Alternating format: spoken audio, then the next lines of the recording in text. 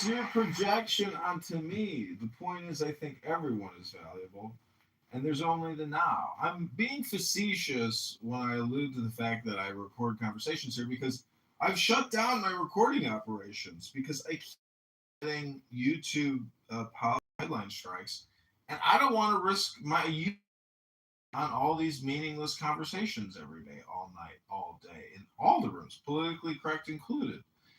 The algorithm is completely biased. It never says anything about Patty and First Lady and Goat's politically correct room, but it has everything to say about every other room. So, you know, the algorithm is in many ways completely woke, completely joke, but it ain't broke.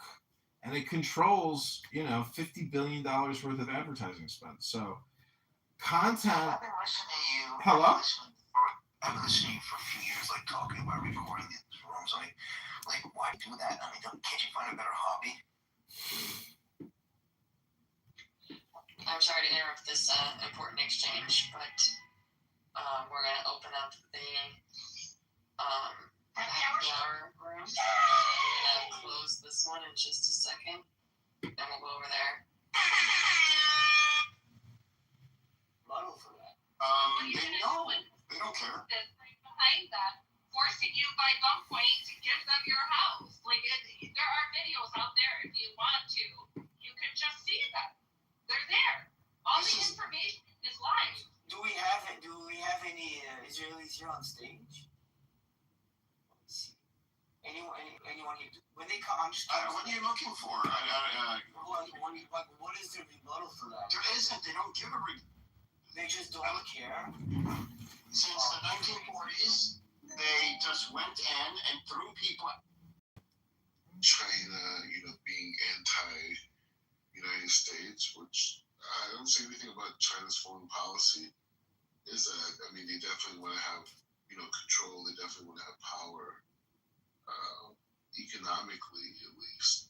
Organize this chaos. A couple days later, this happens. That's just crazy. Would you acquit this guy charged for murder? Would I? Yeah. Based on the facts. How things should be Well, unfortunately, administered in terms of citizens. So that's why America's so robust. China, they're it hurts. So if somebody's going to attack him and he defends himself as soon population. Yeah, are they investing in a lot of places? Yeah. Are they involved in Africa?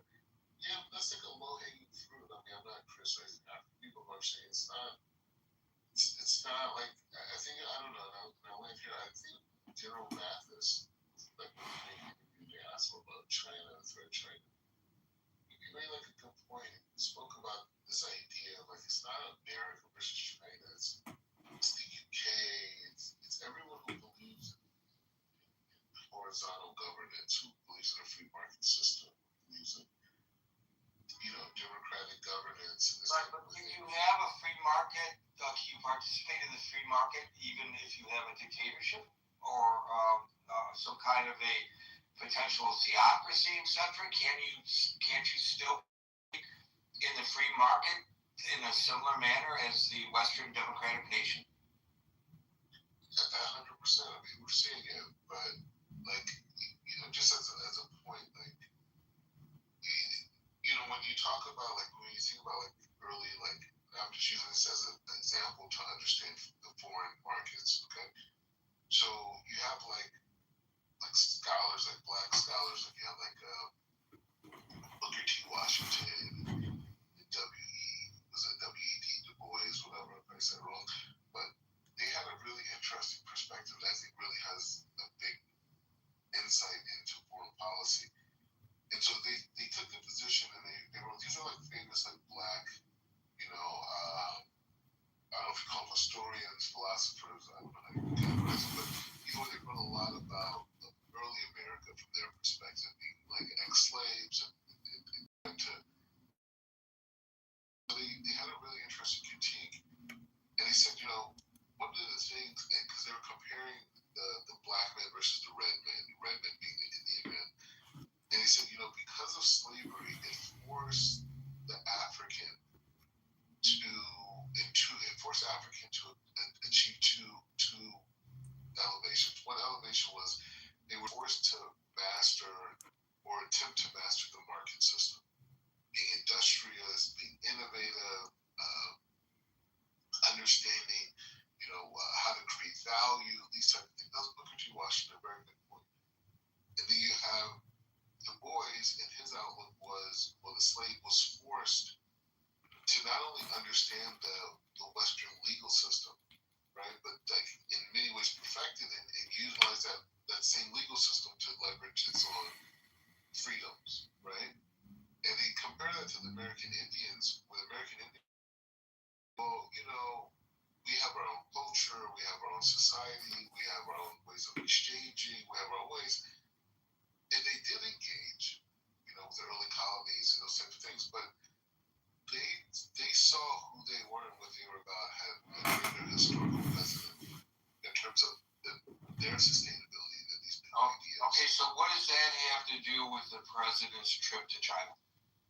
So what I'm saying is that when we talk about the growth of like capitalism and these other mechanisms around the world, we understand like even though Iran can participate in capitalism, right, or other countries that have a dictatorship, if you haven't created a society that is focused and obsessed with affecting the marketplace, that they want to create new businesses, they want to create new ideas, they want to greater ways to buy more value at lower prices to compete with it. That's a worldview. That's an attitude. That's not just like, oh, we have people who do technical skill sets. We train so many engineers. That's not what we're talking about. We're saying like the fabric of the country is people who are thinking that. So even though these other countries, they could definitely participate in free market and they can invest a lot of money. They have a lot of tax, monies, reserves, these type of things. They're not going to ever compete with the United States unless they adopt. But they have in China. They have in China, and I don't know what that has to do with what the president. That's a great analysis. I'm not saying that that's a good analysis.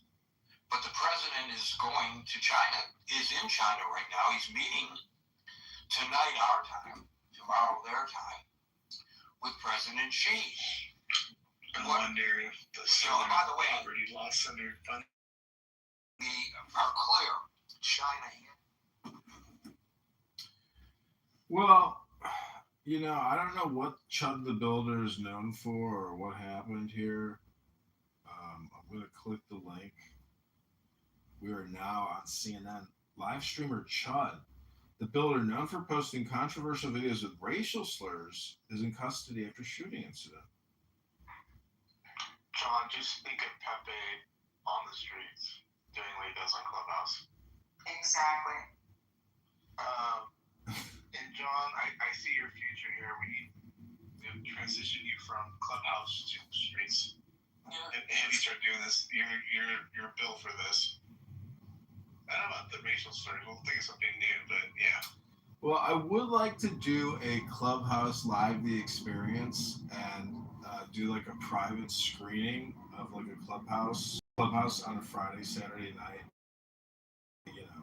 5 to 10 p.m. Make it like a full experience with drinks. And basically, we just put Clubhouse up live on a big screen, and I'll be the host. And I just project Clubhouse into the auditorium for people to observe, passively as I navigate these streets.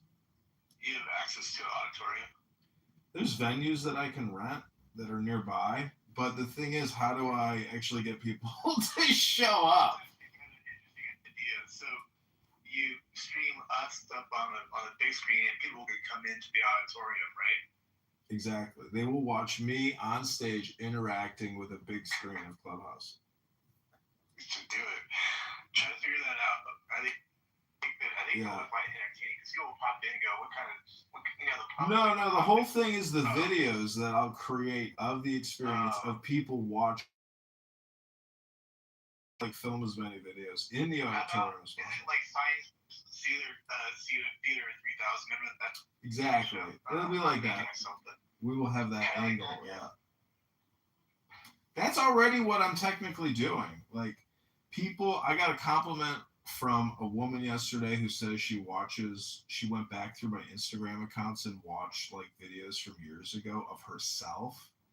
And she was like, I loved your commentary. It was so funny. She's like, you are so funny. And I thank you for filming all that. And I was like, No, you're that's welcome. actually good. You should get, because in that stuff, they have a part. The guy has another partner. Obviously, it's that little robot dude, but they're all human beings, of course. But maybe AI could actually be your partner. But you should do like a review of Clubhouse rooms as they're going. So you can like, okay, here comes Peter with his copy. Like just do like total like.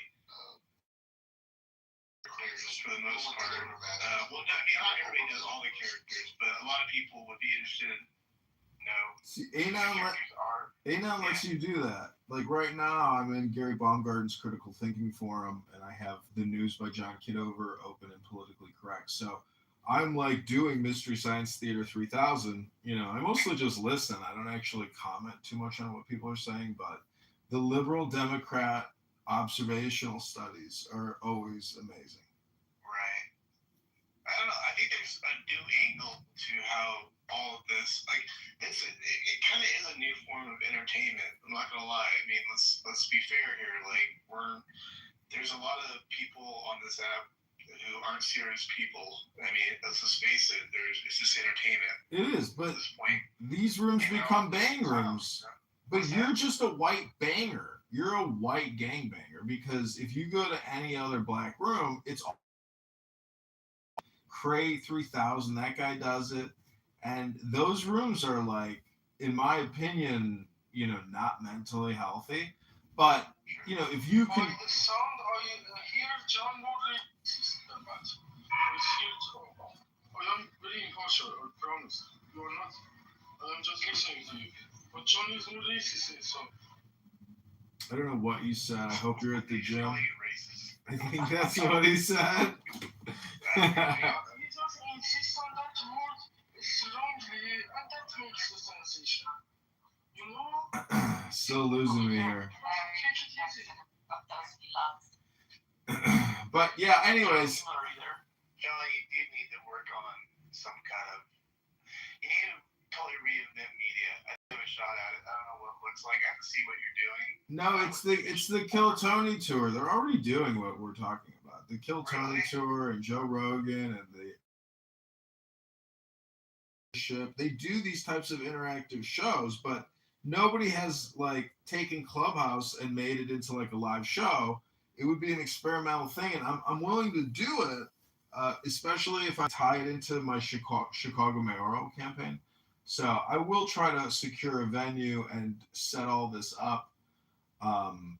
It'd be nice to have like a projector, and I'm pretty sure I actually have all the stuff that I need to try. I could even broadcast it on the side of my house. That would be one way to do it. That'd be funny. Yeah, I mean, all you need is some place to shoot it up on, Well, I have this projector that you just put your phone into the projector, and then it literally projects your phone using mirrors and a light. Yeah.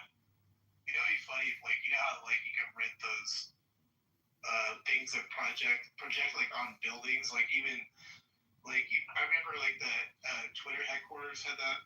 They had people projecting things about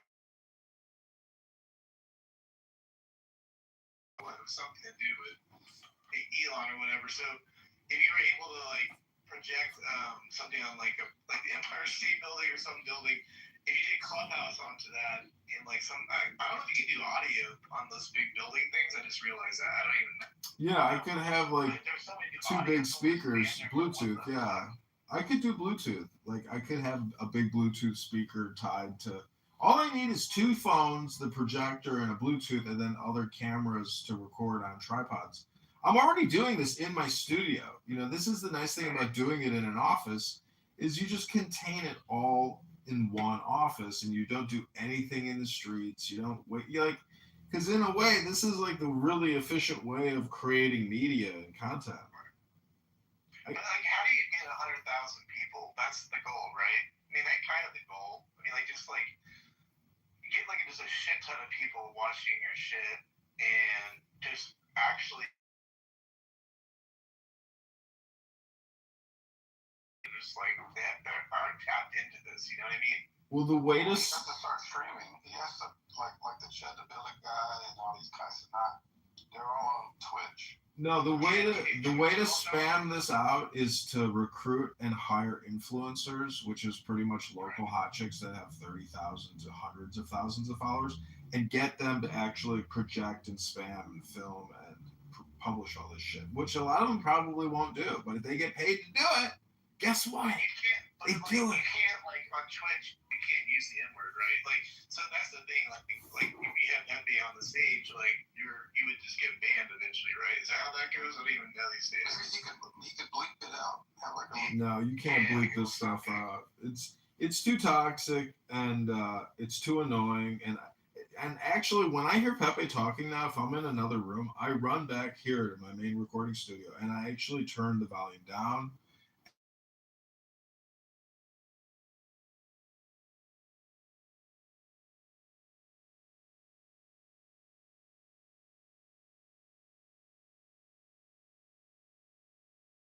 And they know that I'm recording. They get you in trouble too. Like he's using rape lately a lot, so it's like that gets like really dicey. Yeah, you can't. I mean, to me, that's just. I agree with Edward last night on that. I'm like, dude, you gotta like just chill out on the raping thing. It's a little weird, you know. But I can see how like just a little. I mean, he says he wants to kill hitchhikers and rape them in his van. Like he says all kinds of fucked up shit. Well, he's type-A, like, in the, like, Reddit, 4chan, dark web, Pandora's box, and so... He says he came from the neo-Nazi streets of Discord. That's where he's from. The white trash Nazi ghetto of Discord. That's where he came from. That's where he was That's where he grew up. That's his mythology and his backstory. Yeah, they mix in with a lot of incels, and then that's what they fall into. Like, rape become...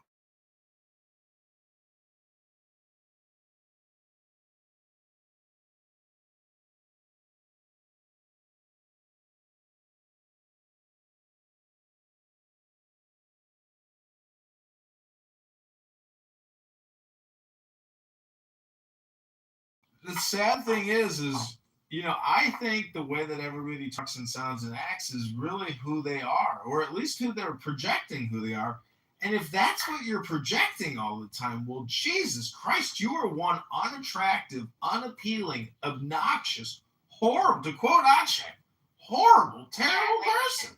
Hello? Put in him because you could get him into a lot of trouble. Yeah. He hasn't done it. That's why people are attracted to her. Yeah, BB likes it. No, I don't like it. I just think I don't think that's who he is. I think he just, he gets carried, he's either drunk or high when he's on Clubhouse. Well, no, you're actually right. He admitted Things for entertainment right. value. He admitted last night he doesn't do this, and like he's a completely different person on the app than he is in real life. So there you go. You got your answer for both you and John. Information technology protection essentially stop the Chinese from stealing our tech. I think.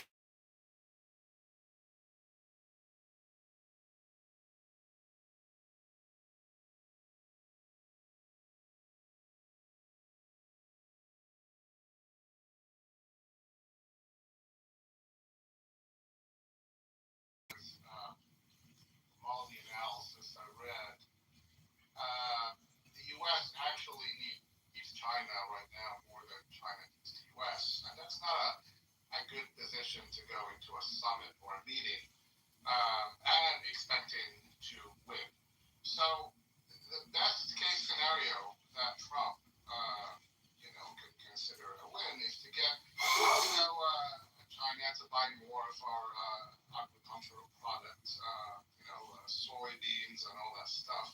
But it's not like they're gonna increase their buy-in for selling soy to China has been a very great business until Trump came and destroyed it. And starting with his first presidency, and then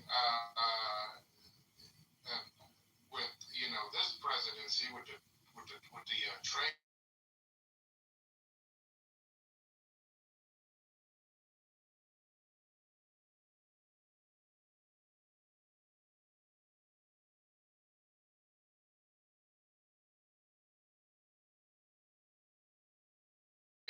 Other markets that benefited from the horrible relationship that we had with them in this particular field. Brazil now is the main supplier to China. So if we only get back at 70, 60, or 70% of what we were selling them in the past, that would be considered a win, believe it or not. But that's something that we always talked about, Gary. You destroy something, and then, you put up a fire, and then when you show up, you know, uh, taking it down, you declare it a win, like you put up a fire, forgetting that you're the one that started this whole damn thing. So, the delegation this time, the business delegation that there's a lot of talk about, is much smaller than the 2017 delegation that we that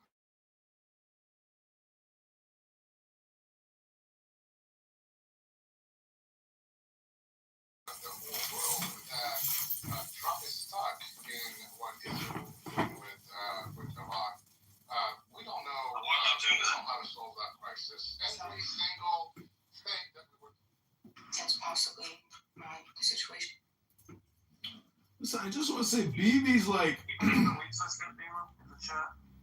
BB is like, I could get Pepe in trouble. Well, I'm not trying to get Pepe in trouble.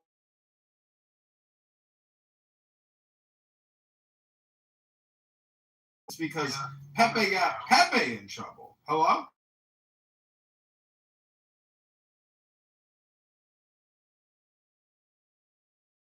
From time to time, and it doesn't mean that we should somehow. Where's Mr. Edward? Where is Mr. Edward when we need him? Because you know what he would say? Personal.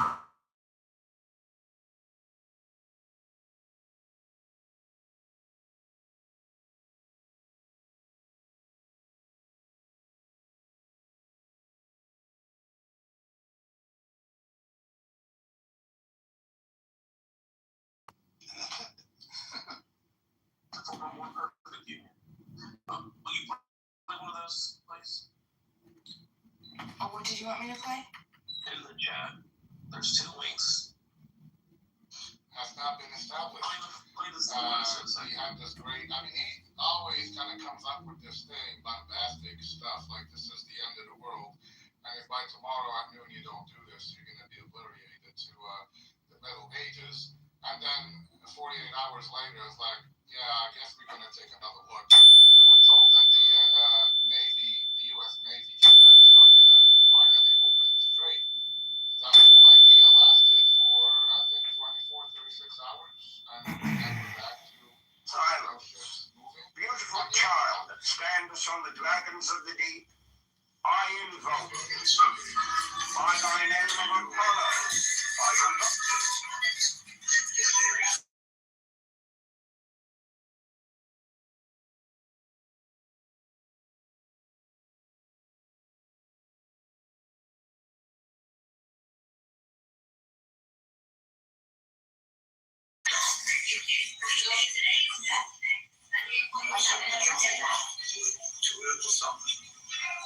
Am I 12? I'm 28, 20 years old. No, that's your age. That's 12. 12? Isn't it a number like 12? Hey, what is it? Hey, what is 12? I don't speak Ebonics. Oh, so you know who I am. Yeah, back the fuck up out my face. That's what I thought. Posture up. I really hope you want to. You want to step outside? Come on, nigger. Come on, nigger. Yikes. So we quickly scrambled and went back. It's like, oh, okay.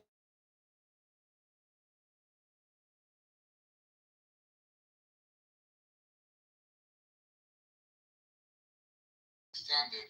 So this is again what I said before. It's getting back to how things were before, and then when they say we're going to extend a truce and the tariffs are going to be lower, and China's going to keep selling us their rare earth minerals.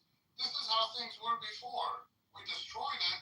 We're going to fix a little out of it, and we're going to declare victory that we did it. So again, there's not a lot of expectations. This is how I see it. This is how a lot of geopolitical analysts see it. I listened to a lot of news today from Europe, and people are actually laughing. Literally, news people are laughing at us. I mean, this is everybody saying this is not the United States that we are used to, that is expected to be the strong power. We're being seen now that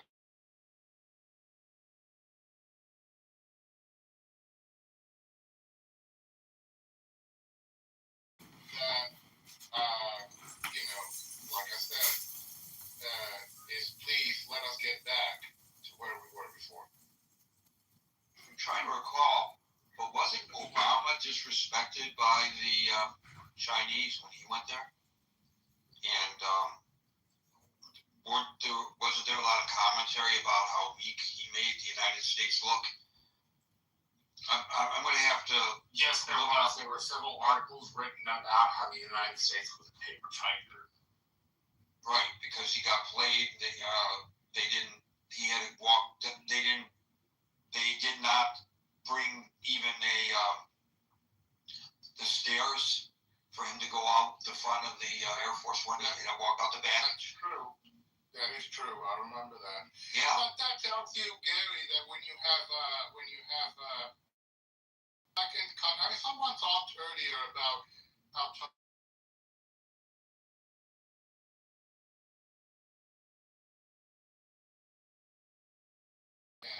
you can't ignore a power like that and say bombastic stuff that we're gonna destroy China. China's gonna come back. No, China did not come begging when you added tariffs. They simply said fuck your sorry for the whatever buying soybeans from U.S. farmers. U.S. farmers declared bankruptcies or whatever. The United States ended up paying $29 billion to support the farmers. China won because they got their product elsewhere. We ended up, we ended up paying the price for that. And you just, that's not very. There is no diplomacy in doing radical stuff like that. So yeah, China is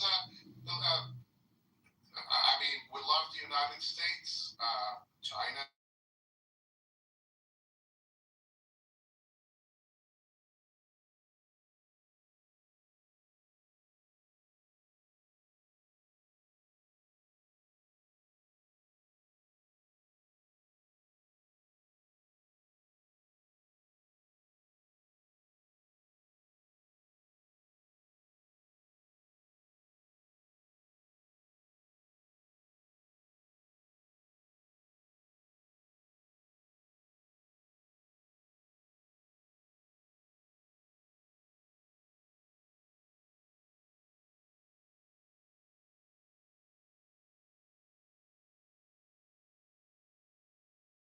About it, how they do in Africa and all that, and how they, control the seaports, the infrastructure, how they, they go build those hospitals and bridges, Marshall, and they don't even employ the local population. They bring Chinese people to work there because they want to employ their people.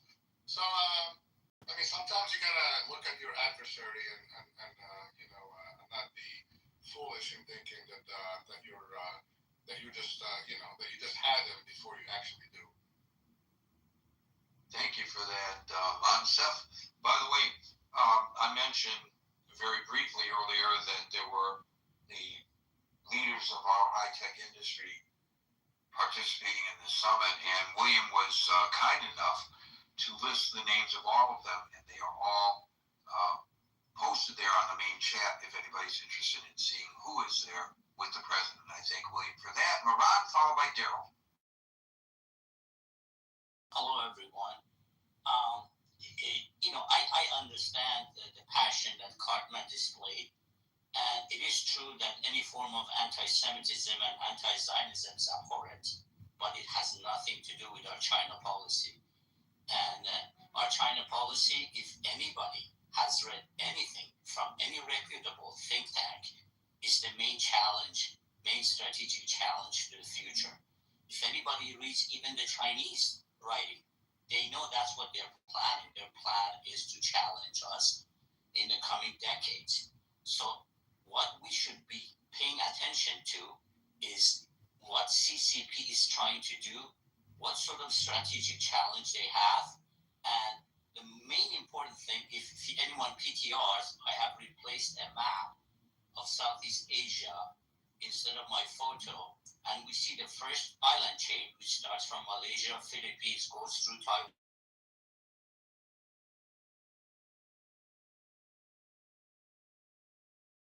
Control and maintain Chinese expansionism, CCP's expansionism. If you read the military plannings that the Chinese have, their own writing, all their military is planning to break through this chain. And right in the middle of it is Taiwan. If you see right there is Taiwan. By taking over Taiwan, you're basically breaking the first island chain, protecting us from Chinese expansionism. This is what it's all about.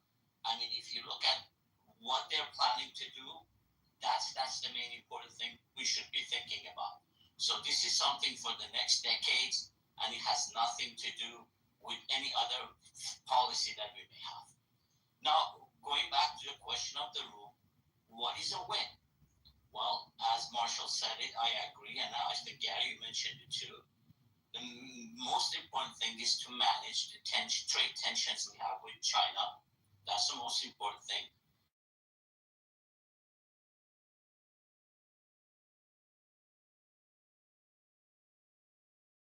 Chinese to help us managing Iran, that would also be a plus.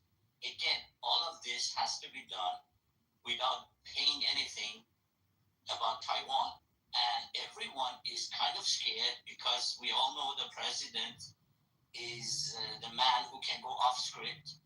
And we're all worried that, the Chinese, if anyone paid attention when he arrived, the Chinese put on a big show, send their vice president. And as you guys said, Obama didn't receive this treatment because they know how to treat this president to get something out of him. So what I'm hoping, and everybody's hoping, that the president cannot go off script, pay attention to our strategic plans, and not give up anything on Taiwan. But if in the meantime he can manage to ease the tensions, trade tensions, and get some help on Iran, that would be a win. And that's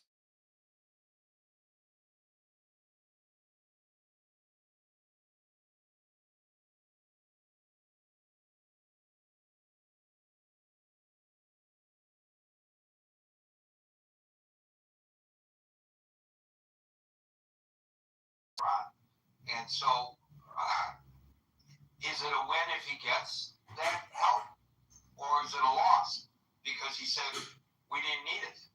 I guess no matter what, this president has shown a remarkable ability to declare victory no matter what. So I guess it would be viewed by him as a win. I don't know whether we would view it as a win. I think so.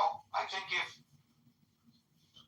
we can bring an end to the war in a manner that resolves the nuclear weapons issue, really resolves the nuclear weapons issue, I don't really care who gets the credit for it. And I guess maybe that makes me un-American based on what a previous caller suggested. And I don't know how he makes that comparison with other folks who have spoken here, that makes them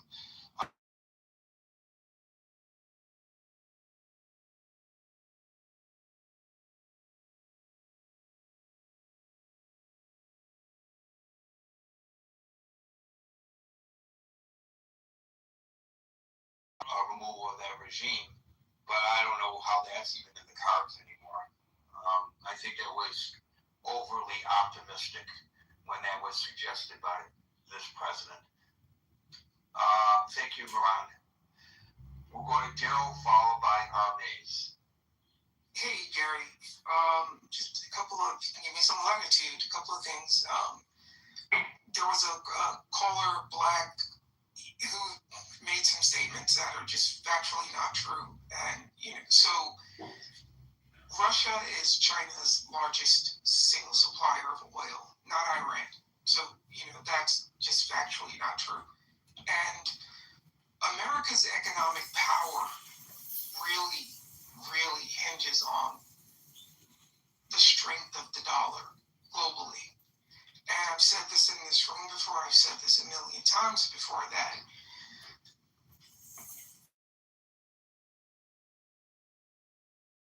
Because, Pete didn't even show up to meet him, so I don't know how to interpret that just yet. All China really needs to do is kind of just hang back. There's this quote from Sun Tzu, The Art of War, never interrupt your adversary when he is in the middle of making a mistake, right? I think what the previous speaker just said about Taiwan is actually very important. Because if you look at what we've been doing, over the past 13 months, right? We're looking to control energy, oil, natural gas in the Western Hemisphere. We're talking about invading Cuba. What some don't know is that Cuba actually does have oil and natural gas. I think Cuba produces a significant amount of oil. It's not great oil, but it is.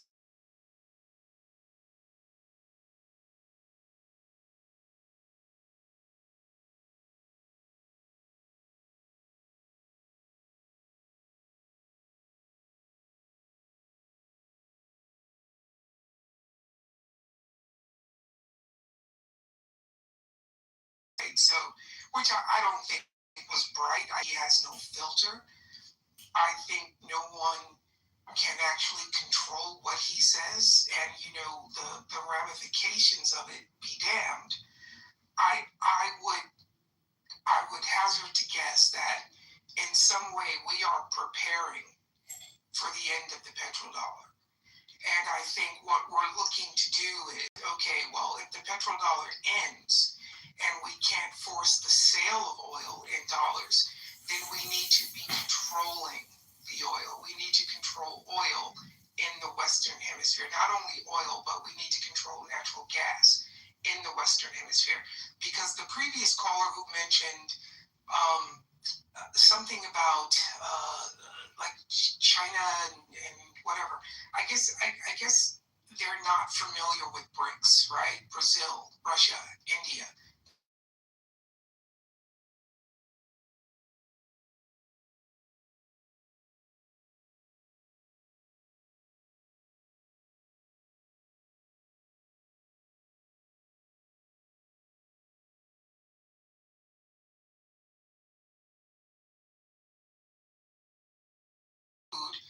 The sale of oil in US dollars. I mentioned in your room the other day that the UAE, before they bailed from OPEC on the last day of the month last month, they had already reached out to us and said, look, if we can't fix this Hormuz thing, we're going for our own survival. We're going to have to start selling oil in yuan.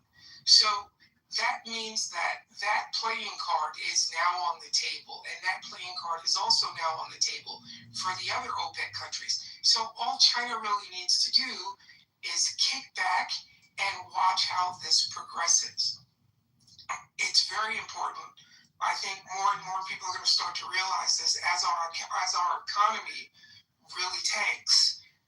And again, I think China doesn't have to do anything but hang back because they are the world's manufacturer.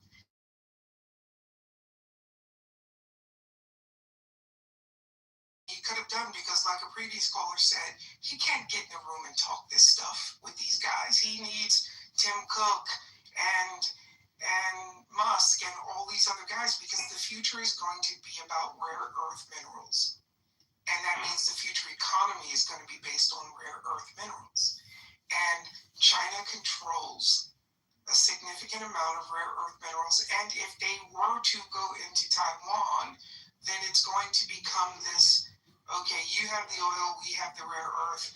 I don't see any scenario where there's actually a conflict, like a kinetic conflict with China, because it's just not necessary.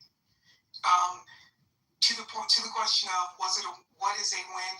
I don't know what a win could look like. I think Pei not showing up to meet him today, I don't know how to interpret that. I think he, this wasn't like a G20.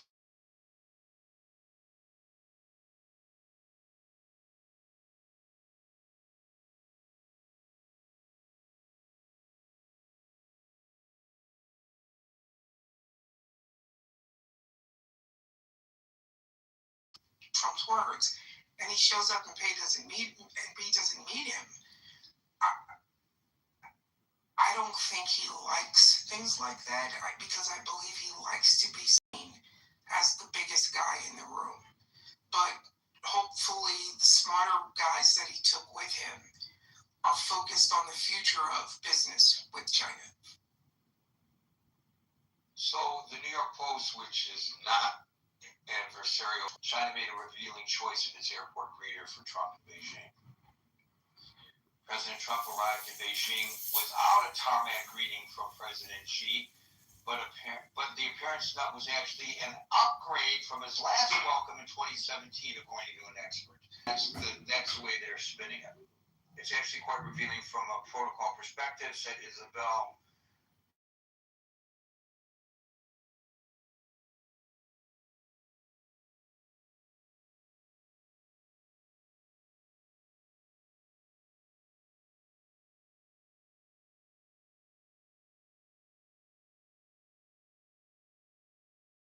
Ambassadors and senior foreign affairs officials.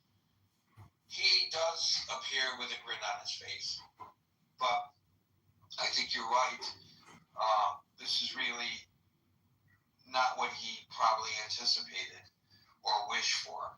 There is a red carpet, so it's a massive upgrade from the way Obama was treated. And it's a way of taking a dig at someone who you know has a massive ego, who who probably wanted the press and the photos of him being met at the airport by another head of state.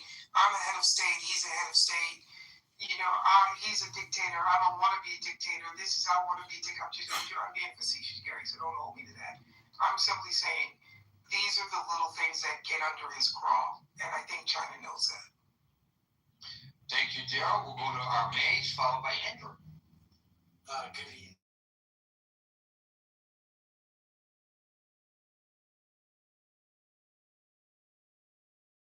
Look at that, for Trump, what constitutes a win. I think he's going to do what he did in the Middle East. He's going to try to figure out how he's going to make money. It's got nothing to do with the U.S. It's he's looking out for himself. And China knows that. China knows that all they have to do is stroke his ego, and they're going to have Trump in his pocket. Thank you for the mic, Gary. So that's an excellent perspective with regard to, or analysis with regard to the Chinese perspective. But what about from the U.S. perspective? What was that he can declare a war? Well, I think that if he had some kind of agreement with China that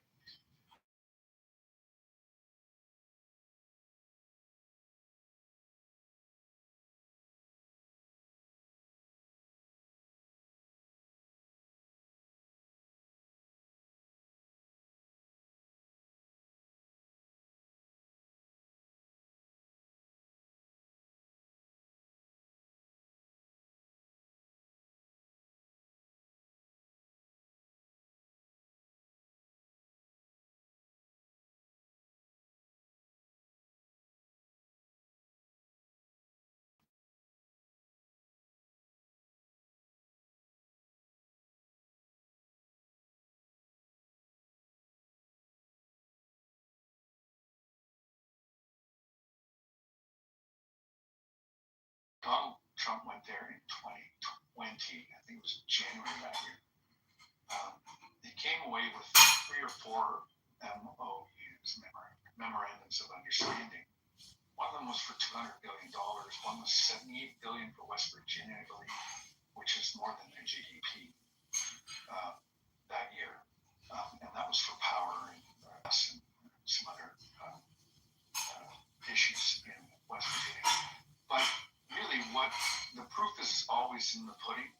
And unfortunately, those memorandums of understanding, the real investment has fallen much, much shorter than what was to be understood. So if he comes away with those again, he may waive them, much like Neville Chamberlain waived his little paper in coming away from Berlin. But if they don't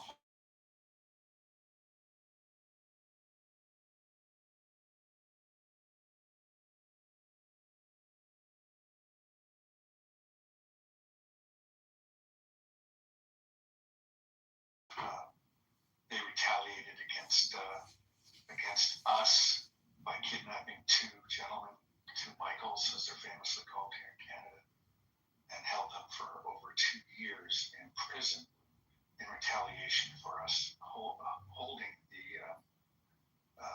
telephone executive lady, I can't remember her name, in Vancouver at the behest of Donald Trump and the administration for violations of whatever trade rules that she was accused of violating. And then, of course, they tagged on canola as a bargaining chip as well. So they're really a tough nut, China is. And I'm not sure what you can expect in real tangible results that will bear out, I suppose. But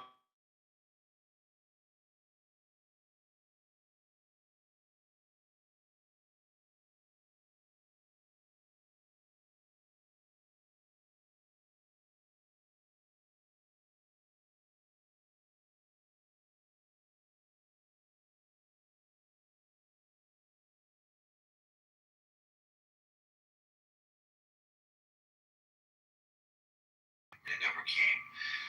He was a long-time correspondent, U.S. correspondent, foreign correspondent in China. And at the bureau where he worked, he had assistants, Chinese national assistants.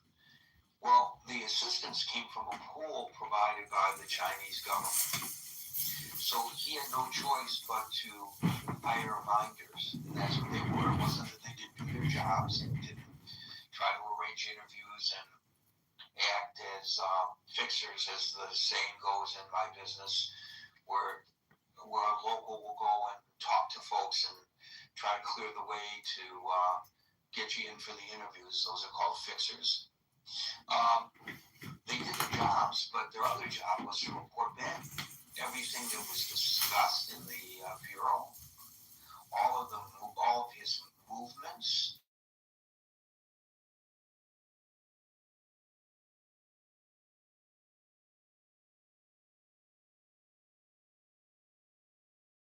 Get a permit from the government, and the government would, they accommodated him by providing him a guide. Well, obviously that guide determines who he could see, what he could talk about. The people who are talking to him mind what they say very carefully, because this so-called guide is there in the room constantly. That's the way a totalitarian government, which apparently is something that this president admires. That's how they run their governments. Amir, followed by William.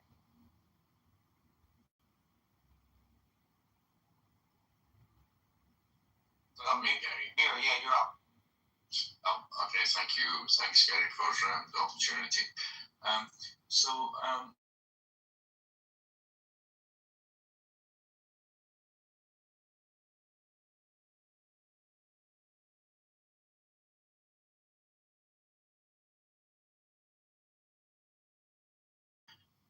luck on the regime in Iran. That would be a massive win for him. But the question is, what kind of sweetener would have to be dished out to President Xi to convince him of that? Now, the fact that the whole host of tech giants are accompanying Trump, it could be that the sweetener is actually to roll back on some of the tariff wars that's been going on. I don't know the exact details of that because I don't live in the US. But perhaps to shift some of the even manufacturing that was pulled back, maybe not too technologically sensitive stuff, but more of a less techy manufacturing to help with China's unemployment. I'm just thinking aloud here, really. But the jewel in the crown for Trump, I think, is to sort out the situation.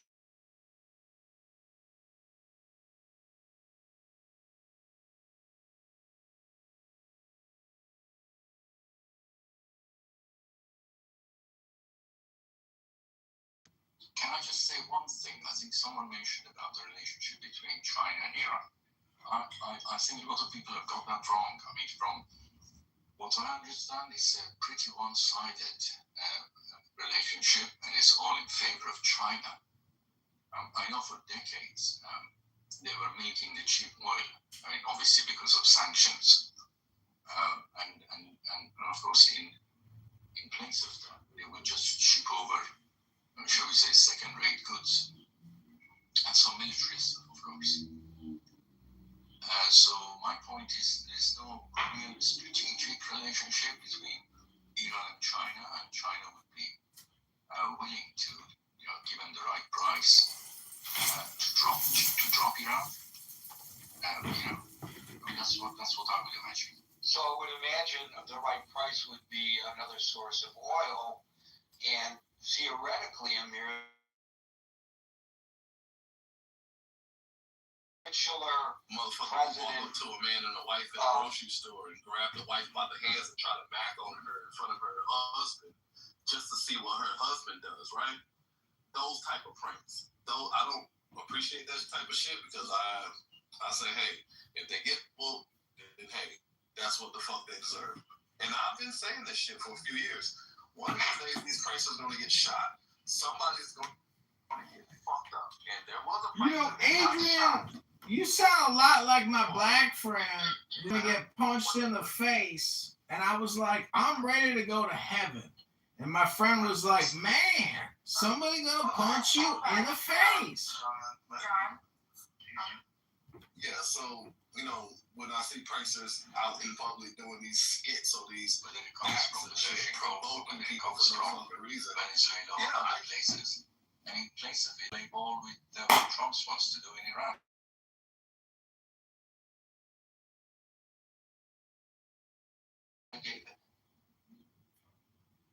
For the everybody.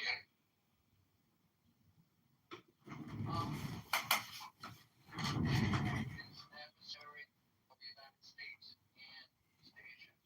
China is hemmed in by the first island chain, the long-term strategic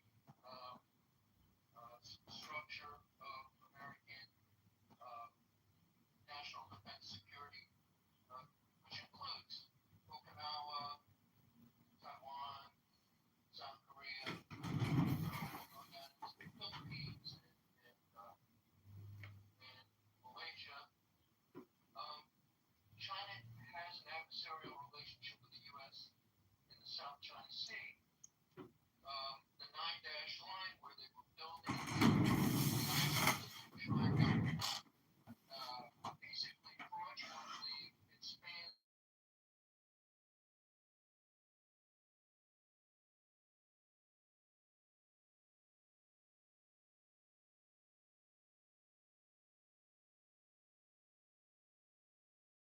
Other countries in the 9-dash line, I don't have a graph of it open right now, but the 9-dash line is a pretty critical area where countries with whom the United States has alliances has an adversarial relationship with China, and so we have some incentive to try to maintain some alliances. The economic, the oil imports from China, I pulled up a chart of it, are pretty well diversified between Russia, Saudi Arabia, Malaysia, Iraq, Brazil, UAE, Oman, Kuwait, Canada. But a lot of it's not just Iran, but a lot of the oil that they import does come through primarily the Straits of Hormuz. So China, from a strictly business perspective, China is not like adversarial in the way. Nobody in China is chanting death to America.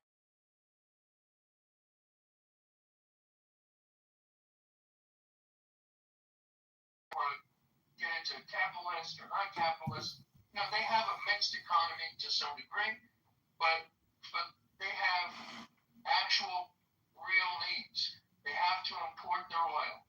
They don't really make their own oil. They have to import their fertilizers.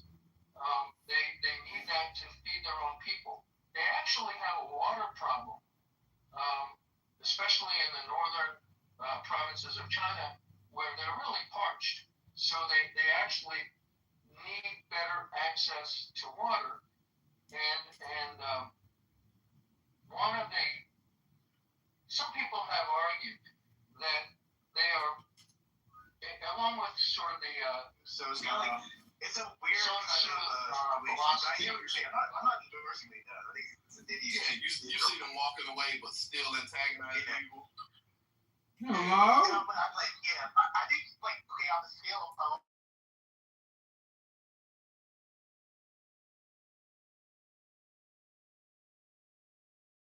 well, he's threatened to shoot people before. Well, I mean, I guess that's true too. But obviously, if someone threatens to shoot him, it goes both ways. I don't know. Like this is real.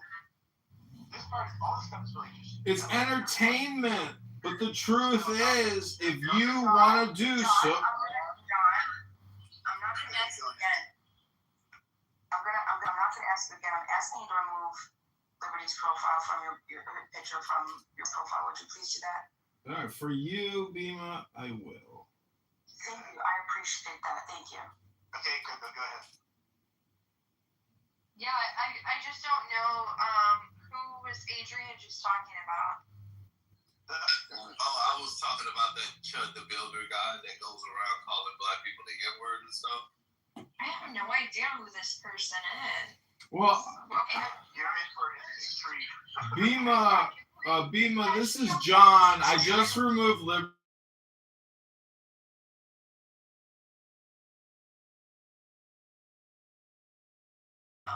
Please don't do that in the middle of me speaking. I don't know what the fuck like you guys are talking about with the shooting. I don't know, man. I've been at work all day. Can you just catch me up to speed? Yeah, we got go ahead, whoever wants to. Oh, no, I was going to explain to her, but if you got it, you can go right ahead and go. Yeah, Bima, if you could acknowledge my existence and. I've been at work all day. Can you? What are you doing? I'm asking to be put in the queue. That's what I'm asking for, moderators. John, doing a recap, trying to help people out that are new here. Come on, man. Well, I'm not going to do it. Bima, go ahead and just do it. You actually know more details than I do. I just got home and was sketching it myself. But go ahead, Bima. Yeah, thanks. I'm new to this, so anything that I say, it's potential for error, so we can all correct each other and learn from each other as we go. What I understand, there's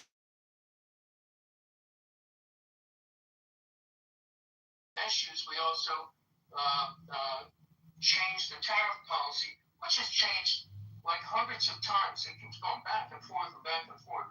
But if he can back out gracefully from the tariff policy and pull that away, that would be a win. If he can get an agreement, and I don't know if this can even be made public, but if he could get their help, an agreement to pressure Iran to open the Straits of Hormuz, China does have a relationship with them in a way that we don't, and it would also benefit our other allies in the Persian Gulf, because I think Saudi Arabia, Kuwait, Qatar, UAE, they're all getting a little pissed off that their access to get their oil out of the Straits of Hormuz I've been at work all day. Can you just catch disrupted, and it's damaging the world economy. So I don't know if it can be made public.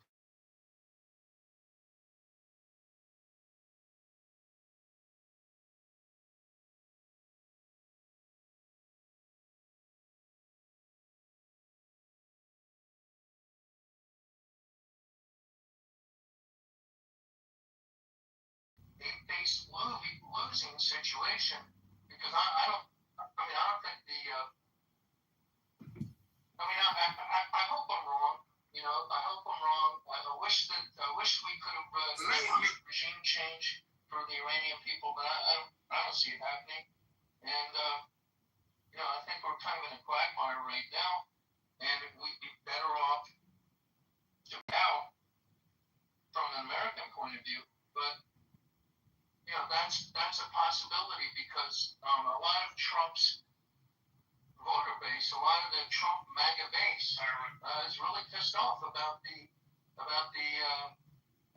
going back on the no new wars, and this is what looks like it's a very expensive potential quagmire. So that could be a win for Trump in reality.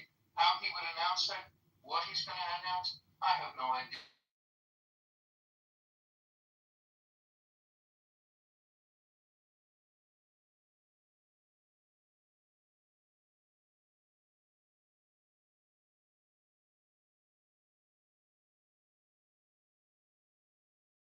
Really competent tech guys with them and other captains of industry, somebody from Visa, somebody from various banks. That's something that can opportunities in a way that Trump can publicly declare as a win that would benefit our economy. So remains to be seen, but that's my guess about what he can publicly say is a win and what is privately maybe going to happen that we're not going to know about right away, or maybe we will. Who knows? Because Trump is pretty impulsive. So he might have a secret deal that he negotiates and then put it on the Truth Social or Twitter or whatever. So those are my thoughts. I did want to make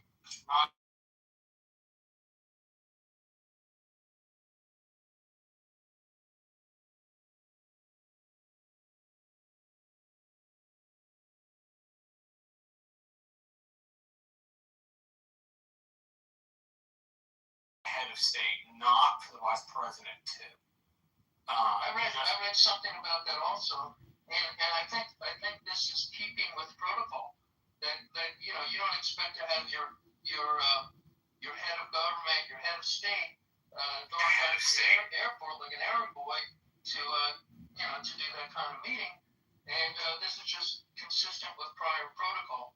Well, so the other point this person made was that sending the vice president of the country. And if you decide to, reach out your arm. Hey, Coco, I hate to interrupt, but moderators, if you could put me in the queue, thank you. You're in the queue, John, right after Coco. Jesus, why do you keep doing this? I was next. Oh, sorry, John was waiting. Go ahead, Coco. It's just really annoying, John, honestly. Bro, you sit at home all day. Just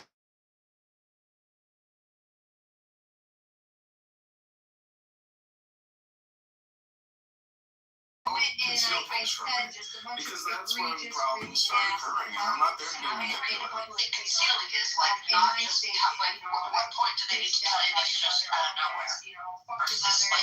I guess what I'm saying is I'm choosing to be more of a hermit than to meet more people at 43. I am more discriminating and discerning. Not discriminating in terms of race or sexual identity or political identity. If I ask a liberal, hey, I'd like to take you to dinner and give you a gift, do you know what the number one response is on what is the gift? Then I ask you, what do you want?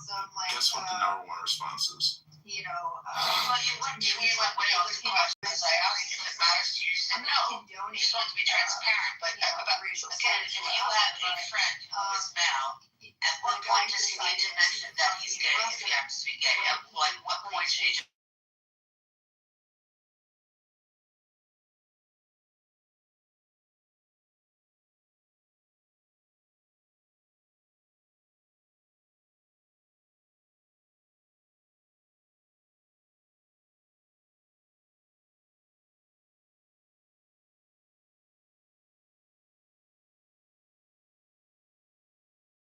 to be artistic, but not gay. So I don't know, And, that you might know, change things around if whoever's representing This, these you people. know, woman at the bar the other decides to, day you know, who has a husband, pressure that. she was That's all I got. accusing me of being gay. And I was like, well, if I was gay, you know, I'd be upset about what you're saying right now. But since I'm not gay, I'm confident and happy, like, you know, very funny. Ha ha.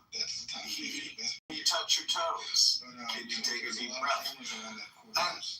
And all I'm saying is when you look at my hairy armpit, my armpit looks just like that, you know? I mean, I could take a photo right now and you'd be like, yeah, you can't tell the difference whose armpit that is. Maybe you could tell by my muscular, physical exoskeleton. But What was the point of putting the picture? Do you think you were calling Liberty out or something? nah, she kept telling me to adjust my PTR, so I just screenshotted the pity. Not out of like mockery, but just like.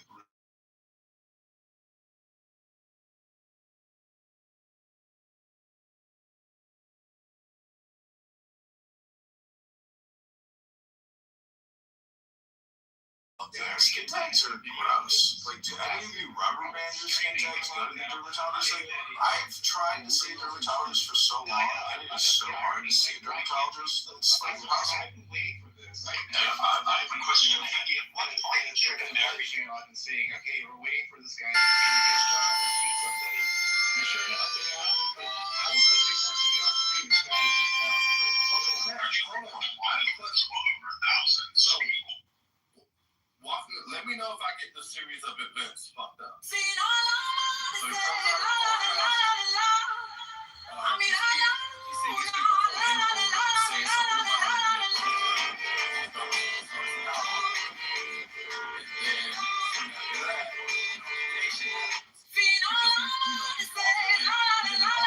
happens. During that altercation, he pulls his weapon and shoots someone. Now,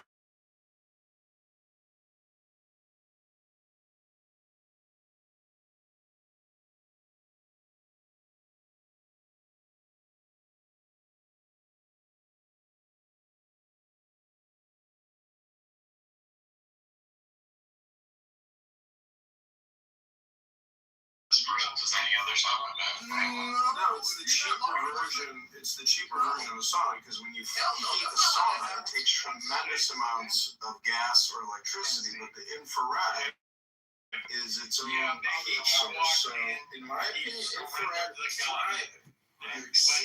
They gave it back.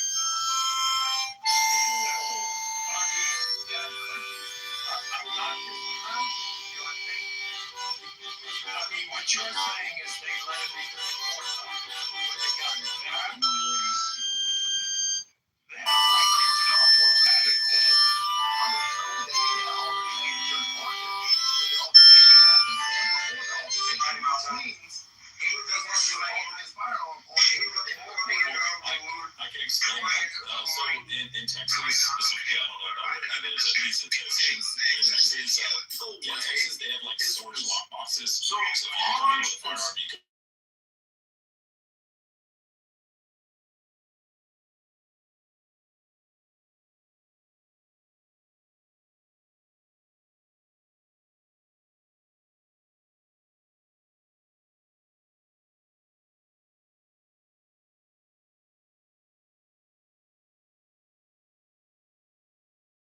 actively depending on Time is when it's open and playing as a location that it's available and accessible to the general public. And manner is a manner that is not disruptive. Yeah. So that's the issue. So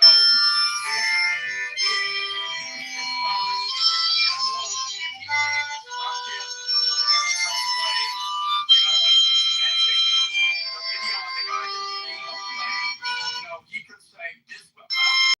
On the 7-Eleven, trying to get a steak, and this guy's harassing me. Then it's not the head of state, not the vice president. And that's one of the three things. So the head of state, not the vice president. John wanted to go. The head of state, not. Yeah, I just wanted to say that, this guy who uses the N-word in this very vulgar way, who happens to be in this horrific, incident,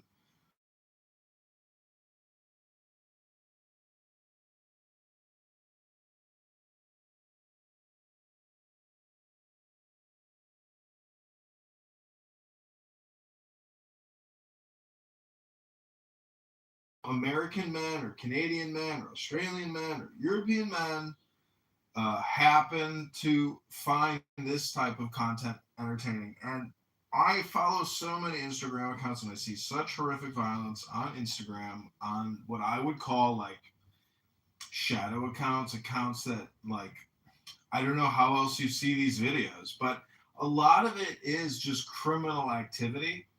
And it's shocking the violence that is on Meta, on Instagram. But it is basically social and societal violence. And it's horrific, beyond horrific. But I would also just point out, as somebody here who engages in political communication, that your security and your well being is important this summer. And just the other night, I had to the property who were probably homeless and intoxicated and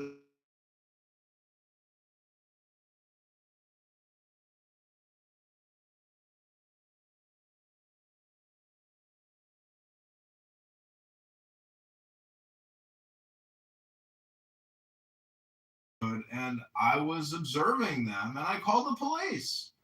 And the police showed up late by the time, they had made their getaway. And I'm just telling you that you can become a victim this summer.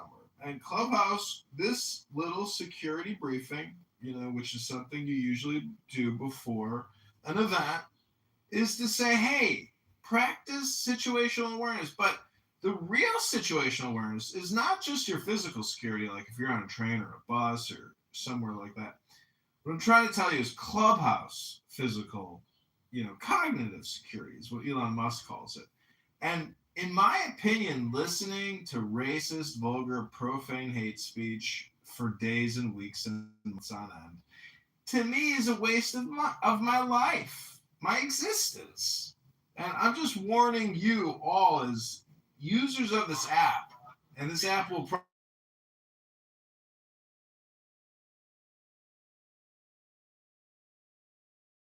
look at the pluses in here. Let me look at the pluses. I don't see any pluses. Wait, Bima and Nye are the only people paying for this. Anybody else? Nope, that's it. So 2 out of 15 people actually pay for this content. That's not good odds for an app. Oh, there we go. So in those districts ad nauseum. Ad nauseum, absolutely.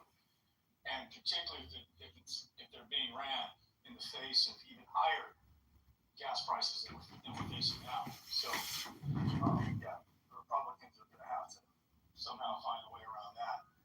But Gary, the win here also, I think, is involving, can China bring Iran to heel on some level with our military and our economic might? Can China carve out enough of a win with us to do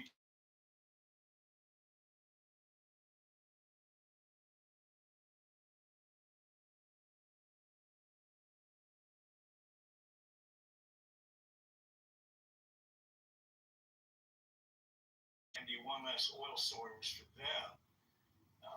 We saw how we checked on Venezuela. So, I know China's got a stockpile of about 4 months of reserves that they're sitting on. That gets burned up really quick. We've got a massive economy like theirs to churn. So, I think Judicial proceedings are in progress. This applies regardless of whether you have a handgun carry permit or a carrying under Tennessee's permitless carry law, which allows eligible adults 21 and older to carry handguns openly or concealed in most other places. So whether they have lock boxes or not for you to put your firearm in, you can't bring that motherfucker in there regardless. Period. Full stop. Yeah. Under Tennessee law. Yeah. So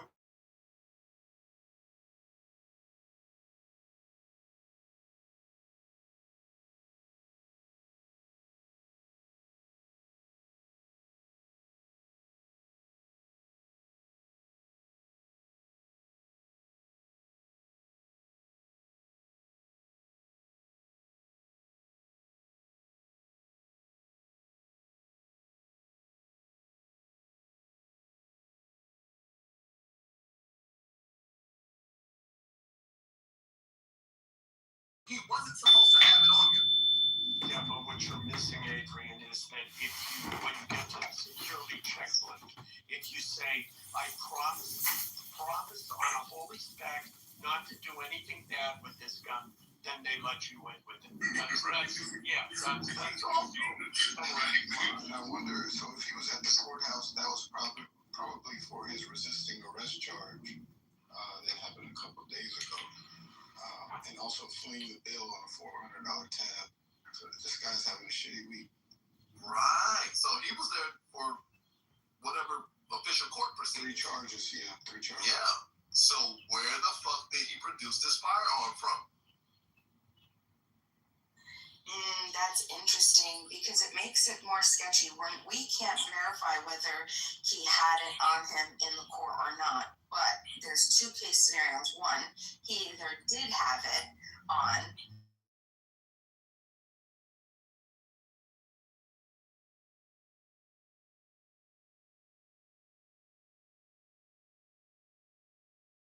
Yeah. Then went and Antagonize people. That would be. Which, if you watch his videos, he's always walking to his car. Like he's always once he gets into it with someone, he goes to the car and gets to, like you said, retrieve the weapon. You know, this may have been. I can't wait to these cameras. An antagonistic action that he did on purpose because he understood. Hey, yeah, but Adrian, it's legal. That's the thing. Like this is the thing. Like with the ACLU back in the '70s, there was a bunch of neo-Nazis. Like Nick Fuentes types and fucking shot the builder. They wanted to march in Indiana through a Jewish Holocaust survivor community. And they want to carry signs like saying, fuck the Jews, you won't replace us and all that kind of shit. In the city in Indiana said, no, you're not allowed to do that. That's racist. It's legal that he did. So they said that it was anti-Semitic and that they weren't allowed to do it. So they restricted the neo-Nazis from doing this. And the ACLU was predominantly Jewish and found.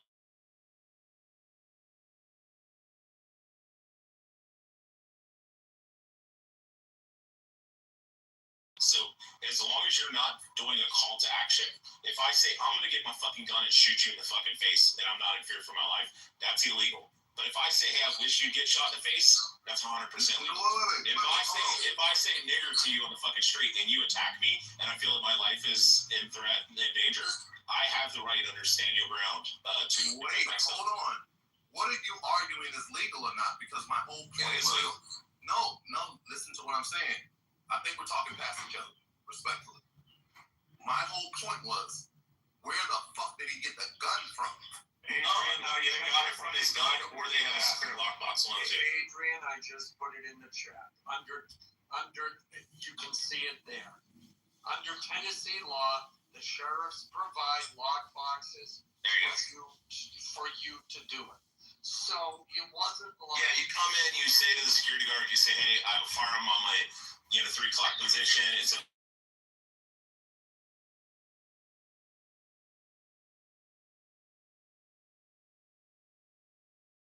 inside to the courthouse and stuff, and then when you come back out, you stick the key in and you turn it, you take your pistol, put it back on, and you walk out. It allows for people to still have their Second Amendment right, but they're not allowed to have it past security checkpoint. Yeah, I don't think he would have gotten past security. No, not at all. I mean, unless it was like a polymer ghost gun or something, it was all polymer or something. Yeah, I know what you're saying, Adrian. It sounds fishy to begin with, but yeah, I mean, there would have like New York or California. There would have to be a huge breakdown in security for him to get into the court with a gun. Yeah, he did. Well, I mean, he didn't enter past the security checkpoint. Also, why are we saying that because he has a partner with him all the time for his streams? Why wouldn't the partner just give him the gun? Yeah, he did. His partner had the gun and holstered it in his secondary holster. Wait for him to come outside, give him the gun. Off he goes, I think the main point about all this is because you guys put in that, can a racist provocateur claim self-defense if a person decides to attack him? Yes. I mean, if you're standing out screaming, Edomite fucking demon dogs, Black Hebrew Israelism shit, and I come over and start fucking wailing on you, and the Black Hebrew Israelite thinks that I'm trying to fucking kill him and he's fearful of his life, he has the right, even after saying that I'm a fucking demon and a dog, to put his pistol out and fucking drop around at me. And in certain states, like Tennessee, Texas, you got standing ground laws. If you're in fear for your life, you can use deadly and violent, defense. Yeah. I mean, it's shit. The guy's immoral. He's a piece of shit. Yeah, the guy's a piece of shit. I don't think it's I don't. No, I defend like the ACLU. I defend his right to do and say whatever he wants. I would never in a million years want the ACL. I would never in a million years want the government to stop Black Hebrew Israelites or Black Panthers or neo-Nazis. Just start like running up to people, punching them in the street and expect nothing back. I mean, what are you doing? Especially if the person fears for their life. I mean, if a person comes and slaps you on the face and then runs away and you shoot them, that's one thing. But if they're just fucking teeing off on you, ground pounding you, I mean, this is why we have the George Zimmerman. So my thing is, if you use the fear for your life defense, why are you provoking about that? Well, all you have to do is prove it, Nye. Why are you bothered? But you know, we can promote Nye, do you want to restrict the Black Panthers? And we're not talking about the Black Panthers. No, the Black Panthers can walk around calling white men. We're talking about the same thing, though. Provoking white men into beating their ass. Completely different, right? Yeah, but the Black Panthers can go around. They went into courthouse. They went into the state. Oh, actually, no. Actually, the Black Panthers entered each other, Rich. We can't talk over each other. Okay, the Black Panthers entered into the state capitol building in California. Like fire rifles, they walked in. They had Class 3 fire rifles. Let's not use. I agree with protest. Resources, oil, and commercial routes to and from China are in our hands. Not to mention the Panama Canal.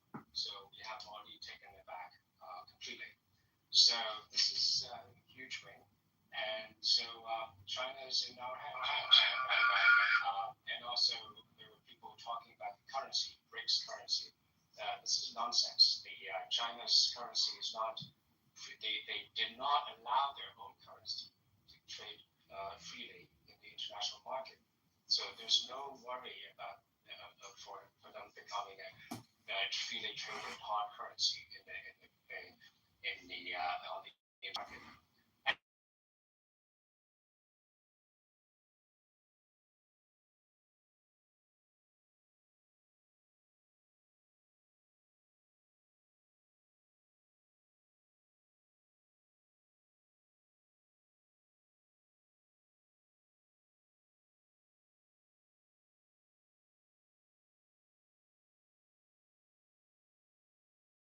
About Taiwan, just recently, Taiwan legislature approved, despite the obstruction of CCP in Taiwan, approved a $25 billion weapons purchase from the U.S. And just I think 2 days ago, it's a snub at China. Just 2 days before China's Trump's trip to China. So we have a strong hand, and President Trump's trip to China is a victory lap. I'm done speaking. So Hanson brings up a very important point that heretofore on this stage has not been discussed, and I have to acknowledge with my overabundance of listening to the pundits talk about this trip is also, I haven't heard it, maybe.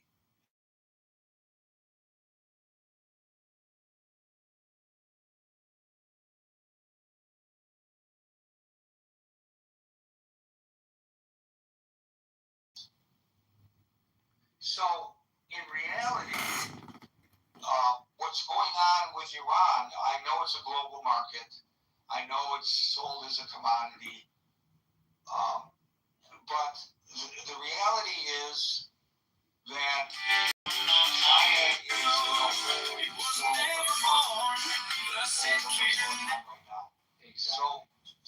So they have an extreme vested interest in the top of the road is not what would constitute a win for China. Well, it could be, but I mean, it's implied that we're talking about for the United States. But you bring up an excellent point. What would constitute a win for China? And that would be getting that oil flowing once again. And I think they're in a position.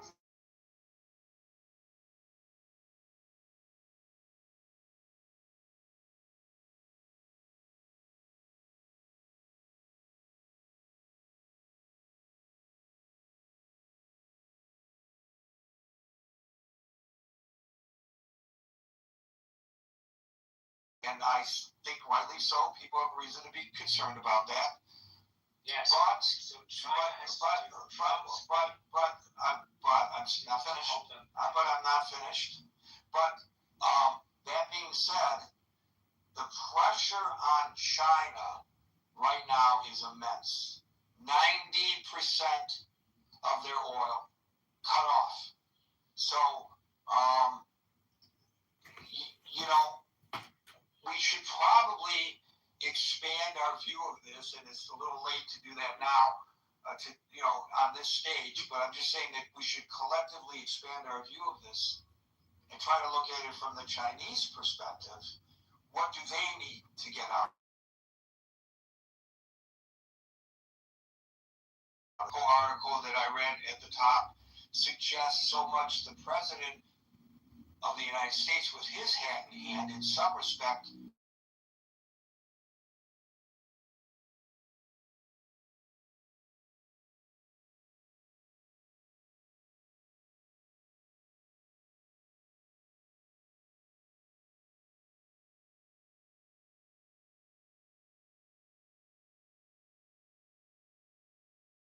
The room and determine who speaks when. And I'm sorry if that sounds autocratic, but that's the way I run the room to avoid the kind of crosstalk that we nearly devolved into just now. We don't want that in this room. Why? I will tell you, because it confuses me. And I presume if it confuses me, it confuses other people. And it's impolite. And we try to run a polite room. So had you been patient just for a couple seconds, you would have already been speaking. Sip, you're up. Thank you so much, and I appreciate it, Gary. Great room, by the way. But I would like to push back a little bit on the things that I heard that Hanson was saying just earlier. I don't believe that this, the fact that Iran has blocked the Strait of Hormuz and that America is blockading a blockade is really affecting China to the way you guys are saying. You have to understand that China also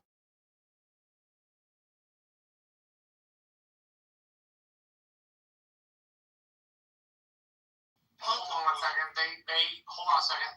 If they get 90% of their oil from Iran and they're trying to diversify, that still means they're heavily dependent upon Iran.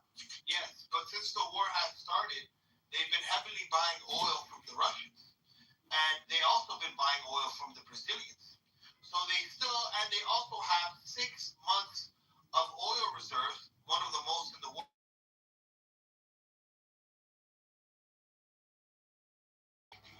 Unlike the order. Let me tell you why.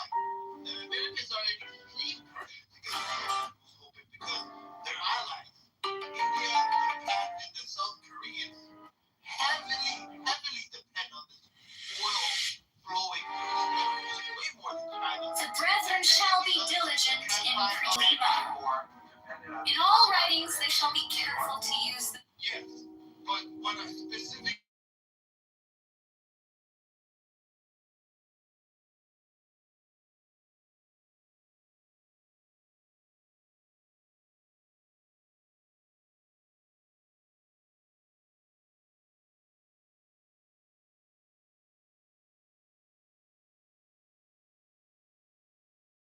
they all want to have control of the next. If you don't understand that, and between the points of pentagram and basically cut off the internet going to Asia, going to India, and other parts of the world. They also want to charge money for the internet being it's even getting worse. Forget about the oil, now they're talking about the internet.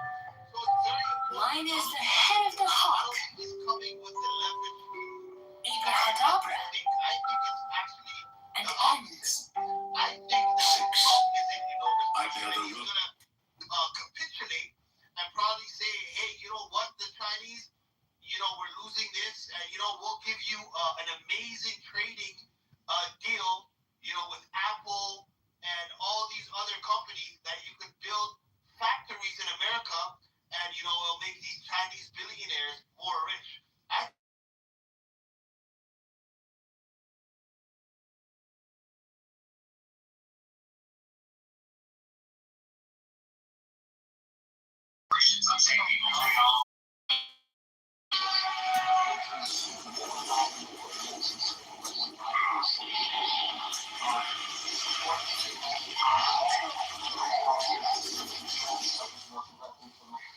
Steven, you're late. Just as our reliance on oil is involved. While the United States is less impacted, potentially even gaining financially from higher energy prices as an oil exporter doesn't help you or me at the pump, of course. The global nature of the supply chain means both nations face severe long-term consequences. But according to the Atlantic Council, whatever that is, China does.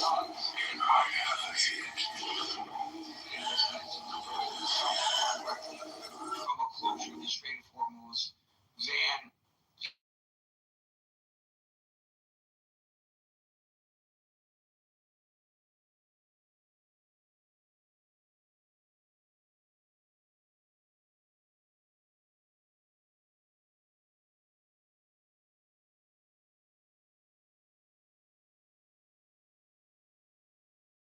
That person who's called the N-word is so angry that he lashes out and he physically hits someone. As a result, he's then charged with battery of hitting the person who called him the N-word. When he's being defended in a courtroom, the lawyer cannot explain to the jury. The lawyer says to the jury he was called the N-word, and that caused him such anger that he lashed out. It's a lot more impactful when you're doing a closing statement or opening statement, or you're presenting in front of a jury, to be able to have the word said, so the jury has the horror of the word and would understand why this man would then have the visceral reaction that he has. But if the lawyer says it in court, he then gets destroyed for using the word, even though he's doing it to then help the defense of his client. Does it make sense now what I'm saying? Yeah.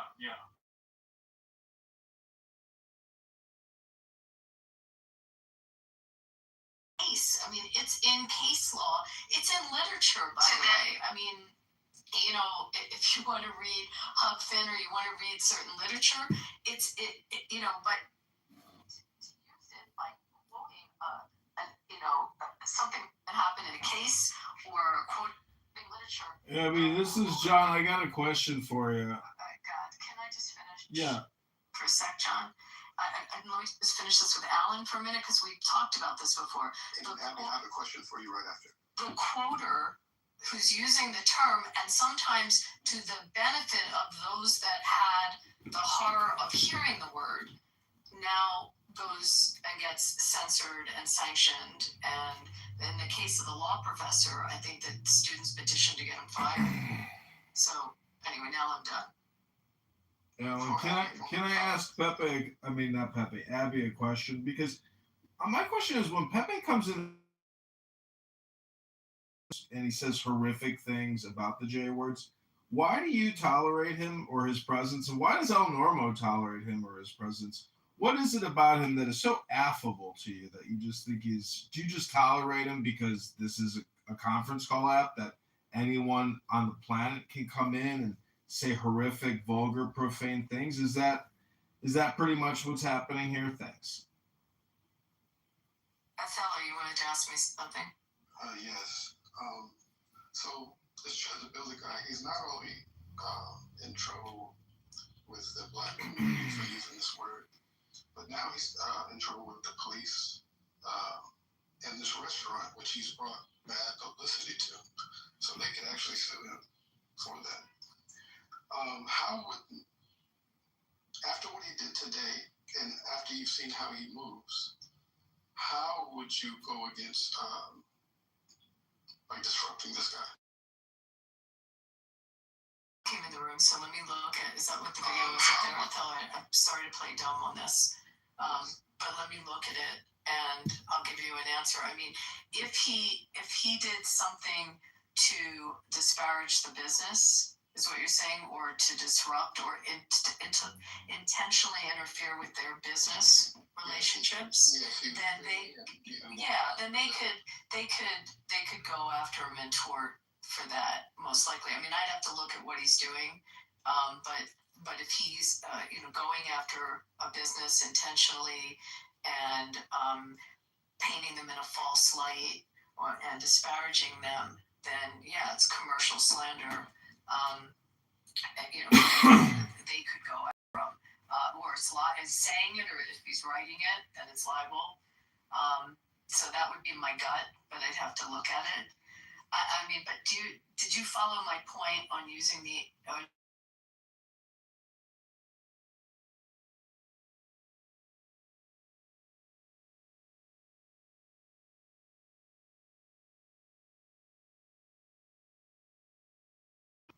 I mean, I don't buy the music, so I'm not the one to ask that question. I listen to Springsteen, and I don't think he's ever used it in his lyrics. Bullshit. So, This new song. Well, when we say the N-word, let's be specific which N-word we're talking about. The N-word that we're talking about is the hard R and the soft H, also Negro. Is it okay to say Negro? Can you say Negro? Hello? Hopefully I answered your question, and I'll go. Well, there was a guy that was recent. Well, he wasn't recently. There was a guy that worked at Netflix, and he was fired for using the word. What they were doing was they was giving us sensitivity training and stuff like that. And he was telling them he was listing all the words that was used. He was talking to the employee.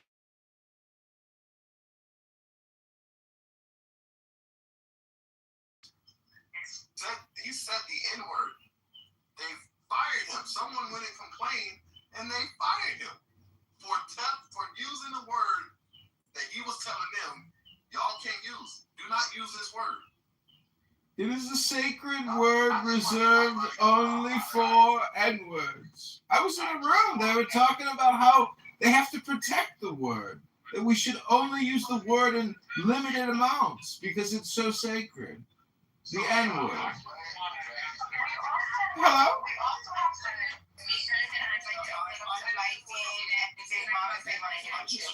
ahead, Coco. And then Coco. Okay. Coco, then Alan, then Viking, Big Mom, and Viking. Go ahead. Thank you, Big Mom. Okay, Alan, you, and then me. Yeah, I was just wondering what you find more offensive. Shiloh.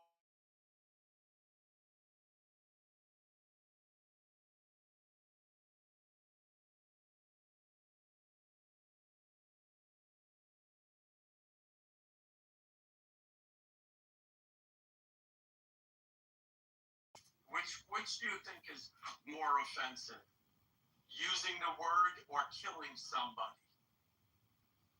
Yeah, I'll leave you with that. Okay, yeah. I don't condone murder. So that's if it's. Do you have to publicly state that you don't condone murder so everyone knows you don't condone murder? Isn't that just a given? Isn't that an obvious statement? Why would you even have to say that? Why would you have to preface any statement saying, I don't condone murder, and I don't condone murder? I'm sorry for interrupting. I just thought I had to say something. You want to act like people don't actually go out and murder people in our fucking country. You want to act like we don't have gangs in our country. It's literally this country has my whether that be fucking biker gangs, whether that be street gangs, whether that be, other militia types we have. There's people in every race of our society that what do I think is worse? Murder or, this other scenario with words and somebody been given money for, using racial slurs. Please just don't police my speech. I don't know what's wrong with it, John. Honestly, every time I tariff is how micro and macro econ. You should take one like political in like politics, and then you'll know that yes, one mode of persuasion is through emotions. Aristotle called it pathos. Yes, welcome to high school student government. Hey y'all.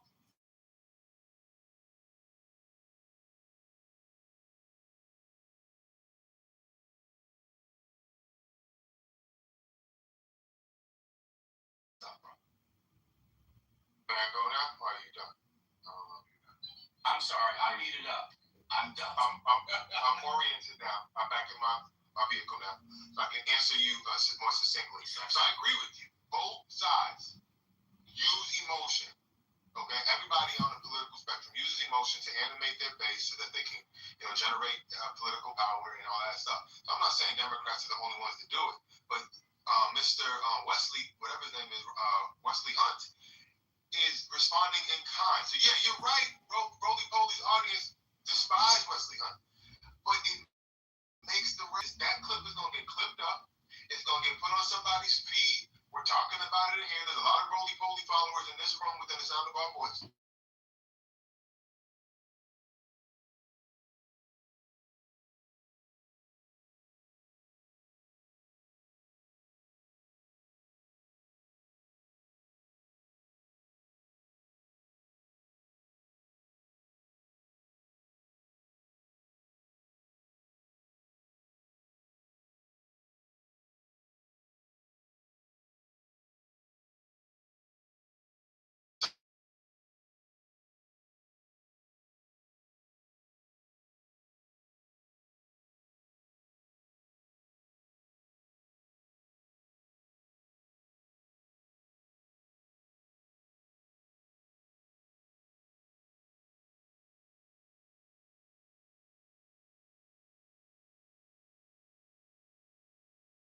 When you hear it multiple times on that multiple, it's not working here.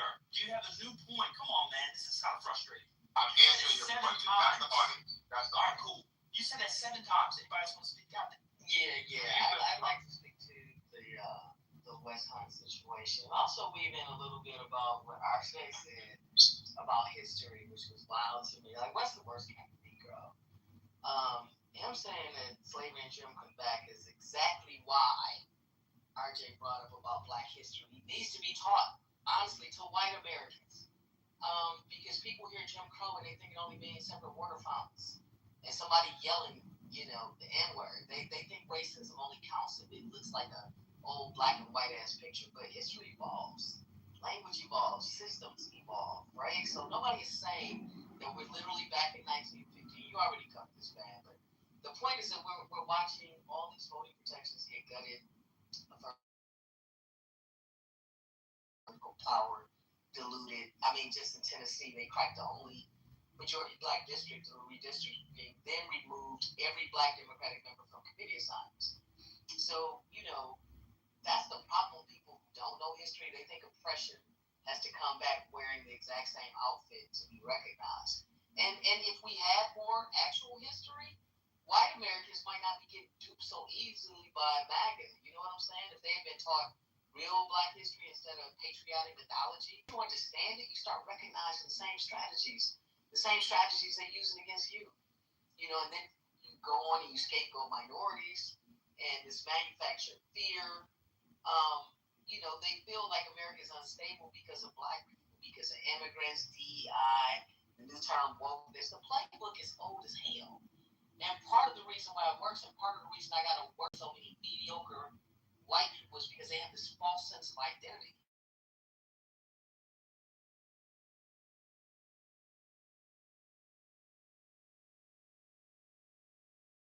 Which is bullshit. But when you actually learn history, realized the playing field was never level to begin with all of the things that come with our history. And I'm not saying the way people don't work hard. I ain't saying that, but ignorance hurts them. It hurts us, but it really hurts the hell out of them. Because if your identity is built around believing that your position is entirely earned and you're morally superior, and that any attempt to level the playing field, that feels like oppression to you. All of a sudden, they're the oppressed ones. That's why they lose their minds over all of the programs and, what, even if you say systemic racism, they lose their damn minds. So Black history just isn't about teaching us. It's about teaching everybody. And if they understood how division gets weaponized and how ordinary people get manipulated every day, we might not be in the state that we're in right now. So, are you done, Madison? Oh, good. Okay. So,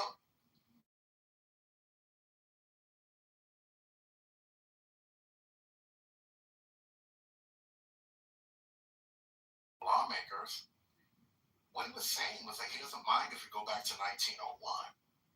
I just decided to do some digging, and I found that by 1901 there weren't any black U.S. representatives in Congress. That remains the case until 1929. I also see here that no black U.S. senators were elected again until 1967. What we do know is that between 1870 and 1901, 22 African Americans held seats in Congress. So Wesley Hunt is saying that he doesn't mind if we go back to a time when there were no black congresspersons, and that time was 1901. I don't need to tell people what life was like for black people all across the nation in 1901. But that's what he's saying. He doesn't mind if we go back to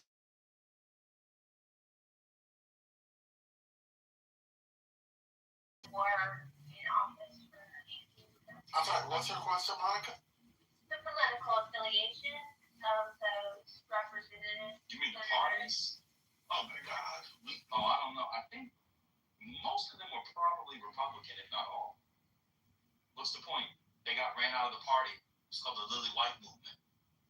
You want to go into why the blacks got ran out of the Republican Party, or you just want to stop the affiliation? Well, Mike, on you. I'm guessing it was fear of their excellence, but that's No, it's called the Lily White Movement. They didn't want niggers in the party anymore. You should look it up. The Republican League. I thought we weren't going to allow the black slur on the stage. You had a problem with it. Hello? I'm quoting them. This is a quote. We're doing primary source material. This is the Republican Party of 1901 we're talking about. So I'm doing the original. And you know, Monica, I'm going to say something to you real quick. People indulge me.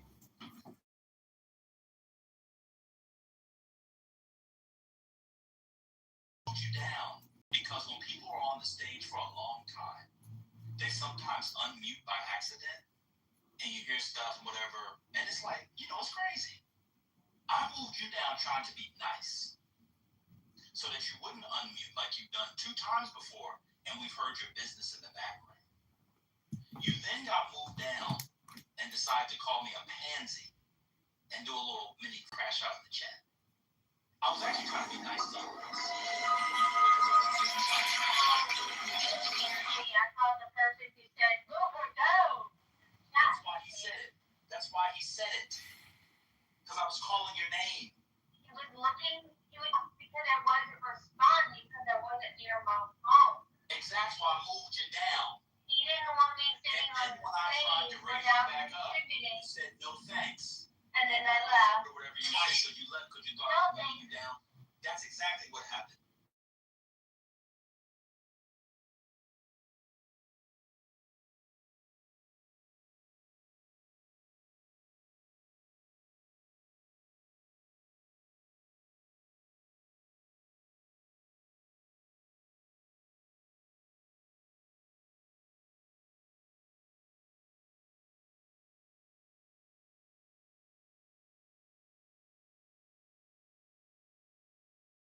You had a story about being. Oh, now you don't want accuracy. You just want to. It doesn't matter what the TV show Why was, are you man. so I was trying to be excited? nice to you. Well, do better because you. Shut the fuck up. Yell at me one more time. you dumb bitch. I'll block you for life. Get your bitch ass up.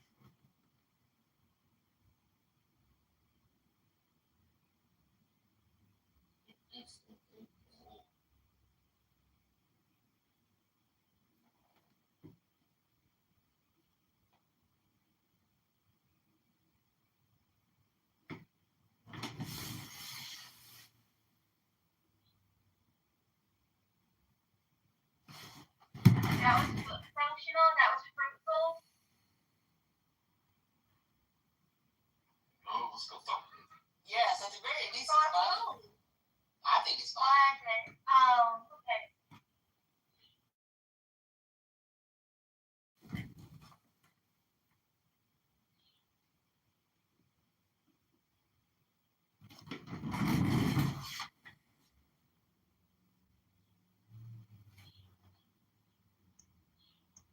Monica, do you have an OnlyFans where you cosplay as a baby?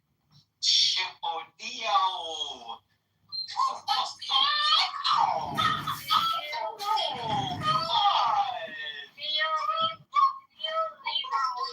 Do you have an OnlyFans where you cosplay as a man? Wow, that was such a great comeback. Oh, jeez. I'm gonna live it there.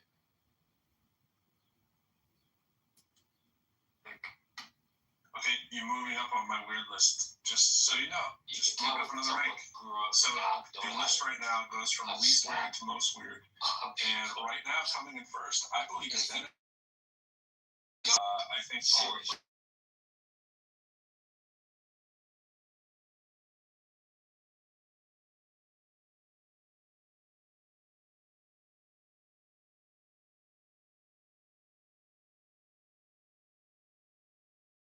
by this, which is almost impossible to do without the score. So minutes honor, and then Dave, I think you got the top spot, buddy. I think you did it. I think you would send it. The language between me and Marcus and you and Marcus is RJ was playing with the RJ doctor. Aim for you. It's simply a statement of you don't know how to snap. It's not coming for you. Yo, man, what The is RJ doctor the RJ explained. doctor?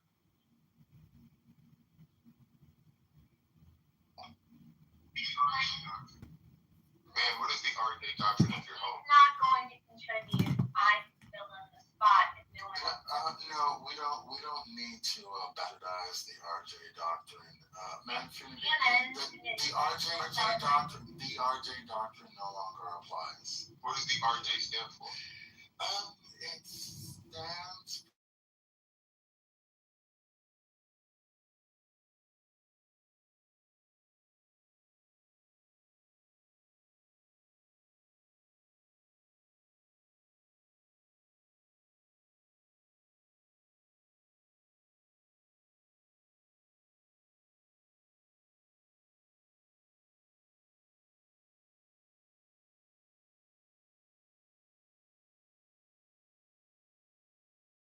In a mutual situation. That's self-defense. He's mutually engaging with these people, so he doesn't have self-defense. No, That's it's not self-defense because self-defense only is only with regard to the physical offense, not verbal, whatever you call it, offense or not. Yeah. Not he's trying to to verbal altercation. No, right, but he's trying to provoke these people into doing so. You don't walk up and on somebody. It does matter. It does. Yes, you cannot provoke a situation and cause self-defense. That's not how it works. guys, you can't use physical defense to fighting words. Fighting words are actionable in terms of what you can't go after. They're not protected. They're not protected speech, so you can go after the person who used the fighting words, but you can't use physical to the fighting words.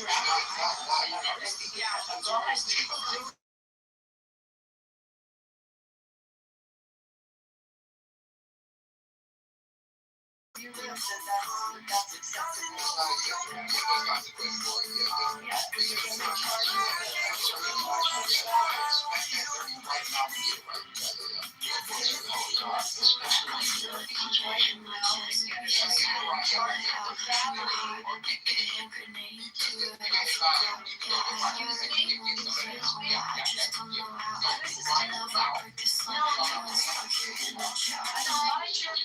talk to a woman. No, I'm letting you know. You're talking to a black man. I don't care if you're orange or green. You're an asshole. I don't want to get into but I want to stay focused. But that's not how the law works. And I don't know if Bima, I'm answering Hanson, that Hanson is correct. Hanson is correct. That's how the law works. It's, you can go after the person for unprotected speech and for fighting words, but you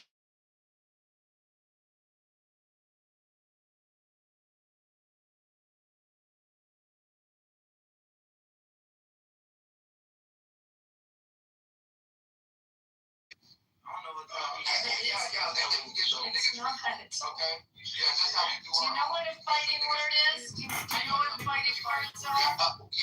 What's fighting words? What are fighting words? Refer to that nasty behavior that they words? involve. Well, let's have this conversation. Fighting words. Yeah, no, would you like to tell them what fighting words are? I'd like to be professional. We still don't know why they couldn't control themselves. Okay, like that way there's terminology that's derogatory and it incites all type of discriminatory emotions in somebody else, knowing that you're trying to just reincorporate some nasty shit that you shouldn't be involved from because it's disgusting. So, And yeah, so you get beat up, and you get your white face. Look, if you get your white pasty face, Bima, why don't you pull up the definition of fighting words and you no, it is. This is white people. you can't justify those words. You can, but you're going to be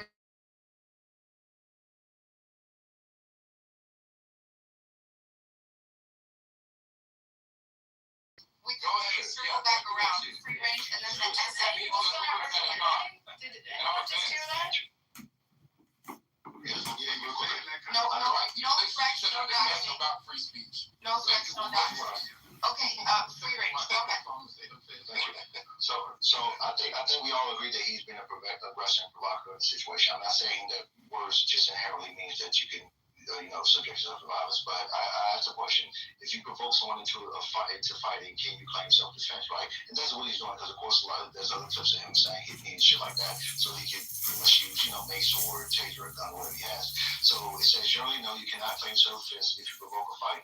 If you're the initial aggressor, which he is, or intentionally bait someone into attacking you, you lose the right to claim self-defense, as you cannot create a dangerous situation and then use force to defend yourself. So that's what I'm saying. He's doing this with the intent to create a hostile situation, just so he uses the force. But the words can't do it free.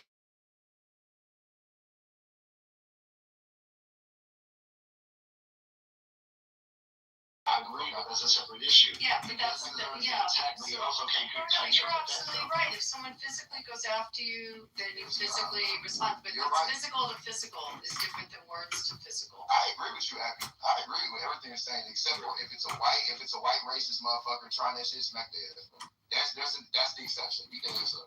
Yeah. Because you would not tolerate that. Beat their ass up. Beat their ass the fuck up. Really? Yeah, straight up. They shoot each other in the neck for less. Okay? They shoot each other in the neck for less. Would you do that?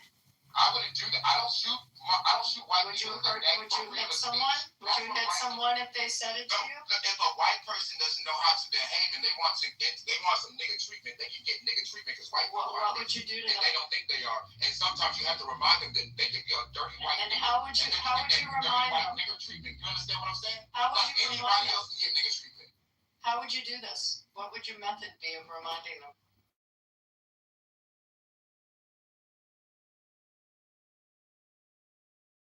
What do you mean? What would you do? Yeah, what do y'all do? What do y'all do to people who like freedom of speech that are white and named Charlie Kirk? What do y'all do? What would I do? Yeah. That's actually big one. Yeah, what do y'all do? What do y'all do? You want to take this on? Adrian has a question, but I just want to pause there because Big Mom brings up a really good point, okay? Because let's think about Charlie Kirk, okay? There was a reason. Sorry, Adrian, just real quick. Thank you so much. There was a reason that Kirk got the response that he from the public when the white people he was protecting and defending, and they shot him in the neck. A white man did that. And you believe you red hat wanderers found your way to a HBCU. Why would you care what color the guy was? The guy was someone who was your people are watching very color. We're all each other's people. They killed our brother in Christ. Do you think it's okay to Yeah, they use killed our brother. physical? They killed my brother in Christ. Do you think it's okay? Do you think it's okay to use physical harm? You don't like.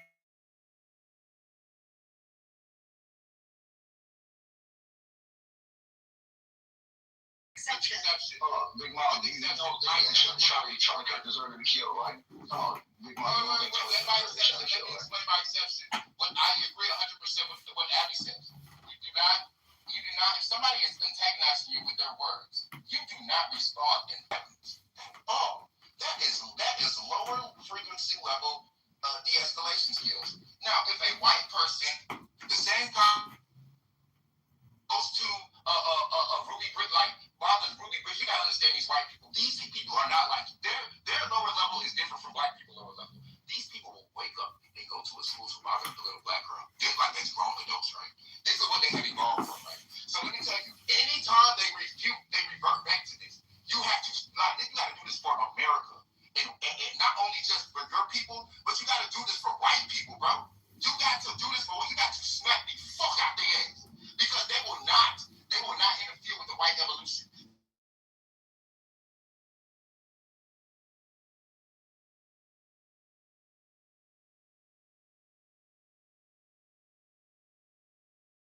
They would get out of their bed as an adult. Hold on, Adrian, let me finish this, because let me tell you, this is why white niggers exist, and I ain't gonna never let y'all treat my people like we listening. On God, because y'all just the same. Y'all are just the same.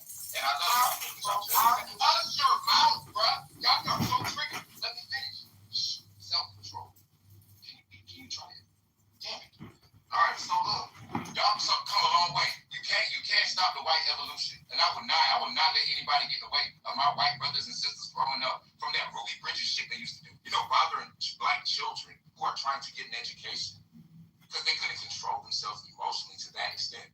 What dirty black nigga has done such ruckus? We're like, niggas, thousands of Chicagos cannot compare to all these people that we cannot find a job here, even from the 50s till now. That ain't 100 years. So look, check it out. I'm proud of y'all, and I'm proud of Chud. I like Chud. I want him to win. But you should always get your ass beat for disrespecting black people just for the fuck of it, because that makes you a monkey again. That makes you a snow monkey again among conquerors. That's what it do. And you are better than that. Alright? You are better than that. You are going upwards. White people around here, like they behave so damn good, respectful, all that. I'm not gonna let we can't let no judge bring that back. So we get his ass smacked up, it's good. So he is the exception, all right? But thank you. So I'd be free to add context what actually happened. Nancy, can I add context? Yeah, we're gonna start a queue because I want to get everybody in. Mr. Edward wanted to get in. Adrian was waiting to ask a question. Okay, so Adrian wanted to ask a question. Free Range wanted to jump in. I'm sorry, Othello. I did get you. I do hear you though. But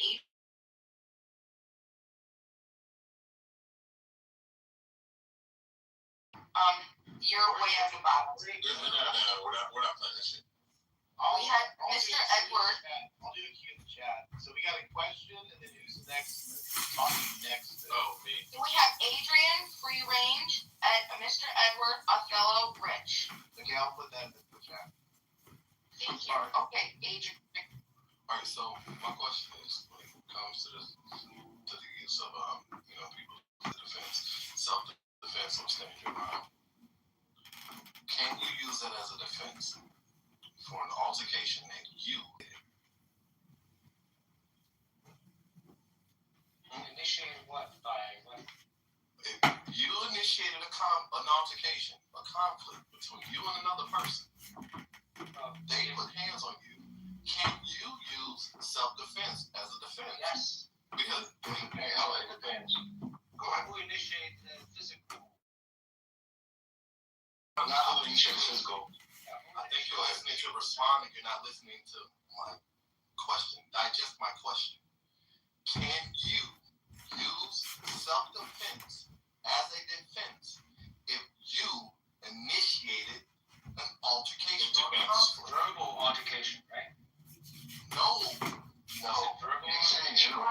illegal answers to that, Adrian? Yeah, I got it. Adrian, Let me in most circumstances, do you want an advocate? Do you want me to? I was gonna go out. I'm not in the queue. Well, just quickly, yeah, it depends. Okay, depending on how the conversation is. Of course, me just addressing over the phone, clearly there's no reason for us to physically contact each other because we can service some words. But if I address you in person in a fashion that promotes violence, meaning like, what's with all that shit you're talking, that's great. But if I said, hey, I heard you want to fight me or something like that, there's no reason for me to address you in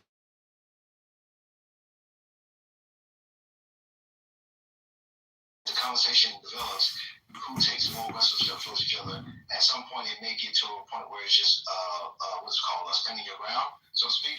But if I'm coming towards you, like what happens in some of these, I watch a lot of public videos where someone, and some of you guys see this shit too, especially on like social media, when someone goes to someone's house, they cannot justify addressing words by going to the location to actually call, to escalate the threat. You cannot use self-defense in that situation. So I'm saying that the same with this dude who we're talking about. He actually engages people with his intent, which he does. It's not like he's just out and about screaming, and this happens to happen. He's actually have a platform based on this. So I'm saying with that premise, he's not creating a situation where he can actually argue self-defense. He's actually putting himself in danger to where he loses that claim. Right. So, and here's the qualifying factor here. He is armed, approaching unarmed people, initiating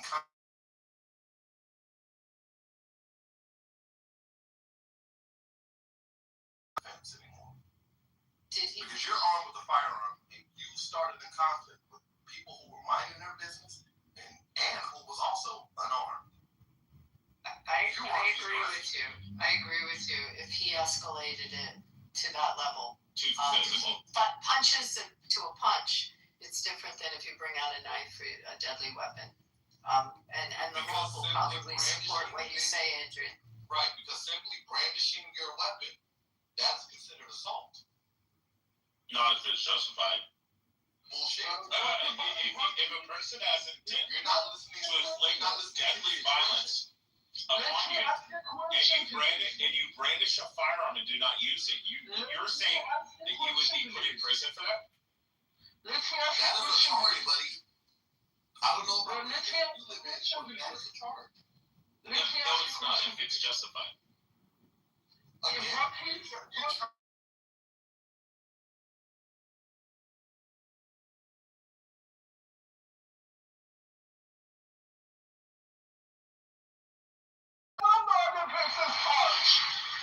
You know that, right? You know that. You want to intentionally put the crime. We can't understand you. Somebody punch is not just stronger than other person's punch. If somebody threw a punch, the other person for self-defense need to use a knife or something, otherwise he would be killed. Bima, can you translate? Oh, he said if a person punches you, you're legally justified. Because if it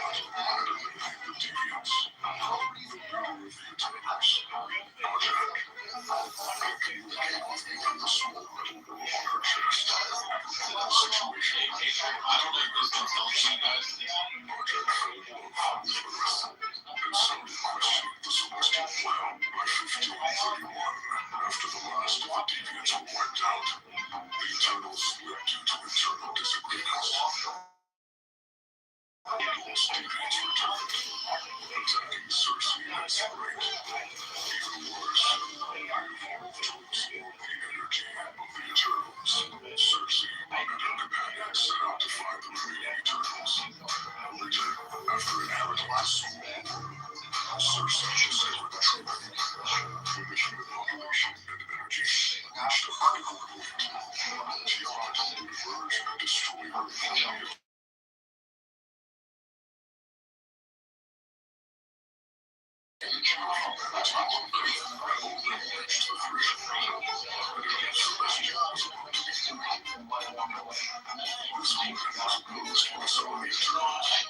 Cersei reached out to me, expressing her doubts.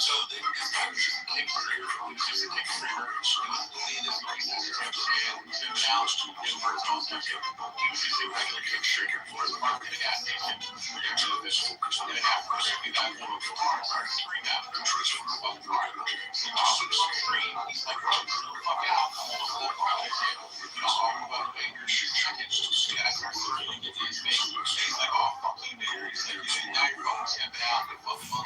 chose to stay back to the cosmos.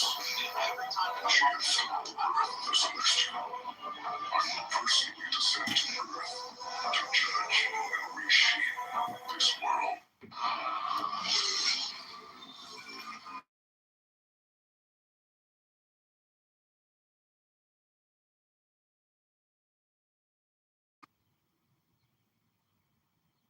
No, but just like if I'm actively engaged in activities with you, just tell me what's up. Like, don't conceal things from me, because that's when problems start occurring, and I'm not there to be manipulated. When you say concealing is like not just like what point do they need to tell you this? Just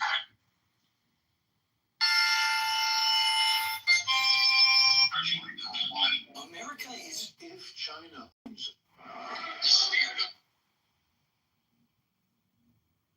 Your silly television show. Your silly television months on end. To me, is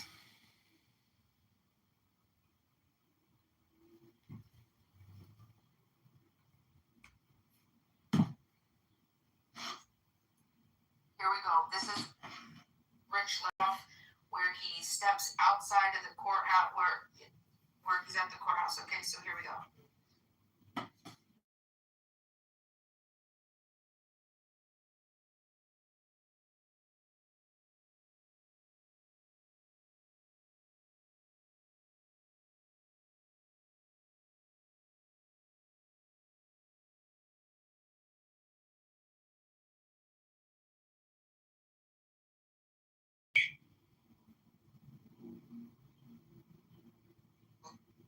Right? And so we can judge and give ourselves a report card of being good by separating ourselves. And we can also then build on it, right? We've got moral absolutes. This is what is righteous, this is what is sin, or this is what is moral, this is what is immoral. And then we can, oh no, it's not absolutes. We've got moral. Go back to, well, but Islam, like these are like, that's a core principle. It's like, no, it's not. Like, look at what's, you want to talk about that, but look at what's actually happening like on the ground. Like, you want to ignore that. You're ignoring that in your real life. So yeah. And I've been listening to Simon's bullshit for a long time, and I haven't said anything. So he got a little smack.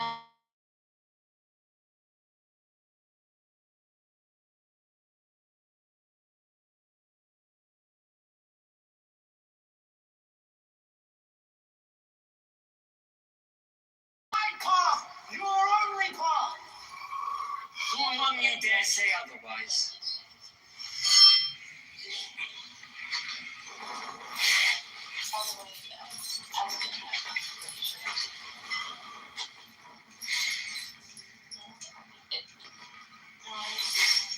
Oh yeah, you look so yeah, I look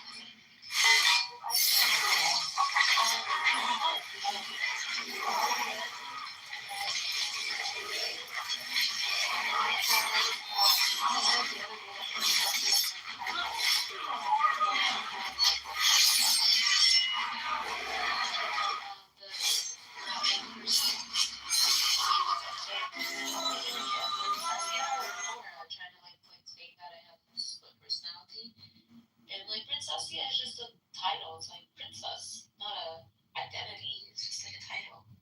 Oh, is that what it means though?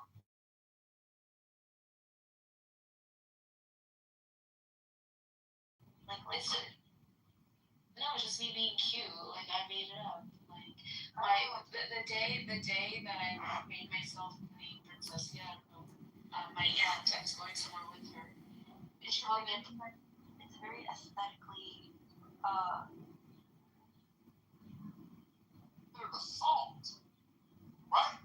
It doesn't have to be a physical for it to be assault. You just yelling at someone can be assault.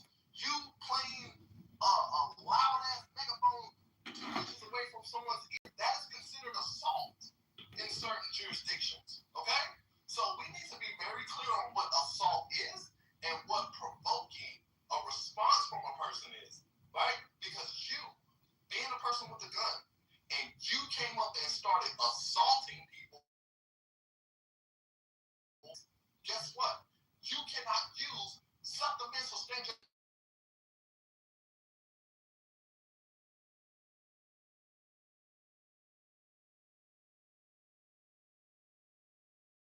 prior to the fucking inspection area. Where prior to where the pat down, the metal detector area, you're not allowed to bring it.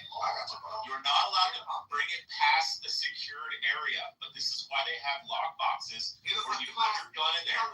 Jesus Christ, you're not allowed to bring it past the security checkpoint. You can't do it, period. You're not listening. They have fucking security lock boxes. We already looked that up. As already showed how they have lock boxes similar to Texas. When you enter with your firearm, you inform the security officer or the sheriff's deputy. You say, hey, I have a firearm. They say, okay, there's a lockbox. Go over and put it in the lockbox. Go over and put it in the lockbox. All right, it's in the lockbox.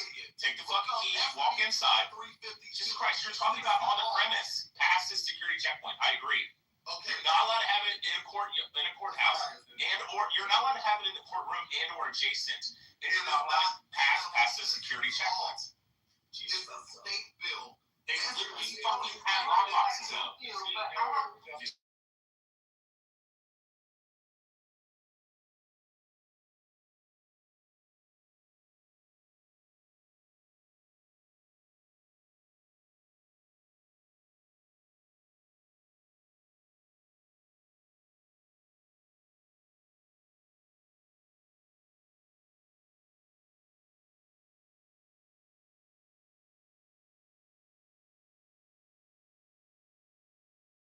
What can happen, and what happened has happened based on this guy having this history of it. Again, I'm not saying he's always doing this, but he does it enough to where you expect it from his content.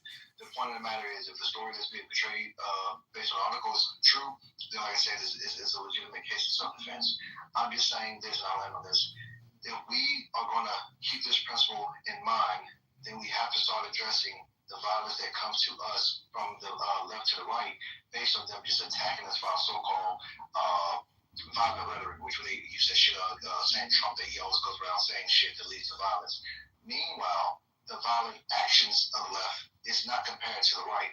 So I'm just saying that if you guys are going to try to justify this, then you have to be, or at least, play this game, but it shouldn't happen. You have to be consistent. That's all I'm saying. Can someone tell me, there's a person that said that there's actual law on using a racial slur, because I'd like to know what state you're telling.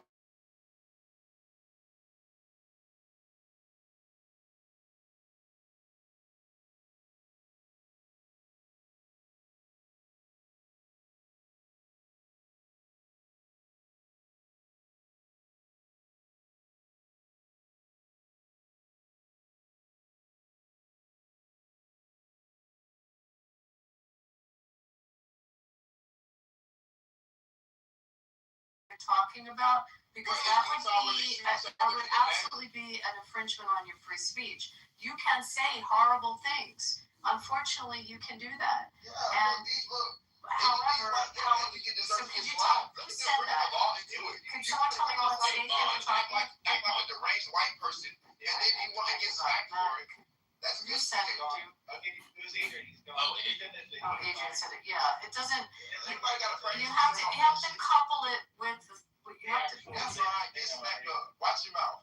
Okay. It'll escalate the crime to a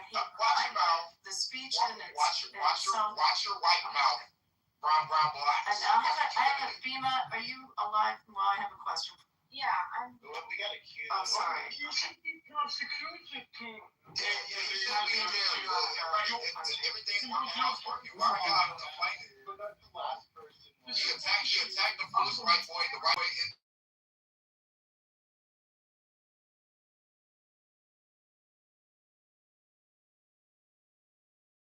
Mr. Edward. Might not be. Yeah, he might not be there. I wanted to also add this, and I'll just add this now because I think this is good to support what Big Mom is saying. So we were talking about fighting words specifically a little earlier, okay? So please, again, remember, I don't know everything, so if you have anything that you'd like to add to correct, this is what we're here for. One of the Supreme Court cases was Chaplinsky versus New Hampshire, okay? Now, this, basically, this guy said something to a marshal, a city marshal. This guy Chaplinsky said to the New Hampshire city marshal that he was a goddamn racketeer and a damn fascist. And the court upheld punishment because they were considered direct face-to-face insults to a specific person.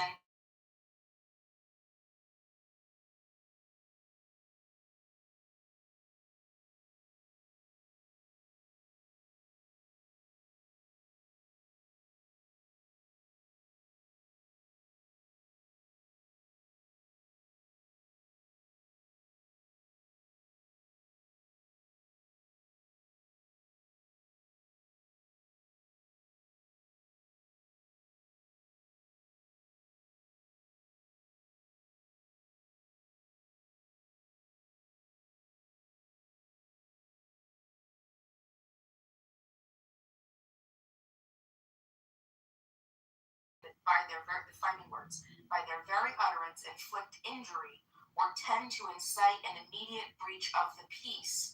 The court also accepted a narrower test, quote, direct tendency to cause acts of violence by the person to whom individually the remark is addressed.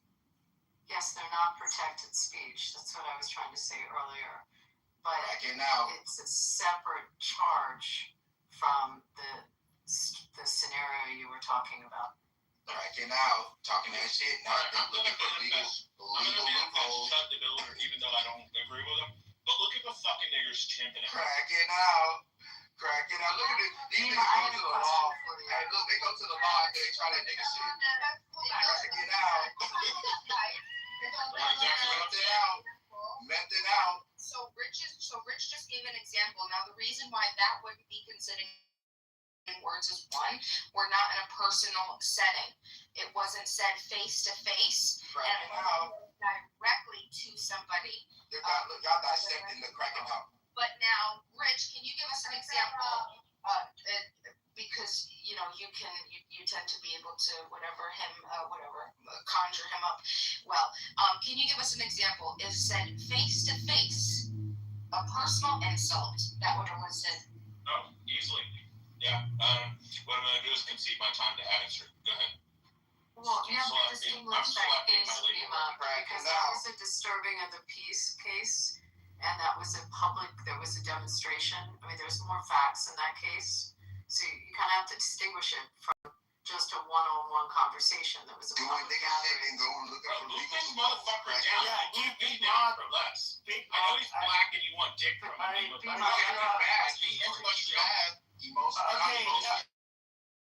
All right, shut up. Snow monkey sliding. All right, you stupid fucking idiot. Crack it out. There you go, you fucking chicken. The fucking So I don't know if that answers, but you have to distinguish the facts on that case. And fighting words are not protected, but it's a separate. The question was asked earlier. Steve, quick question. How's Scott doing? I haven't spoken to him in a couple of days. Okay. So the answer is I don't know.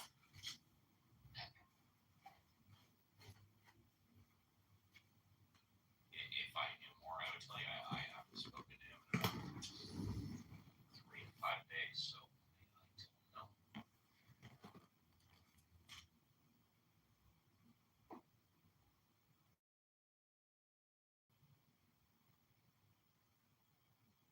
I assume that's Reverend Scott Yes. from your Scott, show? Okay. Yes, Reverend Scott Jones of my show, The Mod Squad. I do have to go on a Zoom meeting. Less than 5 minutes. Okay, go ahead and do your clip. I think David was there. Well, it's not mine. No, he wanted to do something. He wanted me to react. Yeah, well, anybody, it's open in the room, but you have a limited time here, so I'll let you crack it in first. Okay. Congressional testimony. This comes off of. Anyway, I'll get the clip in a second. Fix, decide on any interest rate decision in any of our discussions, nor would I ever agree to do so. So independence takes courage. Let's check out your independence and your courage. We'll start easy. Mr. Warsh, did Donald Trump lose the 2020 election? We try to keep politics, if I'm confirmed, out of the federal. I need to measure your independence and your courage. Senator, I believe that this body certified that election many years ago. That's not the question I'm asking. I'm asking, did Donald Trump lose in 2020? And I'm suggesting you in 2020 the Fed had a huge inflation problem, and you certified the election. Powell's term as chairman ends this week, but with the DOJ's investigation into him in limbo, he said he will be. Anyway, any idea what the context of that testimony was? No, but I can answer the question. There's no doubt in my mind that Trump lost the election, which is why he lost the presidency to Biden. That's my humble opinion. Right, that's awesome. I agree with you. It's pretty easy to answer that. Yeah. What person that was about to be confirmed in front of the Senate, when it's kind of Senate confirmed things, do you think was struggling to answer that?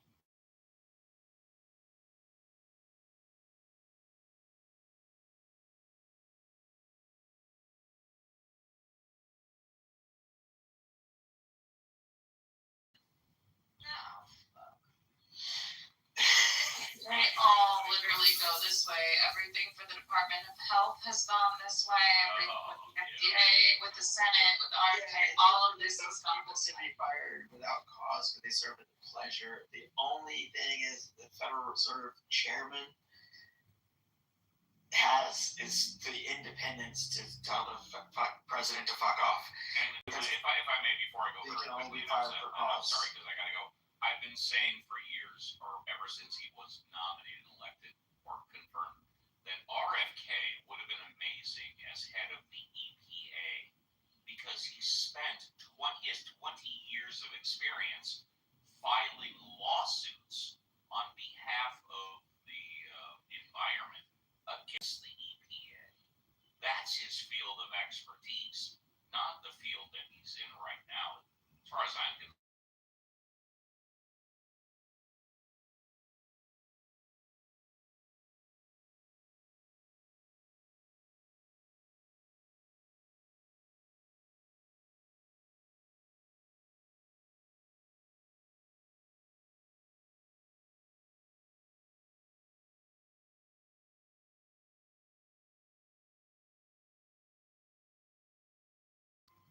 I love birthdays and presents and flowers and chocolates. I love them all. Thank you. Are you testing the gifted chocolates before you consume them? Huh? Just making sure you're following protocols. To test my chocolates that are already wrapped up and completely taken care of. I mean, they might be edibles. That would be good in terms of the. Oh, those would be bad. Yeah, no, I don't test that. No. Oh, okay. I mean, I would hope that the Godiva chocolates that I get normally are not. I was a Sweet definite chocolates. consumer of a lot of edibles before my wife got me to stop doing that in 2024. Well, your wife got you off of Instagram, and your wife made you stop consuming edibles. What else has this Wonder Woman? I wasn't. I was officially on. The whole thing of it is getting me off Instagram. The only thing it was me needing to sign in and delete my account.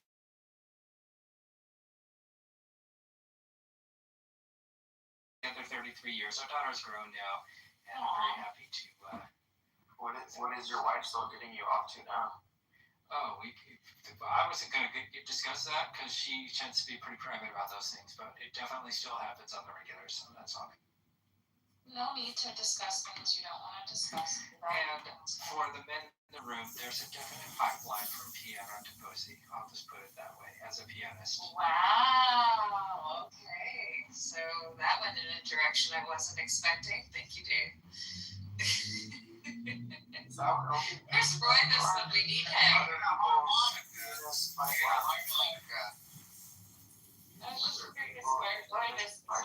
That's all.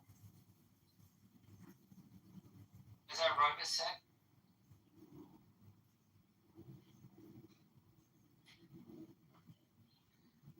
It's just it would have been a Roybus comment. That's all.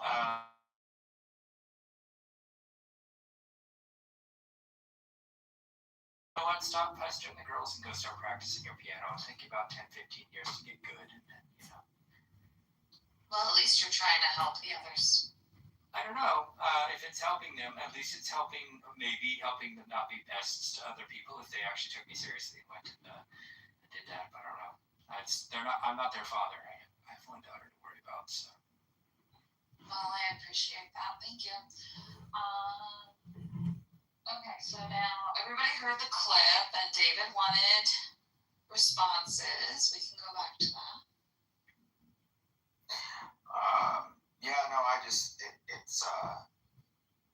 It's crazy the amount of influence Trump has had in areas that he's broken government.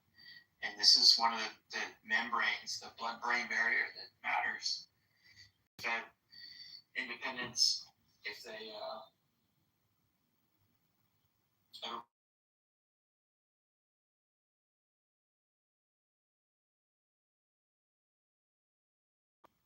Fed that starts doing crazy shit. Because the president says lower interest rates when they should be going higher. You get hyperinflation. So we could go Weimar. We could basically do Germany 1930s and fucking break the whole world economy in this kind of single move. See, okay, here's my only problem with that. And I'm not a Trump guy, not even remotely. But why do we say that we would break the whole? We're not special, man. We're just sort of. I mean, so Dave, do you know of any other way that they denominate oil other than U.S. dollars? I thought China was taking care of that now. I thought the petrodollar was breaking. Well, quick answer is no. Longer answer is not at all. And do you remember the financial crisis, the global financial crisis? I do.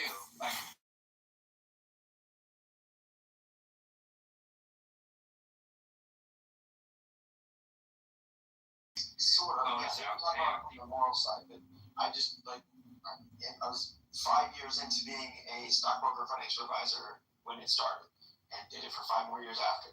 So, very intimate with the mechanics here.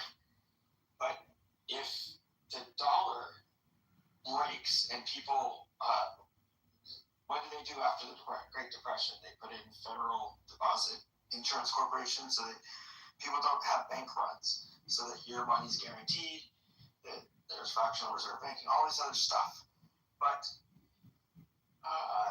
the Fed, their independence is because they're not actually a government entity. They're not run by the government. The government's not directly setting these interest rates. It's essentially a bunch of banks that agree on the policy, and they have this weird, hard to understand thing, a dual mandate to keep inflation low and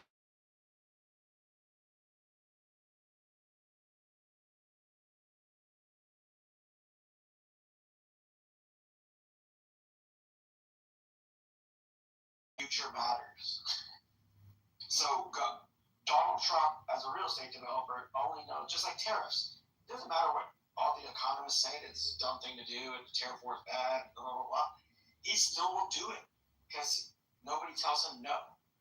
So the reason I played that clip is his testimony won't say who won the 2020 election because he's trying to please Trump. He's there to be a yes man. So if Trump tells him to lower interest rates when you're not supposed to do it, the Federal Reserve is supposed to not be influenced by what the president wants or what one person wants. They're supposed to set it for, again, this kind of weird invisible hand long-term future. No, I get that. I think when you said fuck up the world, I guess the conservatives would call me a bleeding heart. Says, well, we're not the world. We're not the fucking people to sort of step in and like, okay, well, that empire just fell. Anything if the whole backstop breaks, because don't you have to assume that something about money? Yeah, but that's okay. So my opinion is probably wrong. I had thought that the petrodollar was breaking apart. I thought that other people were trading in oil without currency. Maybe I'm wrong about this. You basically are, because international trade has this counterparty risk when you go across currencies. So basically, you have to have one more dominant currency that is essentially fixed, and everything else floats around it. And one of the things that China had for decades done is value their currency and help them grow their economy in a kind of weird way. But I don't want to get into all this stuff. Now they're putting finished goods onto the market, like BYD.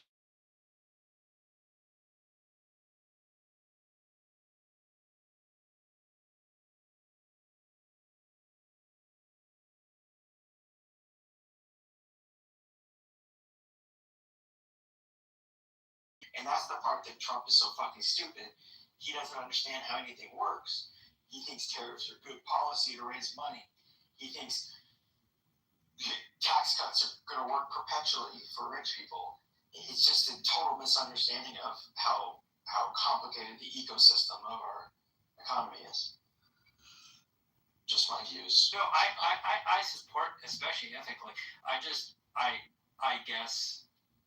I knee-jerk reacted to the idea that America could break the world. Like, that seems like a very America-centric thing to say. Like, we're such a weird-ass fucking country. We're like, we're the greatest country. No other country says that so much. Like, I guess I've always thought, well, we're not special. If we weren't there, somebody else would do it. Like, I could be wrong about that. Lots of countries say we're the greatest. Some of them don't, but a lot of them do.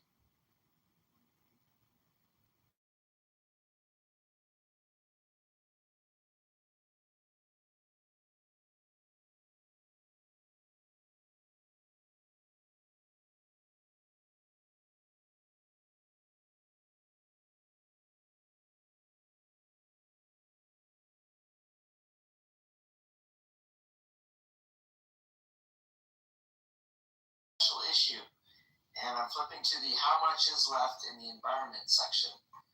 Peak oil, they were forecasting 2014 be peak oil at just under 80 million barrels a day. Well, we have 100 million barrels a day, and it's 10 years after that. So it's just be careful what you base your statistics upon. It wasn't quite over when this thing was published.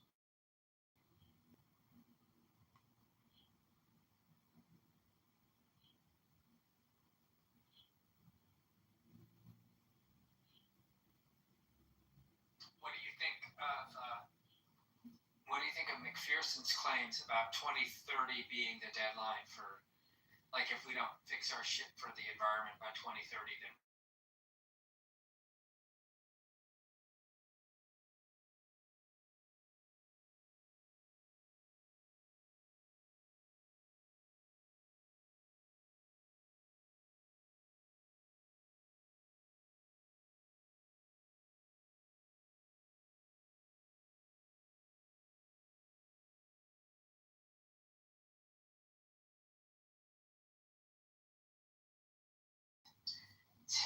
to think that they wanted to put the school back on the plane, or it got swept in the first place. The error, anyway, yes, it only recently, Marshall's here, he could probably explain it. They had to get state approval to reopen it, and they finally, on like the second attempt, were convinced to pull the application. They were still in the process of trying to do it.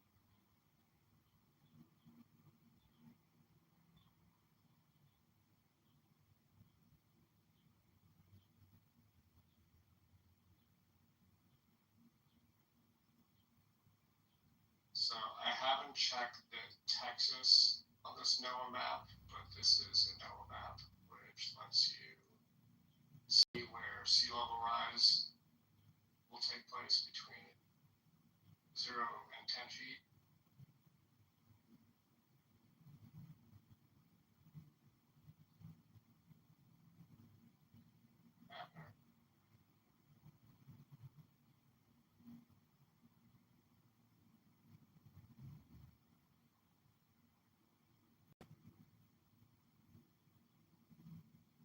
Definitely bad news.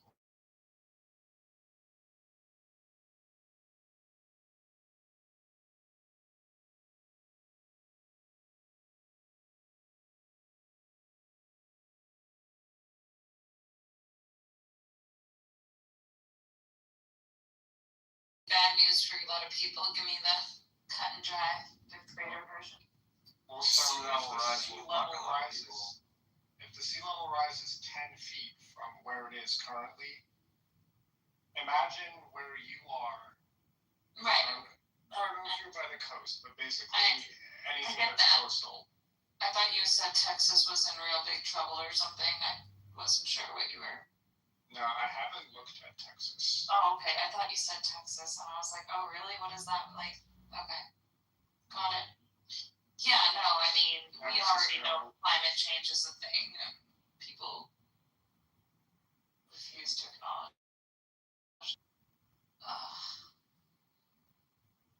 I got a lot of work done earlier in the day, and now I just can't keep myself up to do anymore.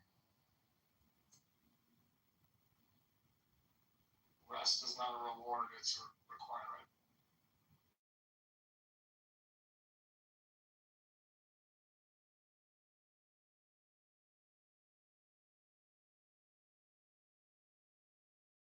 My bed is very comfortable. My tired brain is going to have a harder time retaining information. I don't know. Have you ever tried CoQ10? You're the second person to mention that today. I actually know the man who brought it to the U.S. He just died recently, and I was at his memorial. Yeah, the family is a set of family friends. So it's really weird when people are like, do you know of CoQ10? Yeah, like I know the people who helped bring it to market. Yeah. second person today because we were discussing, my girlfriend and I went to go get pedicures today. We were having these conversations about specific medical afflictions, and she was like, "Are you taking CoQ10?" And I was like, "I don't know much of that stuff."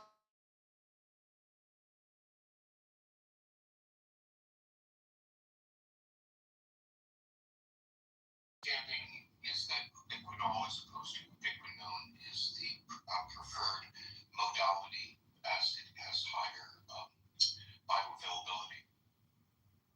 That sounds about right. I don't know the pharmacological, mechanisms of action for CoQ10 at this point, but I just know that as a kid, it was brought home to my house like all the time as it was being discovered. So yeah, there's a lot of marketed.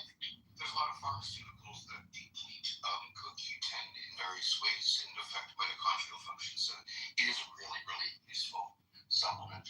Yeah, for sure. What are the signs you need it or you would benefit from it? I mean, in general, like I think everyone can benefit from CoQ10. Do I know the contraindications? Not at the moment. I mean, it's helpful. I've learned the contraindications for it, so not yet. Can do. It's hard right now with the emphasis that social media and wellness grifters have on peptides, without knowing what they're doing, without having the purity of peptides going on right now. Anyways, there's a lot going on. Sorry. I just wanted to go smell my roses. That's all. I always encourage people to stop and smell the flowers. Yeah, I've got my orchids and my roses. Close your eyes when you smell flowers? I actually do. They smell so good. They look so cute. They're like this bright pink color. I am so in love with them. They have made my day every morning. I wish someone got me roses for my clubiversary. Shout out to everyone if you want to get me roses for my clubiversary. Man, she didn't even know it was her clubiversary. Yeah, I wish you happy clubiversary last night after. I guess. Yeah, you did. Yeah, I thought yesterday was it, but I realized now that it was probably after midnight your time. That's so sweet, Otter. I appreciate it. Okay, raise your hand if you track your clubiversary. Dennis, you are just jealous that you are not getting love off your clubiversary. It's not my clubiversary. I'm very lovable. Dennis, you have a gold medal. Come on, be happy with that. Yeah, I don't. That doesn't make me happy. Yeah, he wants a real gold medal. Lots of gold. Those medals are.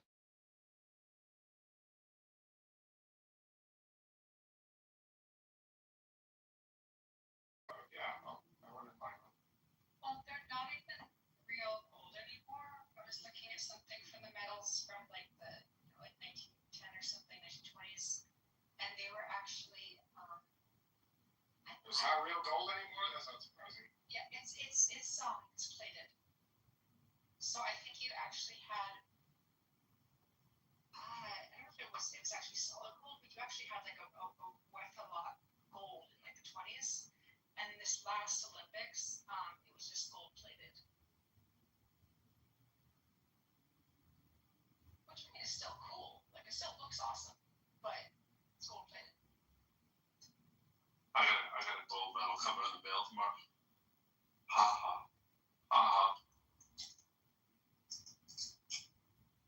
It's not available. Pretty sure. Gold medal. Mailing it. It's a safe way to mail gold medal.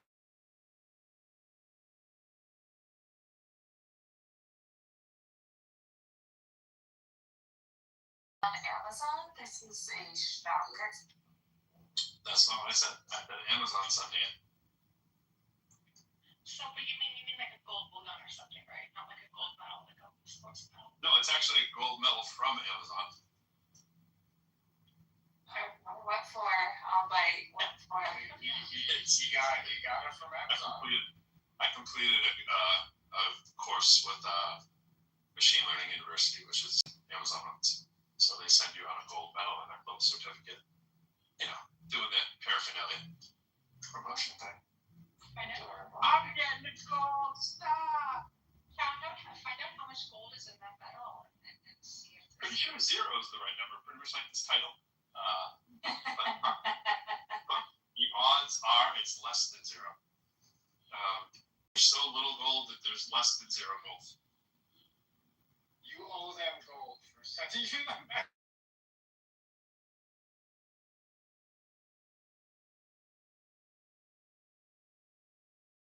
No, seriously, the worldwide cosmetic supply of Botox fits into a 16.9 liter or ounce bottle of Coke or whatever bottle.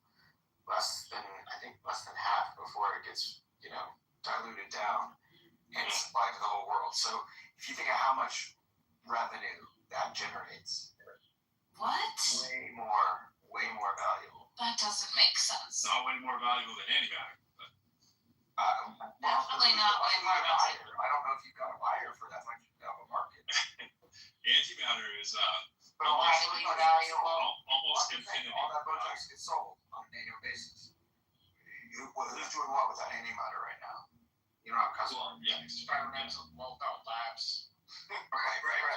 But I just meant anyway. But it's not not last long product. time. You can't follow it. Exactly. It's got infinity value. I've got.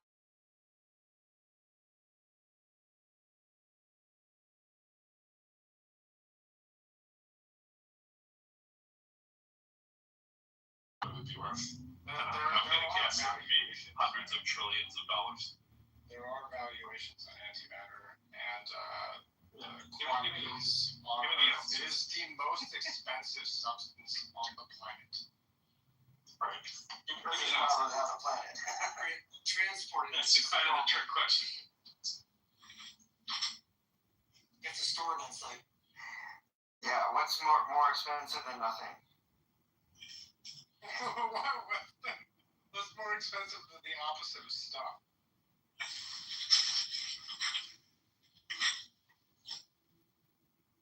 Yeah, so there was. Can you get that on credit? What would you get credit? There was a recent, I saw a headline about an experiment with antimatter, and they thought it might have anti-gravitational properties, and that was not true. We're gonna buy this gold bullion.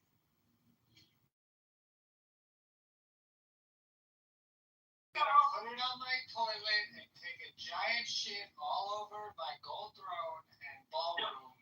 So this is the thing that I think people underestimate, right? With the whole.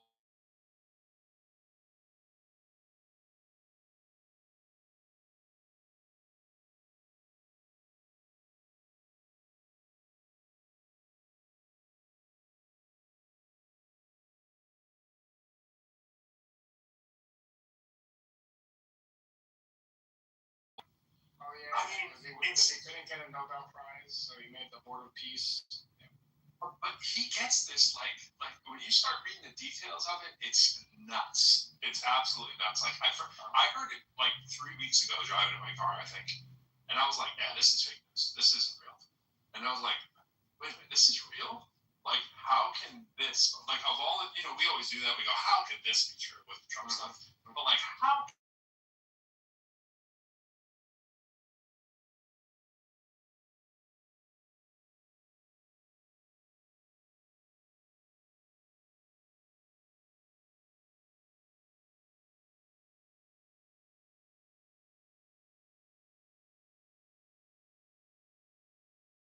Just so that you can kind of get around saying that it's just you, but it's pretty much your thing. You're pulling in bribery money off the books, but creating an entity to say, well, it kind of is on the books. This is the same dude. Right? It's the same dude who wants to have an external revenue service. It's just crazy, bro. But the amounts of money that he's brought in during this presidency, He's essentially now one of the richest people in the country, legitimately now. One of the, I mean, so you could argue, before we kind of laughed and go, yeah, he's not the most powerful person. I mean, he's easily the most powerful person in the country, even with his unbelievably low popularity. So it's like, there's no way you are going to remove him from the presidency. He has to die, or he has to be arrested. He will not leave. Why would he possibly stop him?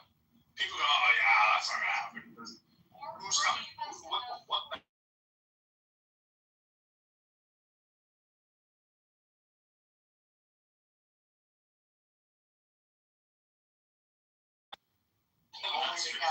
Only the cabinet has the power. It would have to be Find that someone is going to eventually proven. How much worse I know, does it right? have to get? They didn't even do it under when we didn't have a loyalist as Biden as president.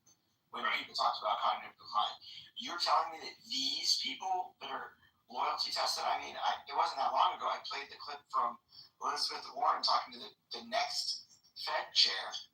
Yeah. But he won't even say who won the 2020 election. Well, but he does get to a point that's ridiculously bad where he can't, even utter a sentence. I mean, that would be like Mitch McConnell bad? Yes. If he gets to Mitch McConnell bad, it's a wrap. Well, no, actually, it would be different because he has the vascular dementia. So it'll just be a press secretary. We won't see if he goes Mitch McConnell. He won't appear anymore. It'll just be tweets. All he's gonna do is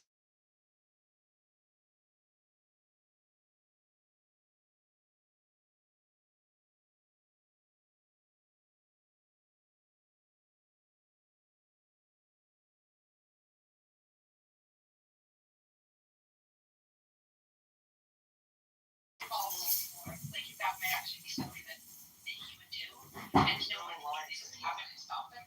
So that's why they're advertising for this. Well, J.D. Vance and Marco Rubio are kind of making a lot of visits with him.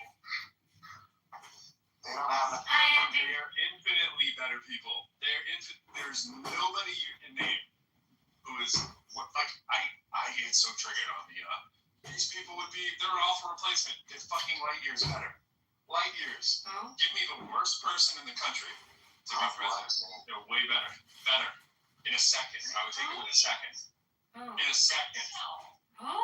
You know that Trump is Harvey Weinstein. What the fuck are you talking about? He's Harvey Weinstein and he's a fucking ridiculous dumbskull.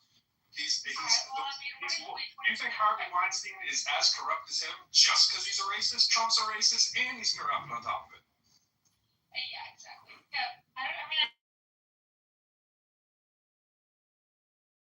He's a full-blown narcissist who has no moral compass whatsoever in every area, and he's as stupid as it gets.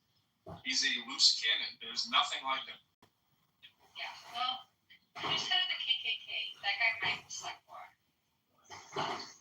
He doesn't have the resources.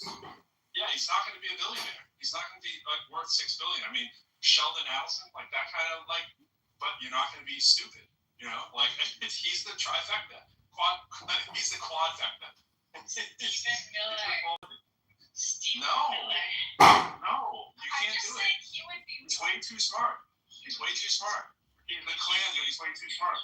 He's evilly smart. He's smart in the way that people don't pick up on his evilness. Yep. Give me him tomorrow. Sign me up.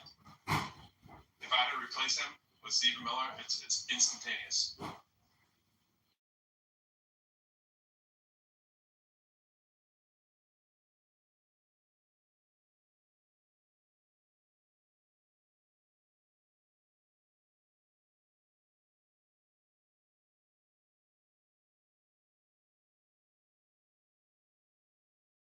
Family life thing. He has a wife. He's got the baby on the way. Remember when? Yeah, there you go. It's good. He had to get his wife off the. He was the one that reacted properly during the press event. Trump is now he has deep roots. Didn't he grab his wife's boob? Or who was that? He helped her off the stage, whereas RFK Jr. took his escort and his wife had to run after him, The thing is, freaking adulterer. whatever you get tomorrow does not have the roots of Donald Trump. Donald Trump's roots run deep now. Yeah, They're deep entrenched. He has more power. Nobody has been talking to Putin for the last That's right. as much. He's all over the world, all over the country. He's got his tentacles into everything. So it's like there's no comparison. All these like little wimpy, whoever you pick.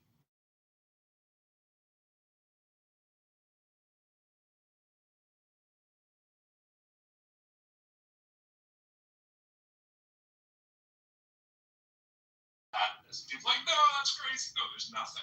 We have nothing. People are like, oh, we got a court system.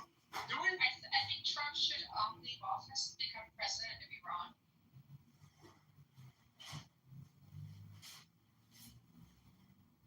Then you'll have like death threats daily, but they can have him.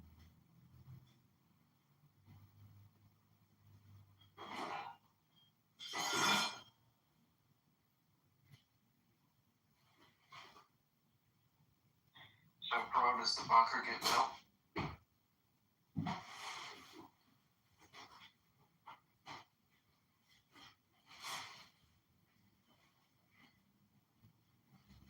The bunker that's supposed to be under the now $400 million ballroom. It's a $300 million bunker and a $100 million ballroom.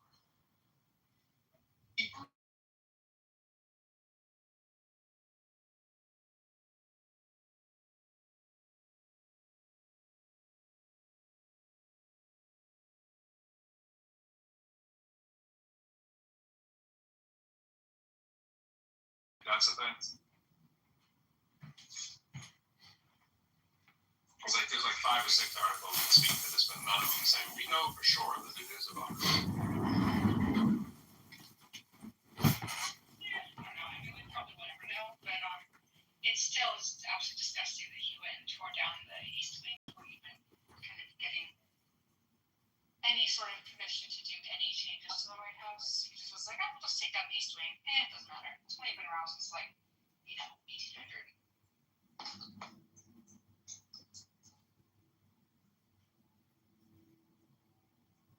Refuse to play into this productivity game, but then is looking at utility just another way of saying productivity, or is it, like you said, like, but I'm doing things that aren't useful or my life isn't there.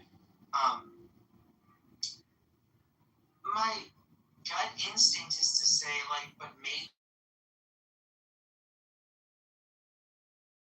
anything, including yourself, then maybe it's good to recognize and make change. Like, how do we know when to make change? What if something about how we're living isn't good?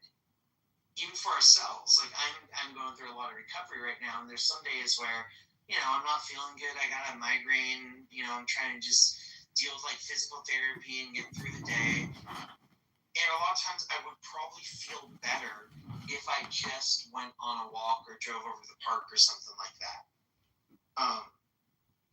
And on the whole, like, when I think about it, when I do that stuff, I usually feel better, and it's worth it. I'm not making a bunch of money walking in a nice park or going on a hike or something, but it makes my body healthier. It probably improves my heart health and physical health. It, reduces stress, does all these things. And then, like, if I sit at home, let's say I go on Clubhouse, like, I've joined a lot of you for on Clubhouse on walks and stuff, right? If I sit around my house and do Clubhouse,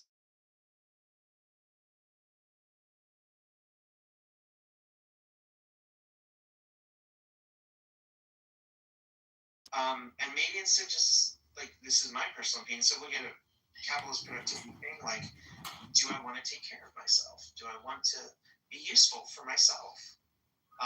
Anyway, Christine, go ahead. No, I was laughing because it's back to the whole argument of how efficiency gets in the way, right? If you're deciding when is a better use of your time.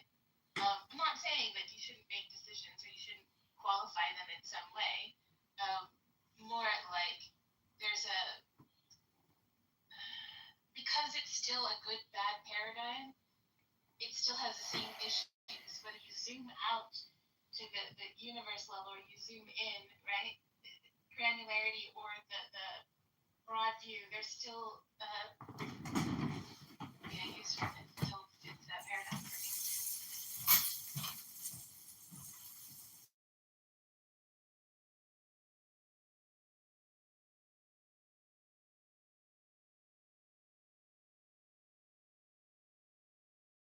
Something with some meat on it. Like, I'm going through this in my head and kind of thinking, like,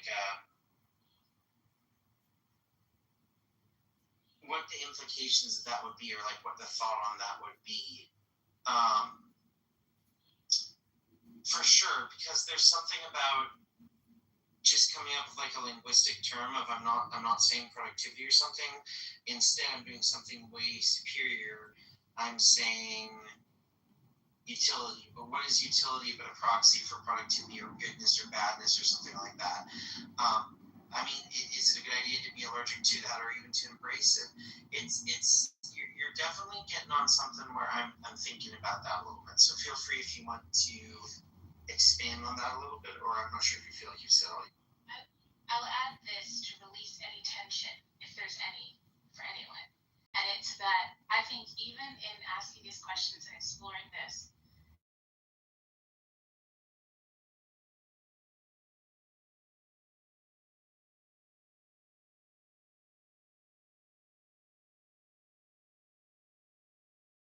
there's the contradictions that exist, and then how do we like resolve them? Can they be resolved when, for example, I want to limit to the flowing grasses of the field when the wind blows and I'm No, just like if I'm everyone else and actively engaged in activities with you, just tell me what's up. Like, don't conceal things from me.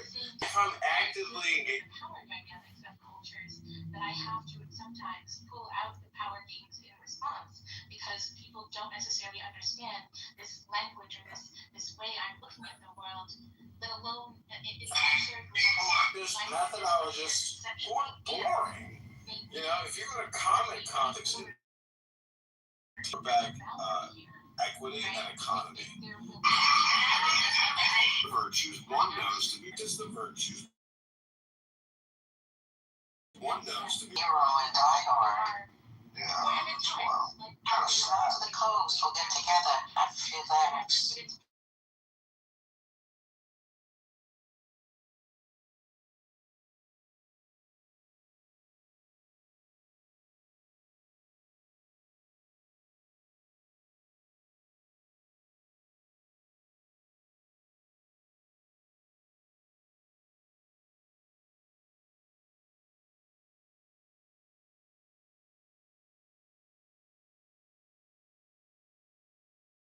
I was raised in order to perceive the world.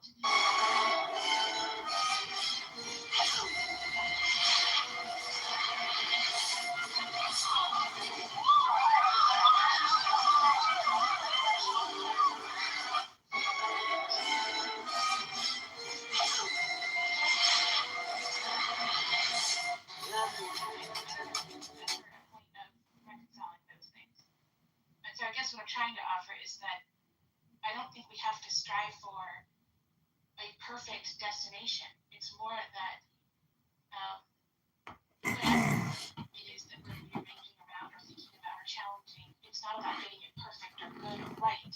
It's more that there's movement.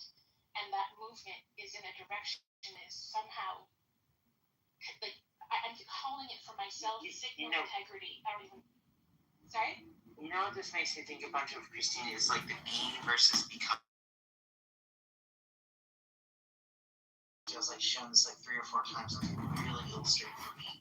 And I do try and live it in my life. Is like I think a lot of times we focus on what we are as like a fixed being, and we want to establish where we are and push it and prove where we're at. And there's so much value in focusing instead on our process of becoming. It's much more not just forward looking, but it's like acknowledging the process nature of what we are as living creatures, and opens ourselves up to a different way of contextualizing that I found, to use that word, very, very useful in my life.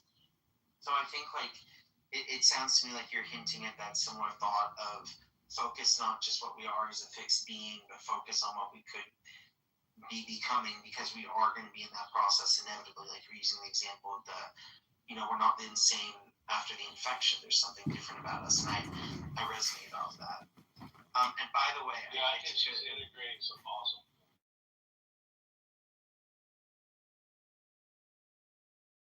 Sorry, I do want to be involved, but I don't want to. All I want to do is couple what you guys are saying, and not feel sort of integrated. Sounds good. Feel free to chime in. And for what it's worth, I had to take a screenshot because this is the most old school room I've been in. Christina, you, myself, Z, Sam, James E, Floria, Dr. James, Rose. I'm not sure if we're old friends or new friends, but Jomar, Io, Mosh, Luann, Cat. There was 2 Cats and Rachels from back in the day. I'm not sure which you 2 are, but it's just like a super old school room. So it's just fun to see. All these like old school people come back together again for a second. That's cool. Anyway, back to you, Christine, if you want to share any thoughts on that. You know what we should have, and Clubhouse doesn't integrate this, is like flowers or hearts for everyone.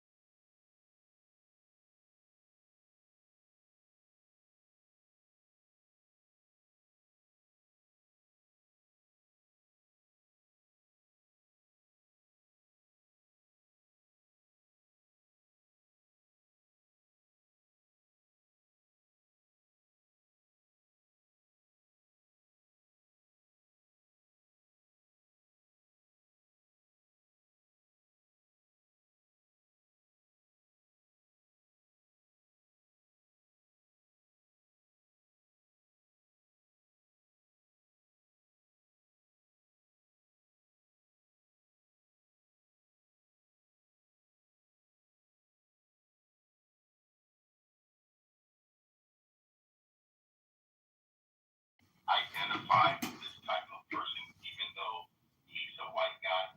No, I hope none of us are BJ.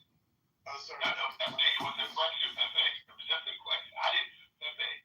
You said earlier that it makes white people look bad. That's all. I'm just trying to find out when someone who's ethnically black does something, I never stop and think, oh, they make black people. No, they make themselves look bad. Oh, I can give you a reason for that. It's because he's talking down to a whole other race. And it's coming from a white person. He's basically saying that, like, hey, look, you guys are a bunch of chimps that chimp out, and you have no impulse control, and here I am fucking with you. Like, you guys are reacting like a bunch of monkeys, and then you guys are too scared to do anything about it. That's his whole game, and it's just like, okay, you don't really need a white guy doing this. And you're showing that white people are bullies, and they all hate black people. I mean,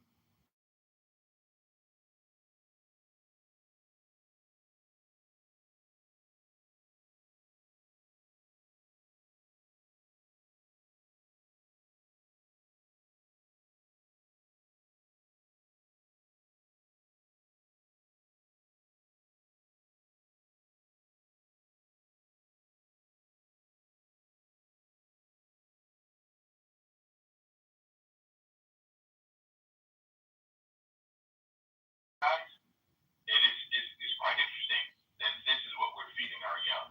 That's why I asked Free the question. It's just really sad.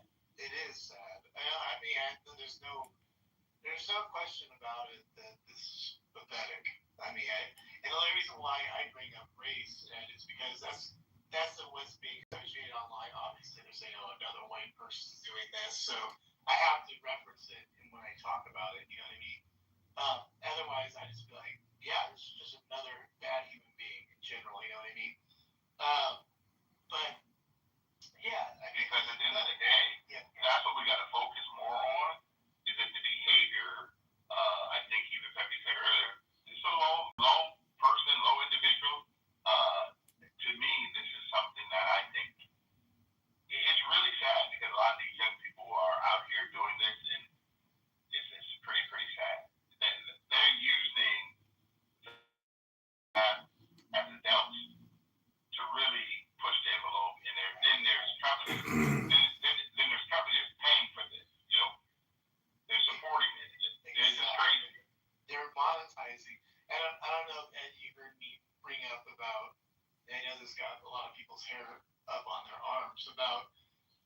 demonetizing stuff like this. I mean, I thought maybe this was something that's already being done. It's insane, but maybe he's in crypto. I think it's crypto streaming, so there's not much you can probably do.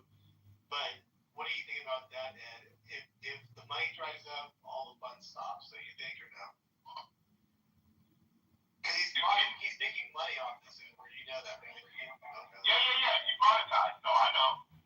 There's a lot of stuff that people monetize on TikTok and stuff that, for me, it's not my content, and I don't even know why companies think that this is what they want to promote. But I do,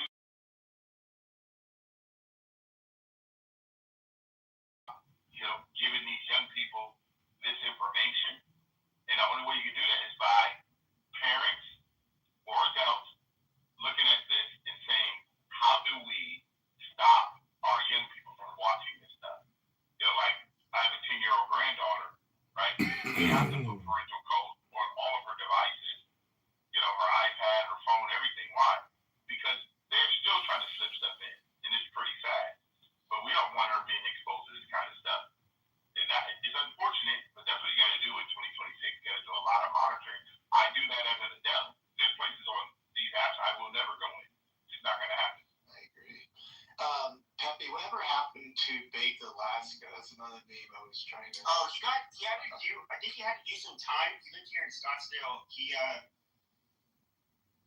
for his part in January 6th, I think he actually went to the Capitol. He did. Yeah. And I feel like he kind of dropped.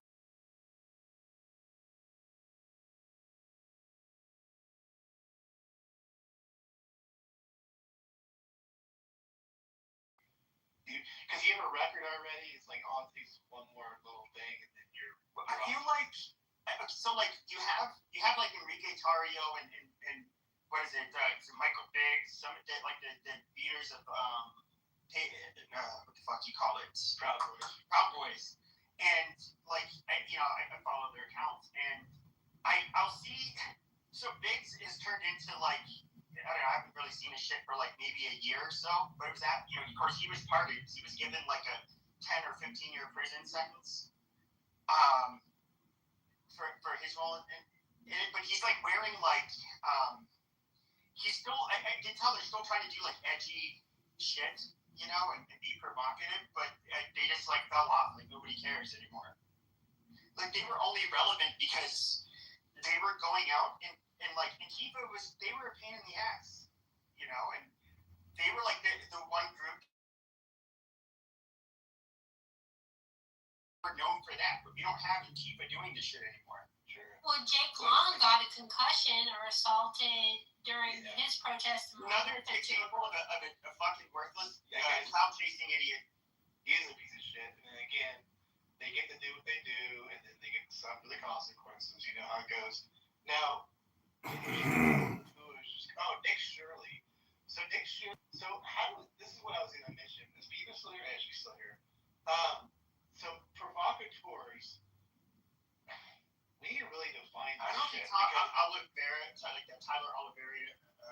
Nick Shirley, or what you consider trolls, like even if they are, what happened in Minneapolis. They're not provocateurs.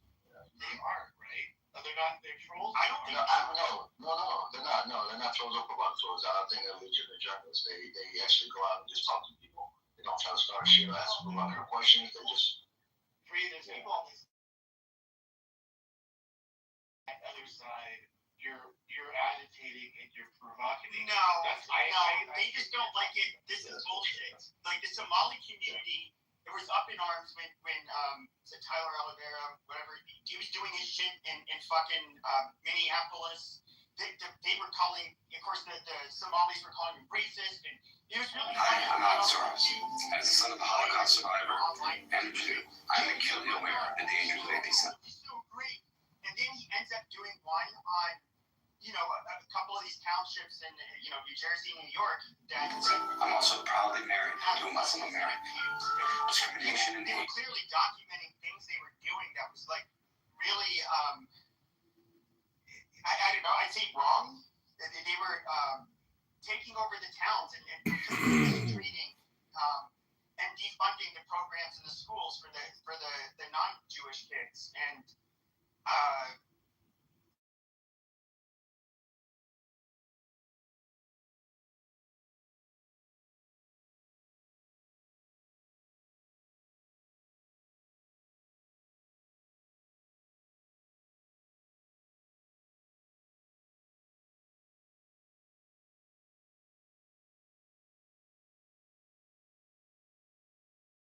anti-Semite.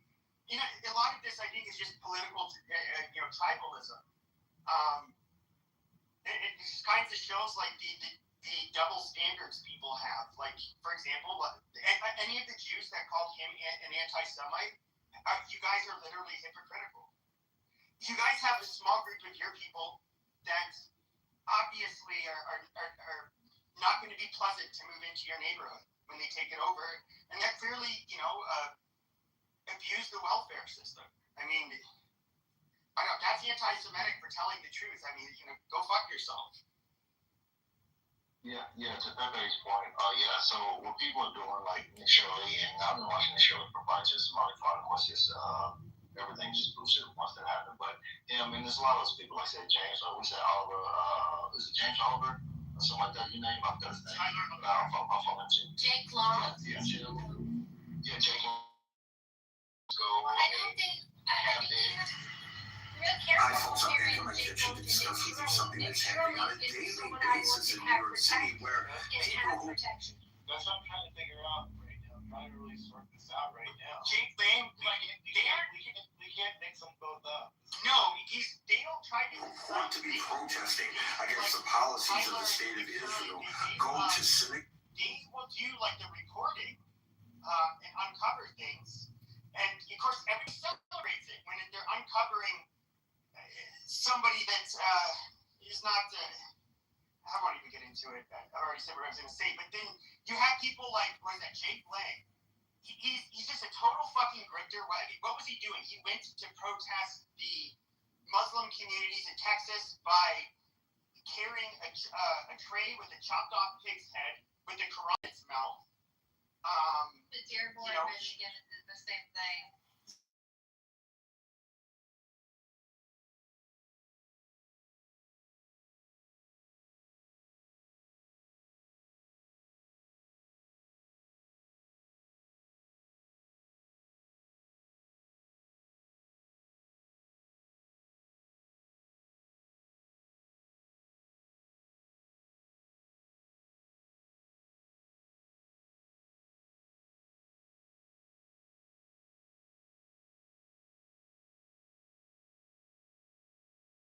Like, it was crazy. Well, like, he's a fucking Jew that converted to Christianity like within the last year or two. It's so fucking cringe. Like listening to this Christian nationalist hardcore bullshit. Yeah, he's the guy in New York that went to Madani's thing, with the pig outside his place. In fact, that event is the one where the bomb went off. Remember the guy threw the bomb, whatever thing that was his event. I'm pretty sure that was it. I'll double check it, but yeah, he's a complete idiot. Go ahead. He also beat people on January 6th with a baseball bat, and he was convicted for this, but he got pardoned for 5. I wonder if he's a Fed at this point. I mean, I don't think so. He was posting shit from, they can get cell phones smuggled in from prison, but he converted to Christianity. He tried to brand himself, even at that Carmelo Anthony. Yeah, they did a protest in this.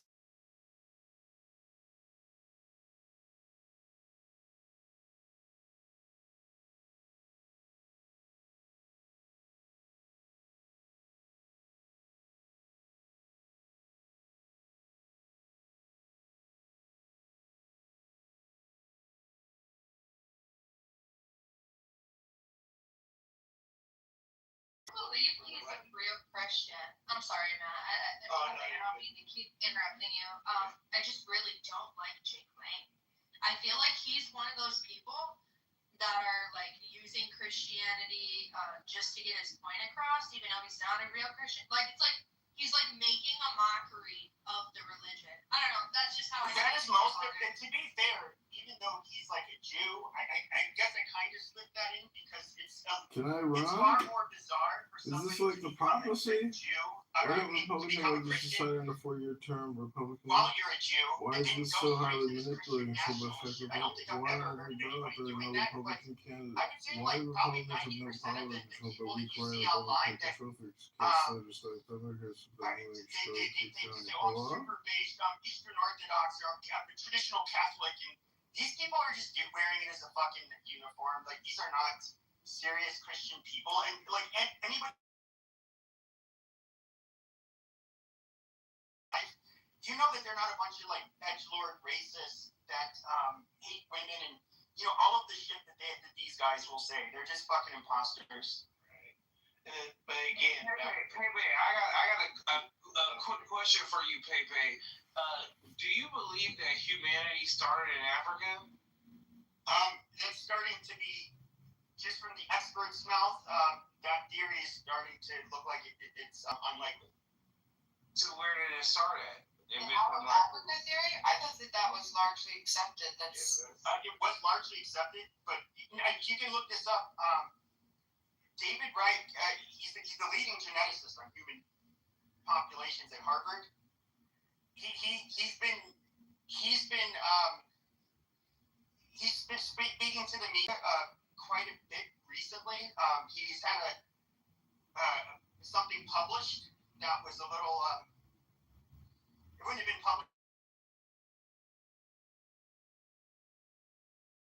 especially in our DNA. Basically, there could have been, like, we already know there are prehistoric modern humans that were living what's your standard in Asia and all over. So it's like it's kind of hard to say where exactly they were coming from. Because you're finding shit that's a lot older in different locations, and so it's not really that's why. But yes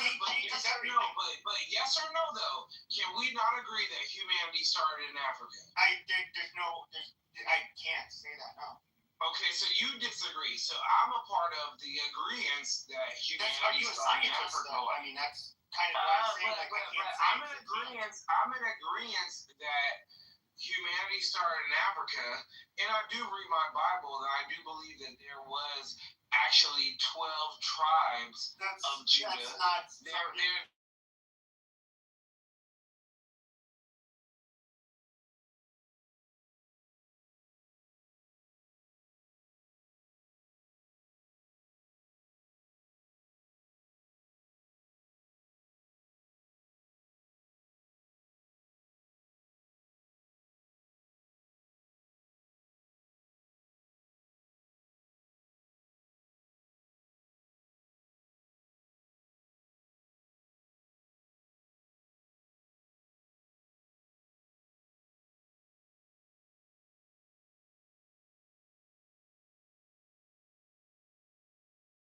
Over mayonnaise question. I didn't make it racist. I didn't make it racial. It's way too much.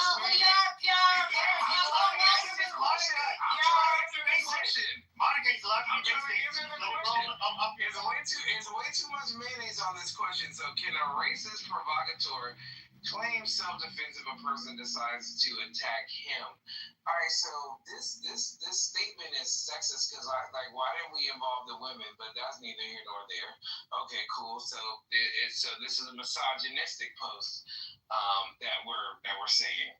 So a racist provocateur. So you can tell they love to hear the sound of their own voice. Don't moderate me. Don't touch me.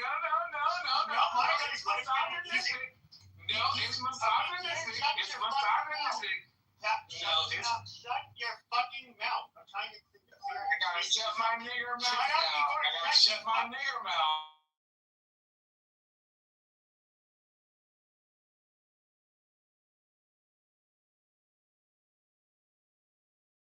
No, don't do that. We have good dialogue. Okay, he's allowed to be racist. That's fine. Okay, people say racist shit. You don't need to be. Yeah, I would love to be racist. They say that us as black people, we can't be racist, but I would love to be racist. Okay, just answer to the topic, dude. This is irrelevant. I do not think that, if you provoke someone in a racist, whatever, you definitely can't claim self-defense because, you baited them into that. Really, after all that was your stimulating statement? I mean, shit. You could have, made fun of the Oreos without the fucking fudge sides, the fucking space monkeys, the see-throughs, the Caspers. With no license, all of that. Dude, no one rides a dick. You're a little fucking kid, man. We know you got the vagina.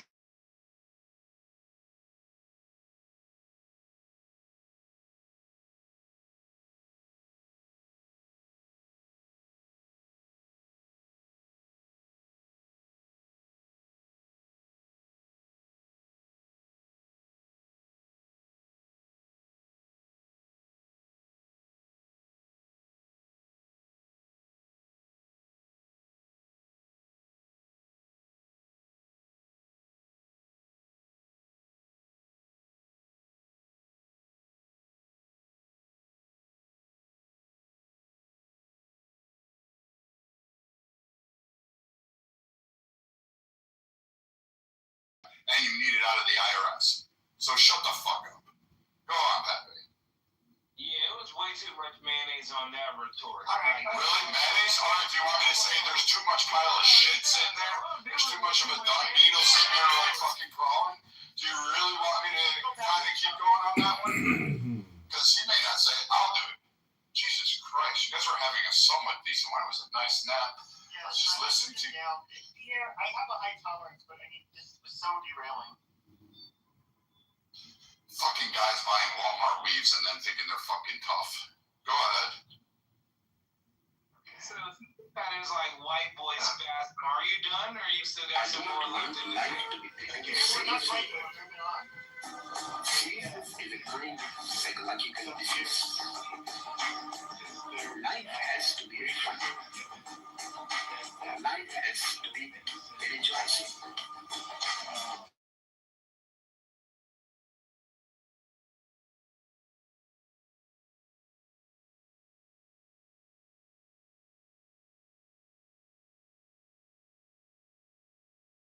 That's what I mean. I said, We're not gonna knock him out. We're not gonna chocolate out of his voice right now. I'm gonna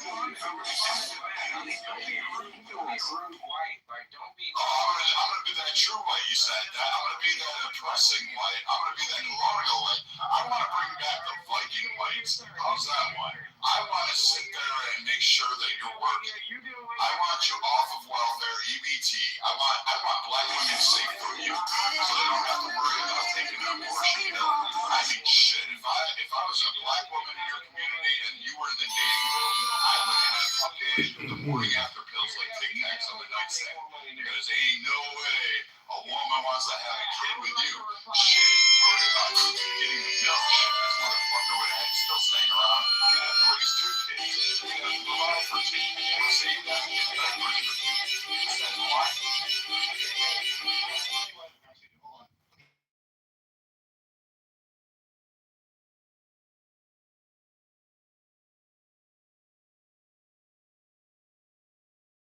That's what I'm looking. If I'm actively thrive, Like you're doing right now, kind of. It starts saying mayonnaise, cracker, blah blah blah. Are we allowed to punch you out? And maybe even go further. What are your thoughts on that? Oh yeah, absolutely. And this is what I was gonna say before I was rudely interrupted by the trailer trash. Like me and Pepe, right? Like I dialogue with Pepe often, like weekly, right? So if I go in here and I call him like a cracker ass cracker and some mayonnaise eating motherfucker, right? I could not be a victim and be all bad when he be like, man, shut up, nigger. Okay. The fuck? You can't. Like, you cannot.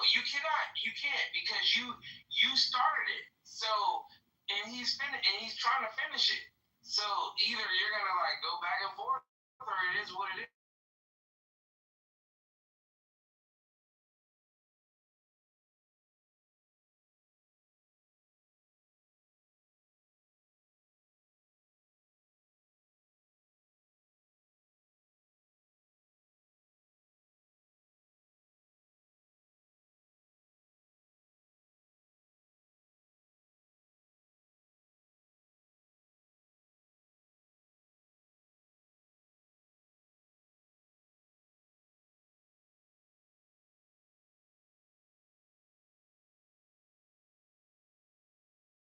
Ride now, Matt? Am I permissible? Okay, so here we go. I'm gonna assume that's a yes. So I let the conversation happen, and I was trying to be nice, but now I'm going to back up Martin Luther King. Listen, dude, the last time you actually sounded like you had basic awareness was when you were echoing in that fucking tunnel of a hate crime called your mama's womb. That's probably the same as last time you saw fucking pussy. But I digress, because you are a walking pussy. You are something that's fucking variously wrong with society today. You are the guys that fucking can't be counted on to build anything, can't be counted on to do anything. Fuck, you're John at Walmart's in peril because you're just like, girl, they don't know what I've got. While you snap that fucking fake ass cornrow makeup on your fucking head. You're the motherfucker that tries to actually draw eyebrows on there so it looks like you have a pair. I bet you, when she pulls your pants down at home at whatever fucking slut walk, I thought black guys were hot. I guess that's a trope that's not true. You know what? I think you're right. I bet you cry more for women than any woman has spent their time cleaning their hair. I bet you're the motherfucker that goes, honey, I want to split the check only because you have $12 in the bank account and you think you can go to fucking Red Lobster. I bet you're pissed that you can't even smuggle out the biscuits to go home. Right? All of that shit. I bet you're pissed because daddy left for milk. You ate cereal with water. Anything else you want me to do? You can't even make fun of white people properly. Like fucking we're Casper, the ghost. We don't wash our legs, so like fuck, that's why we always have hairy legs. You think our women break razor blades for nothing? Shit, man. Steel can't even fucking cut through those fucking bristles and those porcupine quills that fucking rub us together. That's why house fires happen in white communities, because women fucking rub their legs together and that fucking tinder goes up in smoke. What else do we have? Oh yes, white people.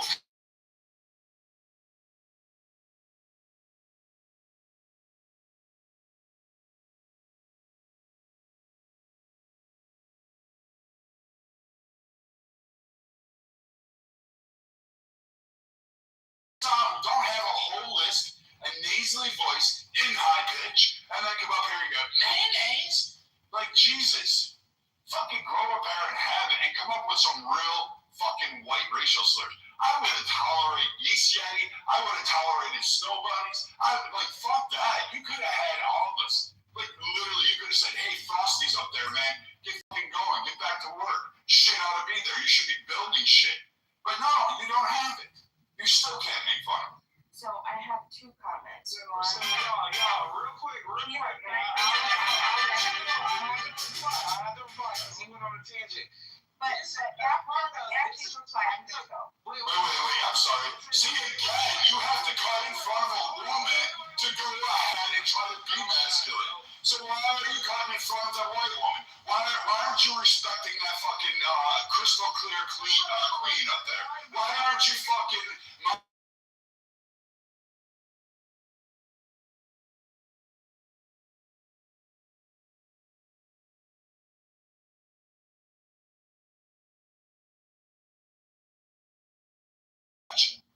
Go ahead, Beamer. No, don't come off mute. Don't come off mute. I'm sorry, dude. You can't have it.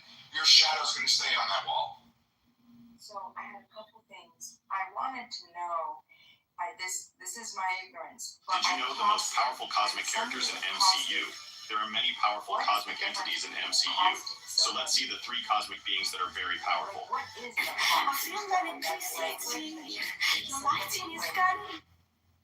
violent language? And you like attack them? Like, does anybody understand what a Costing just means like it's to like abruptly to like dump on them, whether it's like to be critical, to be insulting, to accuse them of something. Let me look up the definition.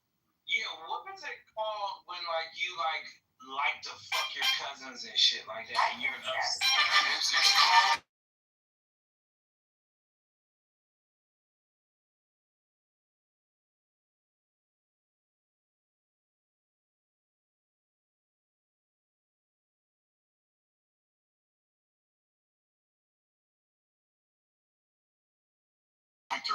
I don't need these fucking guys walking around with do-rags, fucking fake-ass Walmart weaves, fucking painted nails, thinking they're great with their underwear hanging out with shit stains on it. That's you. hollering at them from a fucking BMW from 1980 that's barely held together with duct tape and fucking glue. They don't want you, dude. They want successful men. They want men that they can count on to protect them. They don't need the motherfucker that's going to watch a girl get stabbed in a subway. No. They don't want you. That's your problem in life. Because you know what? Here, I'm going to advice. Get yourself a pair of pants that fits. Get a fucking shirt that can, get rid of that pregnant pot belly you have on that front. Stop having fucking premenstrual cramps all fucking day, every day. Then work on your voice, work on your articulation, go out and split wood, go hunt a fucking bear, go fishing, go camping, learn to drink bourbon and tequila straight.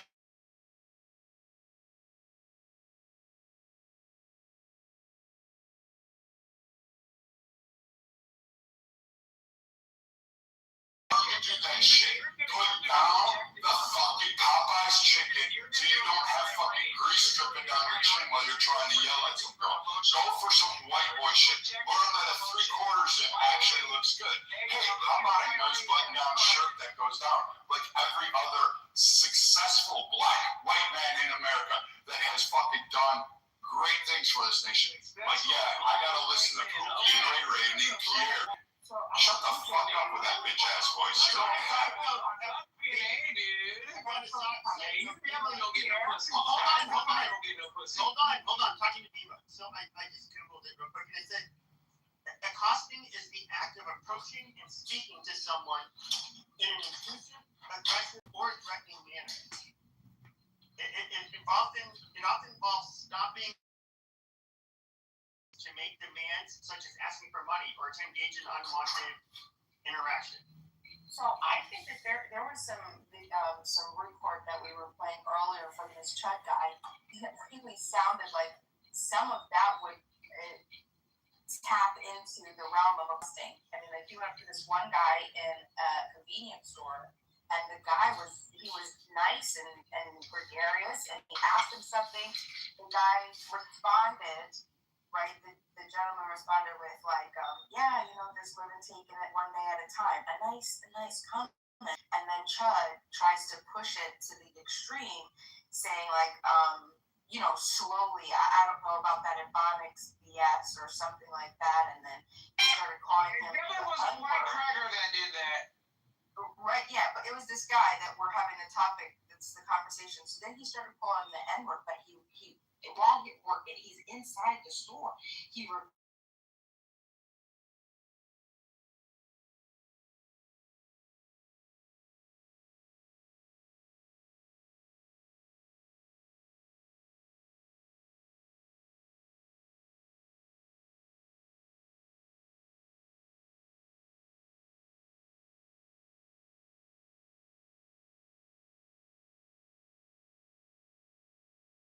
And she tried to play the racial thing, and it ended up being that she caused her problem because guess what? She was hanging around Pookie and Ray Ray like this guy. She was hanging out with this guy right here. So, you know what? Yeah, you get to defend yourself. You just got to be able to back your words up. Like, people like they're only tough online. They don't amount to much in anywhere else. In McDonald's assistant manager of the fry cook section, I mean, shit. You cannot. Yeah, I can. I mean, I can. Like so many years ago.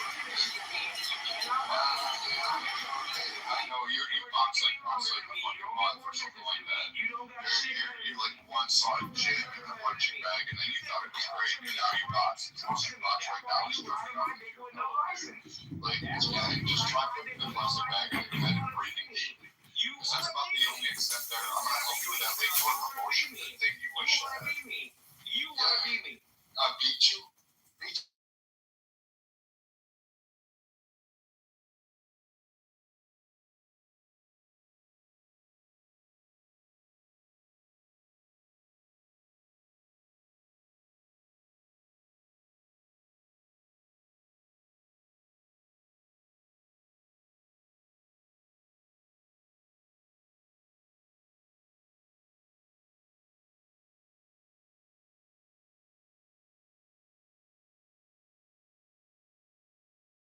Smart, intelligent, you have an IQ of a 10. Shit, the dog has more than you, but fuck and shit. You know what? I'm sorry I didn't leave you with a baby brother or sister, man. I know it hurts. You gotta grow up alone. You gotta hang the pork chop around your neck to get the pit bulls to play with you. I got you, right? I got you. Yeah, I know that white skin. Go ahead, Mima. Go ahead. Look at your voice, dude. Listen to your voice. Listen to your voice, dude. Go practice that. Record that shit. No, listen. No, I don't, man. If I was a guy and I talked like that, I'd probably fucking murder myself. Like, really? I still conquered you. I still come out on society on top over you. Okay, just a second. I'm gonna play something. This was the day before this guy got shot. Okay, listen. He's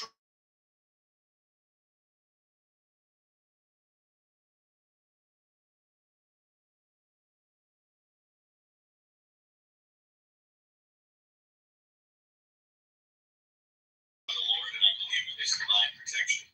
Other than that, I'm literally sitting up.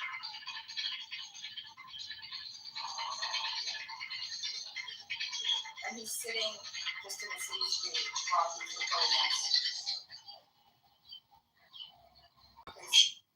It sucks. He said I don't know what to say to that. But he'd said something was up. This was yesterday. That's crazy. And so remember now, even that this was yesterday. Now the day before, or I think this was yesterday. The day before yesterday, he had gone into a store, a restaurant, and he sat down. The full details. This is very loosely what I understand happened. He went to the tab had accumulated to over $350. It was like $373 or $380, something like that. Okay, so he decided not to pay it, and he left. So then he left, and he's walking on the street. The cops go get him. However it happened, the FBI then got him the next day and caught up with him. The FBI and said that it was related to that incident. They took his phones and all of his, I guess they wanted to question him regarding something else. Right, but they also collected his phones. Do you want to hear his account of that? Are you guys interested? No, I know. They wanted to know if he was. So there's a guy I've talked to him plenty of times, but he goes by the moniker Handsome Truth, and he's a leader of this neo-Nazi group called Gordon Defense League. And he's also a streamer that would do all of his shit live, and about him and his involvement with him. And they're not involved with each other, apparently. Listen to this real quick, okay? This is him again. These people took all my phones. There's evidence of the crime of me streaming, me walking out, disorderly conduct. I don't believe that for a second. Anyway, so I'm talking to the fucking Fed.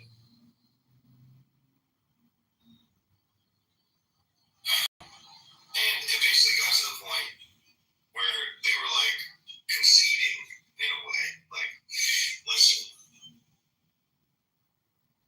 Like basically saying like, we got nothing on you.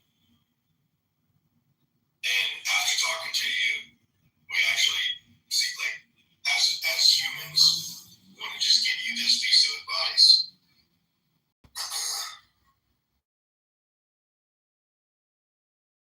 It only escalates. And I do know this. I just have profound faith in the Lord that things might not go the worst way possible. Which is anybody getting hurt. Because I don't want to see anybody getting hurt. And they basically said, yeah, regardless on which way it goes, whether you get killed or you have to defend yourself and you end up killing someone, there will be massive riots. And these guys are basically in charge of preventing these massive riots. Or maybe they're in charge of manufacturing them. I really don't know. The guy seemed like he was a pretty decent person. I still want to have faith in the fucking judicial system and the police and these federal agencies. I genuinely want to have faith in them.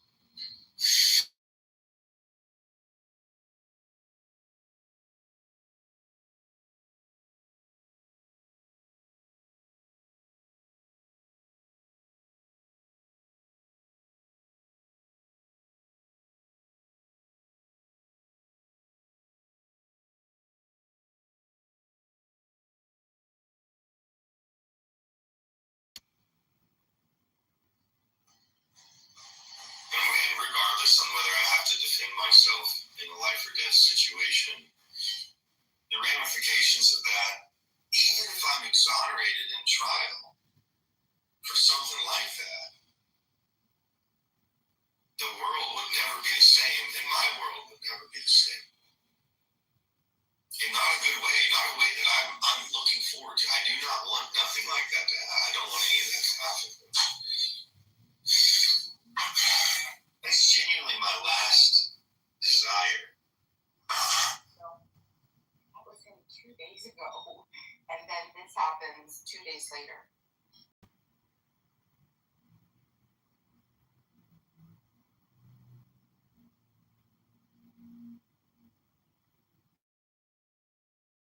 I'm so confused.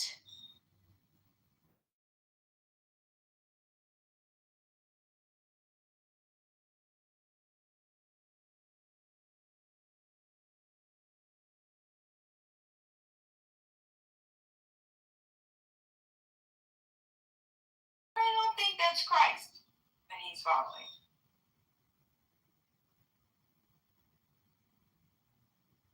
Yeah, and Mike says, he says, almost sounds like a guy who knew and wanted this confrontation to occur. Do you know what I thought? I thought about, because we just listened to him yesterday talking about how he felt like he was a sitting duck, right? And then he has this confrontation. He has the restaurant situation, the FBI situation. They tell him how it's going to go if he continues on this path. He says he knows, he understands, and it's like, now he is carrying if he wasn't before. I don't know if he was before or not, but almost like the seed was planted. Could he have gotten away with, not having to use his firearm from this guy? I don't know. All speculation, who knows? Mike says that he had it in his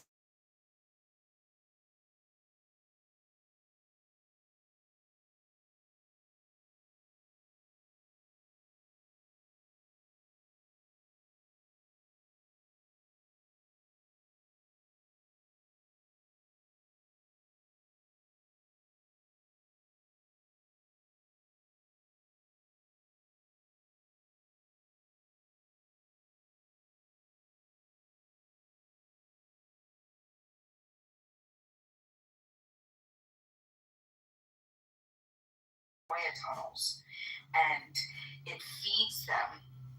There was this guy that was local. He lived around the area, and he was part of our prepping group.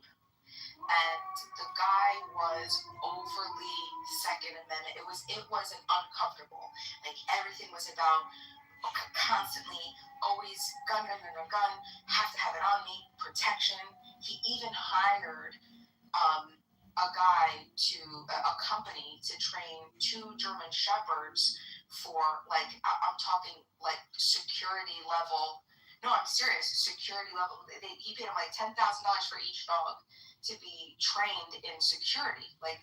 Very insane. Okay, so he's going overboard. And what happens? He moves to Texas. He ends up finding himself. This is in the newspaper, so I'm not lying. We could find it right now if we Googled it. Okay, we could.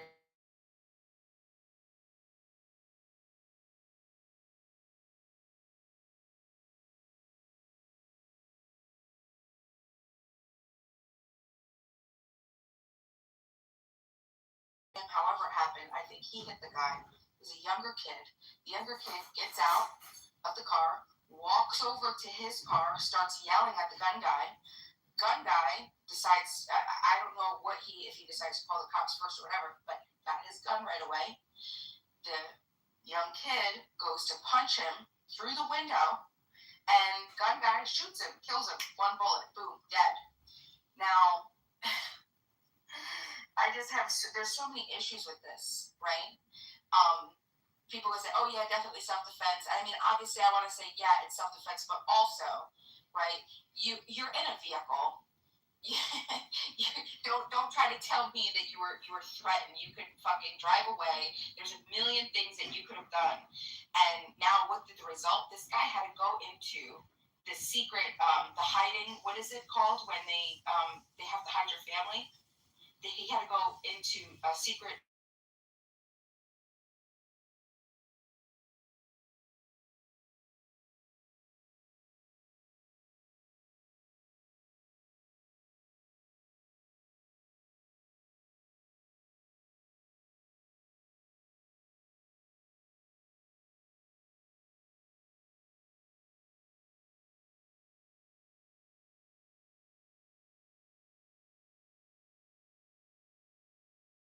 Something like that, right?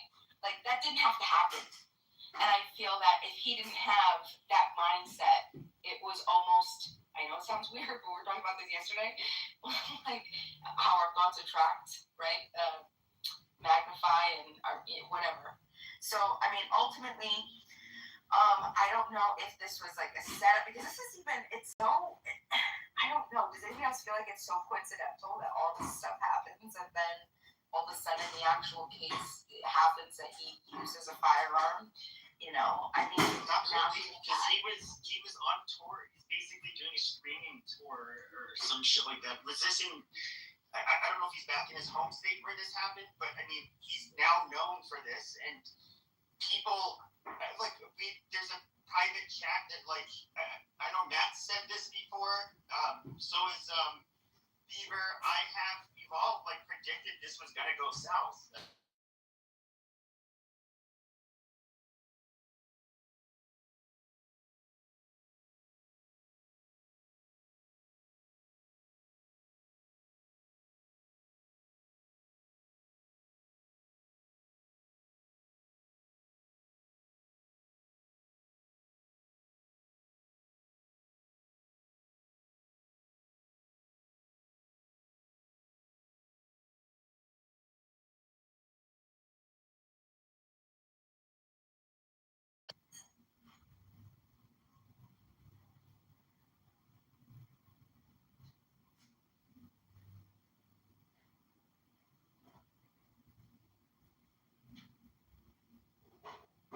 I think this shit is a psyop. I'm gonna be honest with you. I think all of these internet personalities, all of these podcast people, they all are like one big ass psyop of different personalities and fucking like belief systems and values. Like, and it keeps people glued for some reason. And I think that the Govs is just stepping in because they're starting to realize like how many people actually pay attention to this shit. So what do you think the purpose of that would be, though? The ultimate purpose? What do you mean? Like his situation in general, or just like the whole idea around like podcasts and personalities? No, if it is a psyop, what are they using it for? To start more like,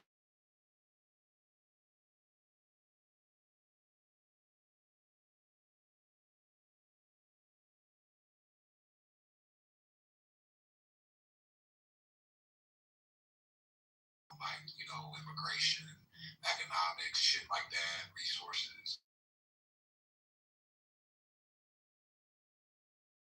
During like the 50s and 60s, I did a study on this in college, where like the owners of the factories saw that like black and white people, well, black and white men who were working in the factories, they were beginning to agree on a lot of things, like the white picket fence, a good education for their kids, you know, the dog, shit like that. And when the motherfuckers saw that, they sent the niggas to the mines, and they sent the white dudes elsewhere. And then you had that fucking movie about that fucking black dude who did something to the black girl come out later. And it just stirred racial tensions. That's all it did. And that's what you're seeing right now with a lot of this shit. Like, all of these personalities are a new thing to attach your hate to. It's like what you saw with Trump. They do it with Trump all the time. Trump is like supposed to be the face of racism or white supremacy. But those are the brave. No, that's not the case.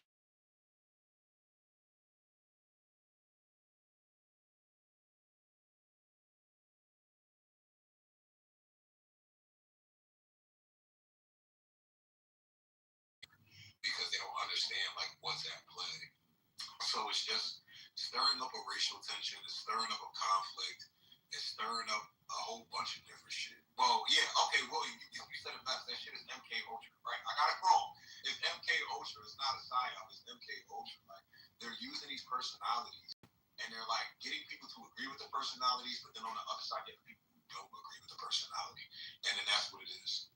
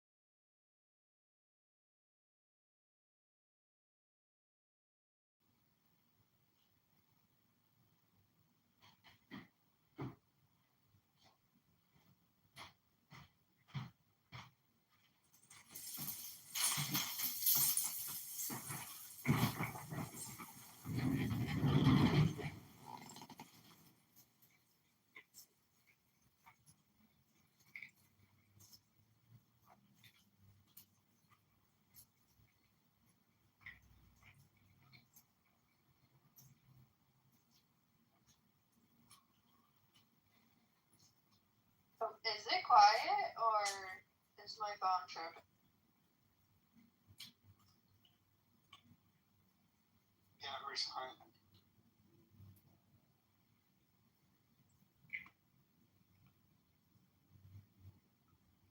Did the guy go that was just talking about MK Ultra?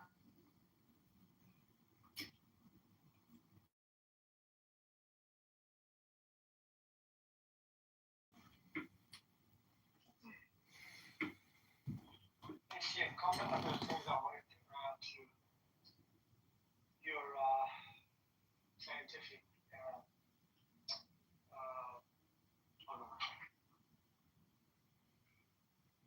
so I wanted to add two other things. The Reformation and Luther, also the printing press, printing in Europe, played a significant role in addition to printing you mentioned in terms of progress in Europe and by extension in the United States.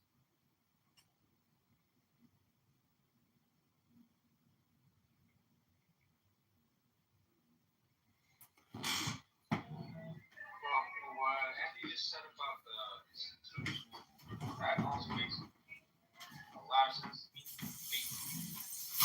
Even if your institution is the Catholic Church, that will lead to some amount of stability that will be able to allow for like innovation in other fields. Like evidenced by Kepler and Galileo. Even if the institution itself is almost actively like trying to suppress it, I guess there's ways around it. You could say, oh look, we're just discovering God's design. I guess the church is they're okay with that. It's more like evolution that they were like against. That just directly contradicted their whole thing.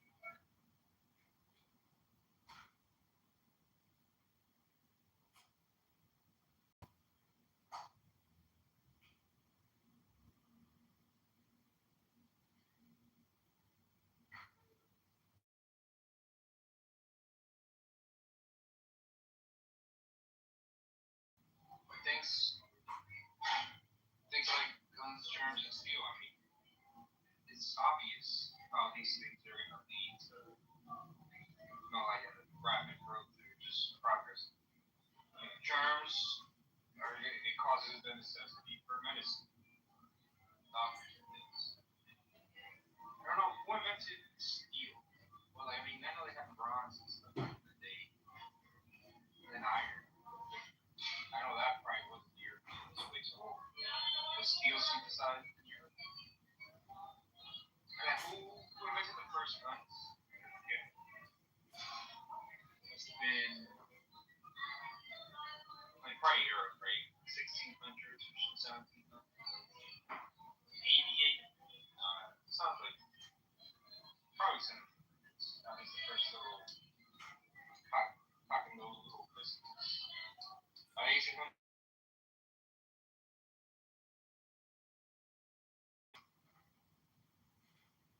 think steel was kind of created around the world.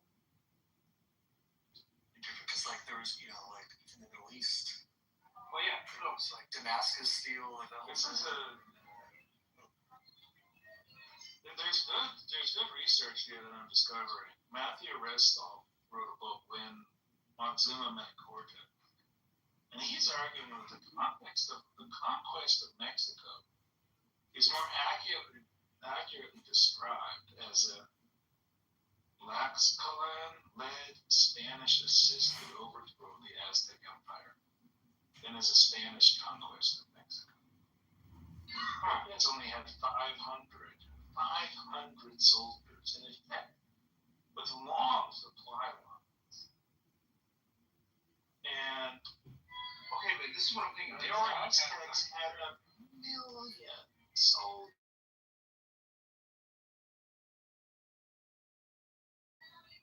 I don't think so. Cortez didn't have, not like, well, maybe, but they might what have year did they have like muskets or something. That's good. 500 Spaniards against Aztecs, empire of millions.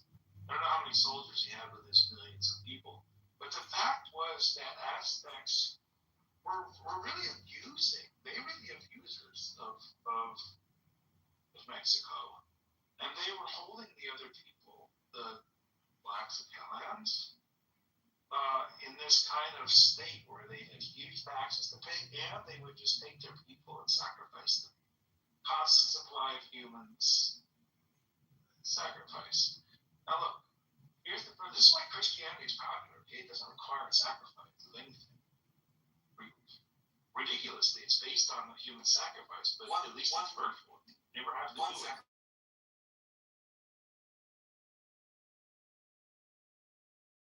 That's why they fell. They build a system of kindness that everybody wanted to defend. They build a system of terror. I never thought about it that way, but that might have been one of the reasons why Christianity was embraced. Yeah. They're like, oh yeah, Christianity is really cheap. Christianity is really inexpensive. Very small demands, right? Very, very small.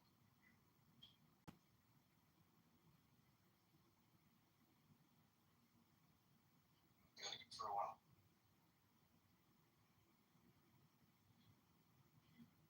Societies with inclusive institutions, this is what they're saying.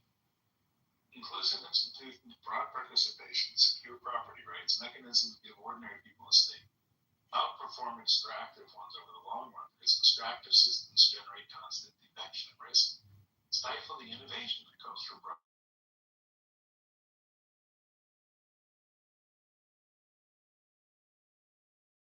Pathwork of domestic terrorists. I'm sorry if that hurts you. Well, here's to hear, but a network of domestic. You're an idiot. I mean, you do this on purpose. Why would you call them domestic terrorists? So stupid. It's also like when you said, like, what do you think the Aztecs are doing? It's brain terrorism. The empire is terrorism. You can, that the Aztecs were more than ever abusing neighboring populations or whatever. You can say that about every single empire. No, they were holding everybody in a state of perpetual terror. I mean, okay, yes, they had crazy parts to their religions. They were doing sacrifice. Excuse me, crazy.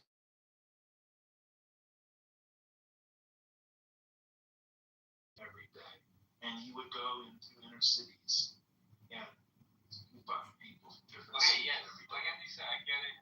How that would not be popular. That would not be popular. Well, that's one way to put it.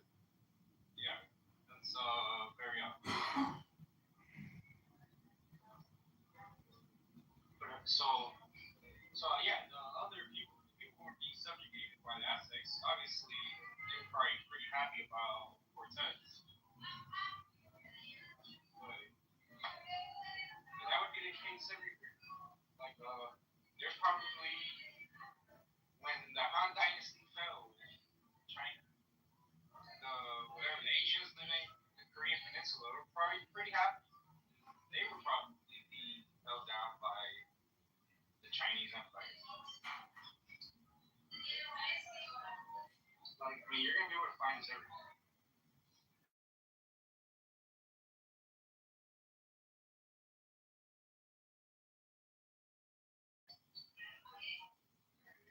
Now you can argue that the Aztecs were probably more brutal. In some senses, they probably were.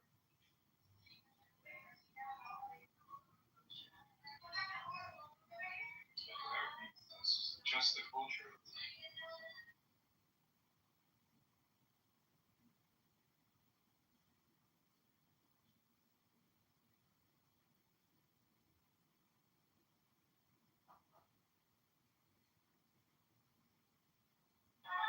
Well, you saw the room title that in Pro's house right now? No, what is it? Greater. Oh, odds are we won't have a free election. Yeah, greater than 0 odds. It's something about the election. Yeah, now I can. Oh yeah. Odds greater than 0, we won't have another free election.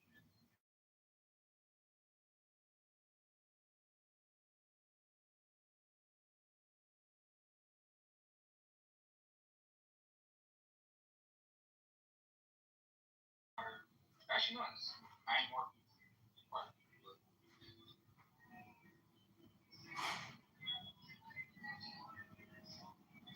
I'm surprised John is not in there. But I guess John's not online. Like I said earlier, I'm not so worried that we won't have a election. However, like if I still have a loss all day. However, if we don't, then I mean, if we don't, if something happens in November, then it is time to ring the alarm like big time.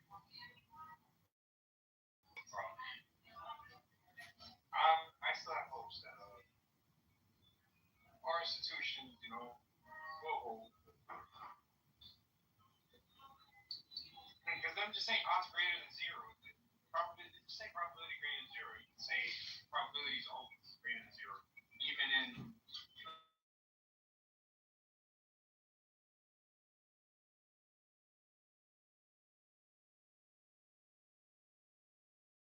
Seaman said Benjamin smokes weed. What?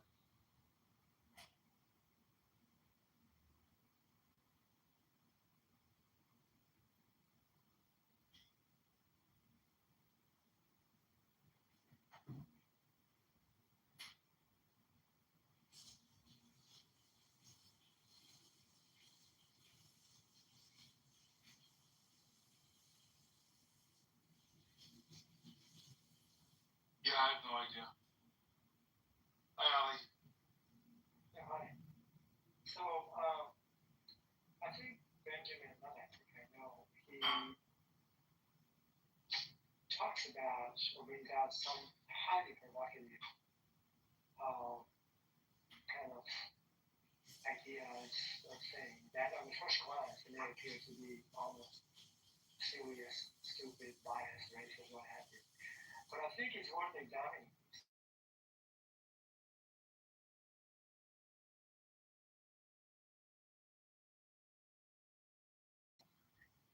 And how things will come about in terms of the technological advancement and stuff we talked about, even though he started with something that appeared to be unprecedented, it's absolutely silly. And so I do appreciate that. That actually, for me, it provokes me to, makes me to think about it. And whether what these make for good discussions or good debates. Like if he was just uttering stupid things back every day, it would get to a point where we're not even willing to hear about it. That's never been the case. This guy, he draws crowds.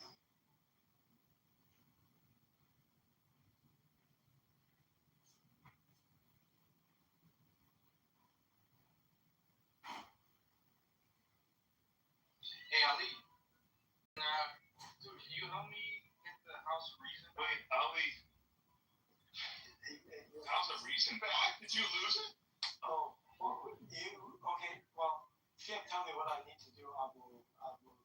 Yeah, dude, it should take like less than a minute. I mean, yeah, dude, this is a new account. I got banned for posting a meme of like Andrew's head on the plate or something.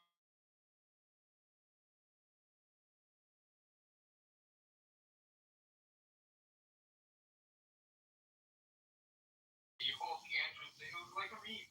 Technically, Daniel said he emailed them and they responded. I emailed them a few days ago, they still haven't responded. He said, I don't know, I'm trying to get the account back. Hopefully, but if not, I don't even care that much about the account, but I care more about the house.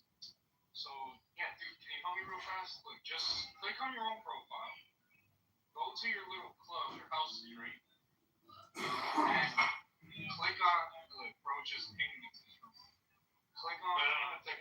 Hey, Ali, before we run into Broke Room, because that's where I'm going to go, I have to start, because I think, there's something about our conversations when I put out something that's really provocative and we do tend to have a good conversation and we explore and we learn some things and we found out about like the Nobel Prize in 2024 and reviewed that and the literature. It's good, right?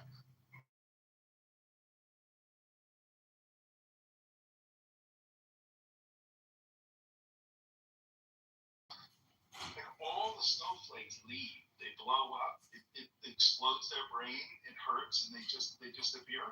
And then whoever's left has a reasonable conversation because all the precious snowflakes are gone. That's his thesis. Well, yeah, he's saying that happened today. It happened with Bryce. Doesn't it happen every day, though? I mean, it happens quite a bit. Like the reason I have good conversations is because of all the people I know. Oh man. I'm gonna go visit pros. Hey, hold on, don't close the room. So just I won't close the room. Yeah, you can go. I'll be there right now. So click on your profile and go down, look on the houses, look for the house reason. Okay. Okay. It says one member.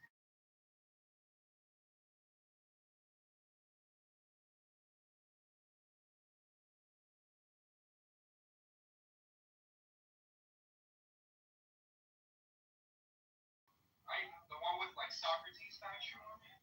No, it says H, just the letter H in the middle. That's it.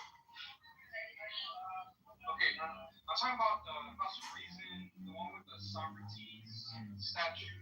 Yes, yeah, I know that. What I'm saying in here, what I see is basically a square and has an H, letter H right to the middle of it, and it's called House of Reason. And it has one member. That's a different House of Reason. Look for the one with Socrates. Okay, let me search for it. Yeah, go to searches. You should find the one. It has 3,600. Yeah, I might have seen it. Just one second. Okay.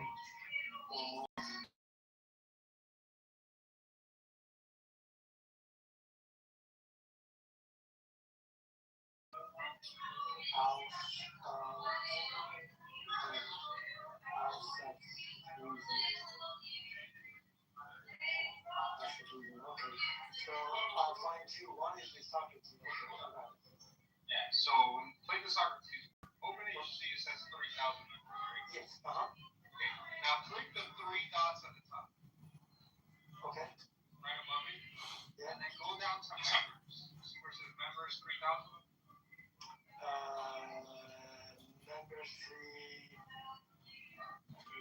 Yeah, okay. Okay, click members. Yeah. And now you should see yourself at the top. You have like a little plus sign next to it. These are like admin. No, I see it. It's right on the top, yes. Okay, where it says search members, just type in CM.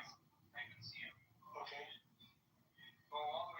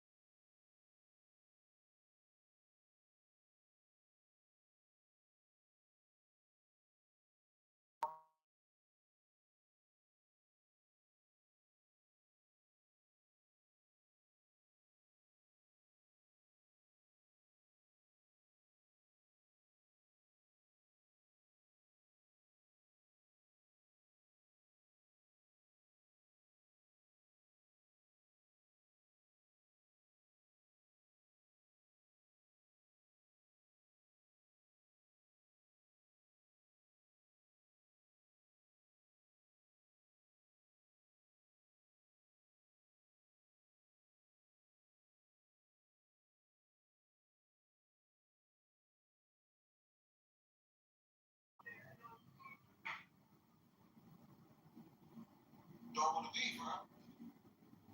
Well, I mean, because all I can do is run, because I can't even do bench presses anymore. You got a 30-pound weight, like a kettlebell.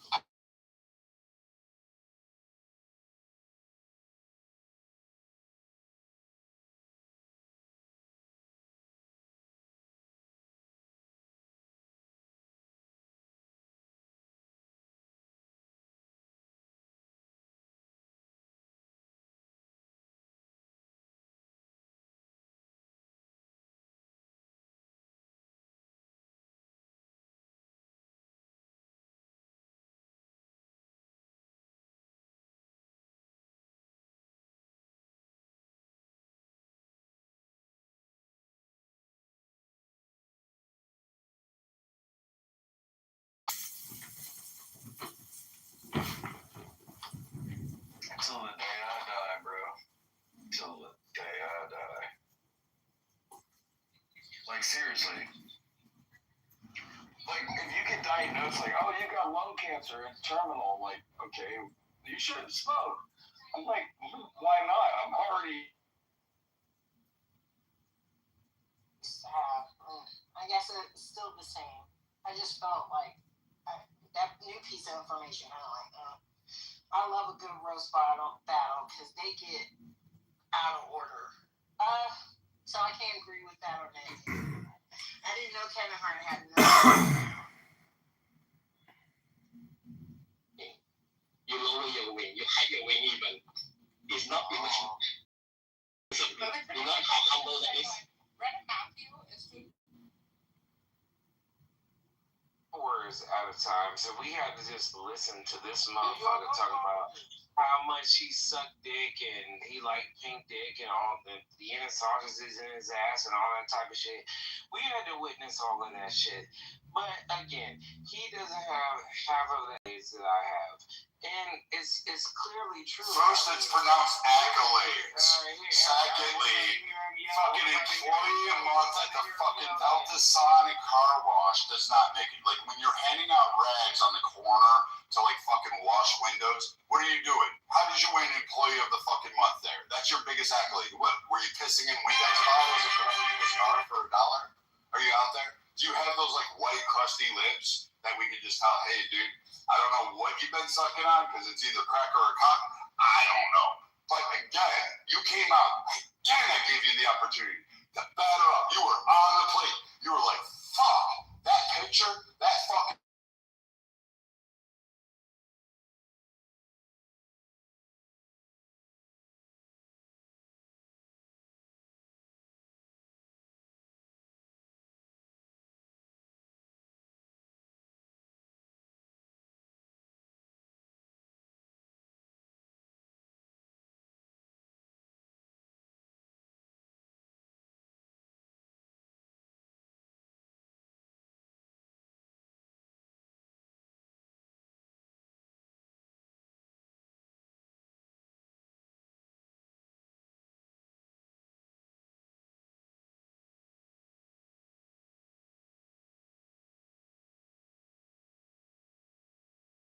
I would literally tell her, I'll give you $1 million just to spare this fucking episode right today.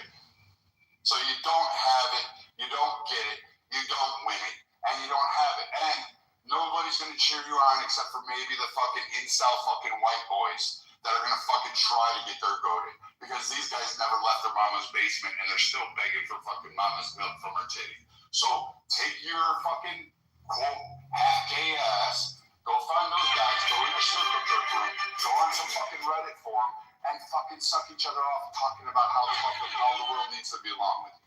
Anything else? Jesus Christ. And when I say I have chores, I have like wood to stack, I have fucking walls to finish, I've got fucking a whole shit ton because I, unlike you, bought a very large expensive place and I can fix the shit. You can't. You can't. You know that? You can't even pay fucking rent. So spare me what you got fucking going on. For me, chores mean actual fucking labor. For you, they mean you have to actually go out and go to the dollar store and fucking take a bus home. That's your idea of chores. We're two different men here. Yeah, I don't pay rent. I live in a family house. I knew it. Holy fuck, this thing just keeps getting better. You're half gay and you live at a family house. So you are truly Pookie. Holy shit. How does that go with women? Hey, Nye, you know what? You looking fine. Oh my God, girl. You know what? You're an enchantress. You have the look that would haunt a man to circumnavigate the globe to get back to you. Will you come over and hang out with my fucking mom or my fucking family house? I'm living in the garage of my aunt's place. It's in the bed. I've got a cot next to the fucking water heater. What the fuck, dude? Told you. Get a fucking dress. Get a fucking on your feet. So my family owns like over 50 properties in the southeast. I can just go to any one of them and just live if I want to. For free. I just gotta pay the electricity. You're fucking killing me. I can't make this shit up. The man, you gotta take over. I got shit to cover. You can't make this shit up. I win. It's not, wait. Anybody else tell me that I want? Wait. No. No, man. You don't have black privilege. You don't have fucking any privilege, dude. You're living next to a water heater in the basement on a cot. Talking about your family owns 50 properties. Ooh, what are you, a fucking black Donald Trump? Do you have the orange weave in the hair? Is your skin going like a caramelized Cheetolini color? What do you have going on? Do you like really rub the what are they called? Cheese puffs on your arm to make yourself look like Trump? I don't want to have a conversation with you. I want you to give me the fucking, tell me how gay you are, and I want you to move out of your parents' basement. I want you to move out of your parents' basement. Holy shit. No wonder your daddy must slap your mom on the night going, fuck, we screwed up. That's the night you told me I couldn't use the back door. You hear this? This is your dad knocking on the back door. This is your dad going, hey, honey, you should have did that shit. You should have did that shit. You live with your mommy. You're a grown-ass man. You are fucking supposed to be a man. And you have a nasally Mark Simpson voice. What does she do? Pour your fucking Cheerios out there? Oh, wait. Do you have Cheerios or do you have those generic O's? What do they call them? Nigga O's? Like whatever the fuck it is? Like I don't know what you got going on in your hood. Do you have those? Anything else? Fucking.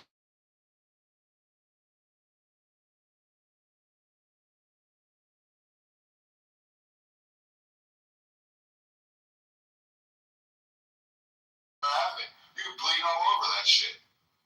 You can gut out, man. Go ahead. At least thank God we know you're not pregnant. Fuck. Thank you. God, thank you. Yeah, go ahead. Jesus Christ, Allah Akbar, fucking Muhammad baby Buddha, fat Buddha, happy Buddha, whatever one I gotta pray to. Come on, motherfucker. Make sure this guy doesn't get fucking pregnant. Wow. I think I have to set up a crime scene around this stage. Yeah, this dude definitely does not have more money than my entire family. He doesn't even have more money than me by himself. He's a loser. He has to project. He has to yell for hours and talk to us and then talk about all this gay shit. Like, that's that white boy shit. You are a white boy. Nigga, your bitches don't even want you. Nigga, why you think it's all these biracial kids in this fucking... Because they're going after a white boy.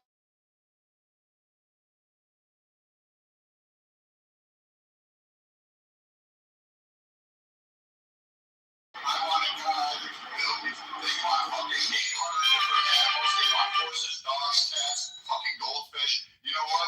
That's why there's biracial babies, because they're coming up to me going, hey, get me pregnant. I want that for you. I want to give you babies. I'm going to cook you meals when you get home. I'm going to allow you to do this because you're going to build me a cabin on 22 acres overlooking a fucking cliff on Lake Superior. You're going to fucking build and design this world for me. You're going to fucking go to work every day. I'll never have to worry about money in the bank, bills being unpaid, bouncing fucking checks. I don't know if they still write checks anymore.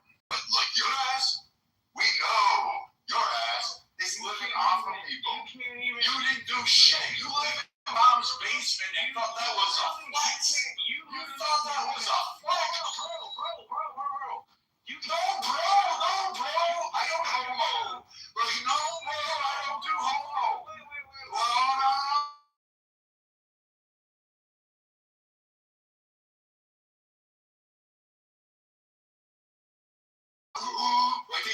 exercise. You just hold that shit out there. You know how when women give birth, you do those breathing exercises. You'll be all right. Grab each cheek, spread over. You're used to that position.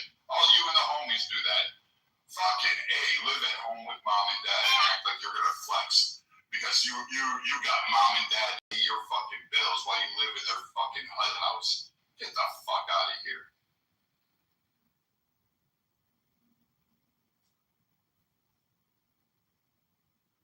So you're doing with your mayonnaise freak out. You're acting like black generational wealth is something that doesn't exist. You don't have generational wealth. You are living at home in mommy's basement. Generational wealth means a completely different thing. Secondly, nobody is going to have kids with you sounding like Marge Simpson.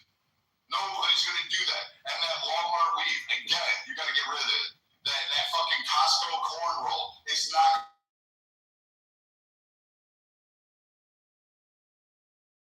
You gotta sometimes take it square in the face. You gotta let it hit you. You gotta let it drag all over you. You'll get used to it. It's been happening to you your whole life.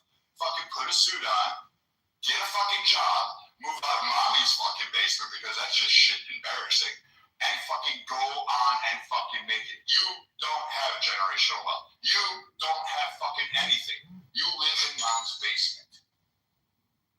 So stop sparing me about all this fucking black generational wealth. You don't have it. And knowing your dumbass and how you sound, you're gonna fucking waste it on fucking Popeye's chicken, fucking Mountain Dew, and fucking Cheetos. I think he left. Holy shit. Hey, Brad. Hey, Matt. Oh, shit. Dumpster, what's going on? Yeah, hey, it's me, Stimpy. I got clipped a few weeks ago. Who would clip Steffi? That's strange. Yeah,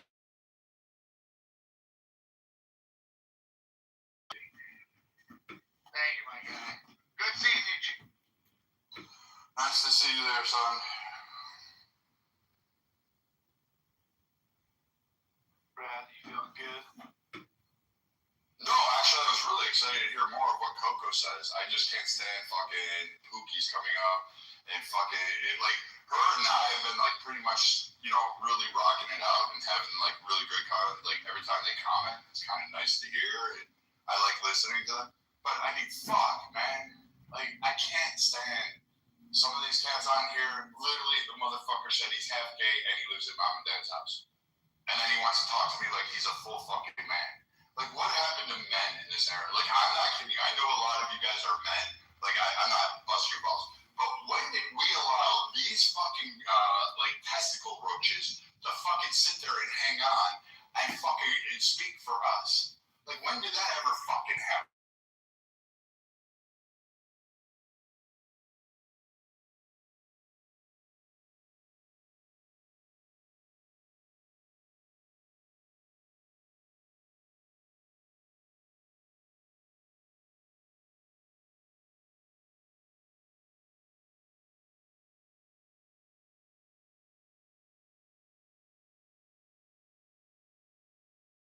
Fucking masculinity. Like, women will forgive a lot of our transgressions. That's a horrible fucking shit. But they'll be like, yeah, man, if we actually worked out, could see our own dicks, fucking ate healthy, provided, built, defended, and sat there. You know what? Women be like, yeah, you know what? I'm gonna leave the office early. That guy's coming, and I am gonna give him the best fucking humdinger there is. I'm gonna suck the sheets from his asshole to his cock. That guy's soul is going to leave the body. He's going to elevate by the time I'm done with him. But you know what? We can't do that. And it doesn't take much, guys. Literally, remember to buy flowers once a week. Send fucking postcards, write letters, literally sit down and learn to write. I know you guys are all used to iPhones and shit like that, but actually write a fucking letter out. Telling her how she means to you, what she means to you. Fucking take her out on a date. Just because she's living with you or married to you doesn't.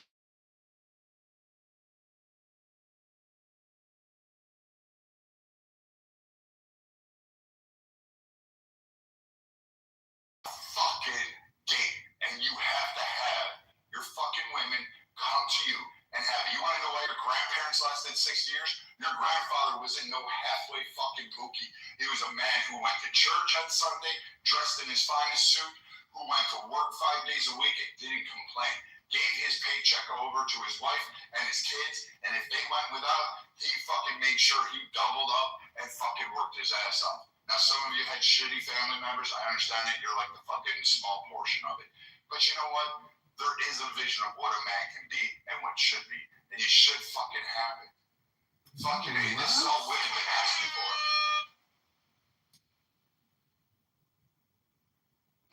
Damn, dude, I've been funding it up. Got that 20 years in. I ain't never.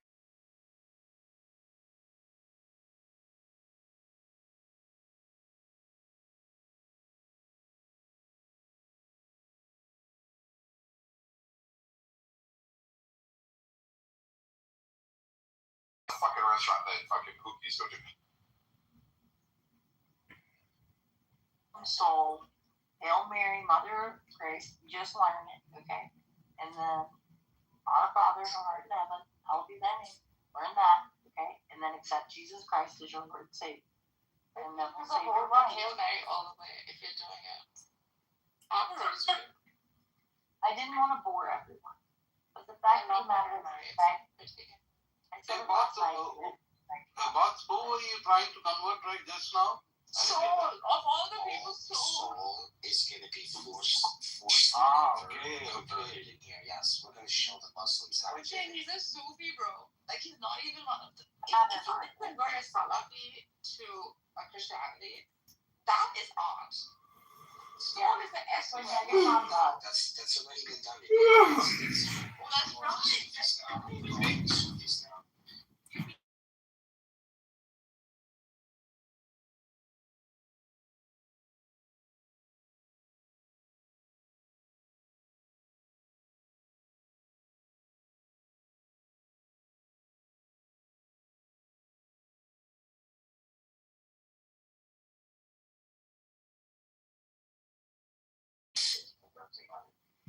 Yeah, definitely go with that joker next. He has to convert somebody. He has to convert someone else. It's his job. Yeah, he has to now convert somebody. You know what I think, Bob? I think Illumi'll need exorcisms, a couple of them, before he'll convert properly. You know what he'll do? He'll convert them to Christianity so he can debate them. It takes a long time. That takes a long time, bro. That's not an easy process. But with Soul, we're gonna force him. We're gonna skip a few processes. But with the movie, it's gonna take him at least 3 years. I'm being dead serious. It takes a long time. I believe in you, Megatron. Keep pushing it. A lot of people heard the message of Jesus, and it took them 9 years. Yeah. 9.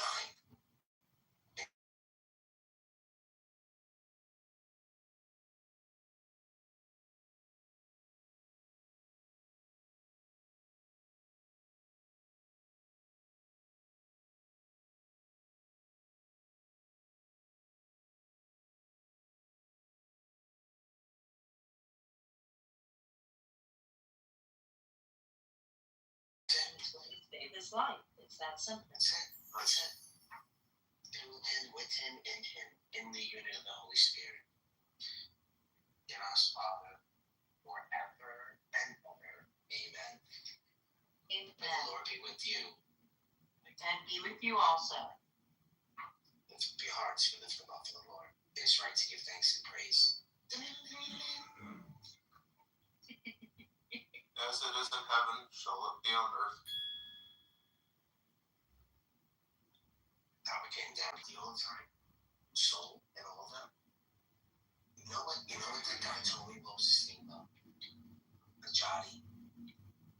Ajadi told me, if you're not gonna eventually convert to Islam, you can't hang out with us. But he told me.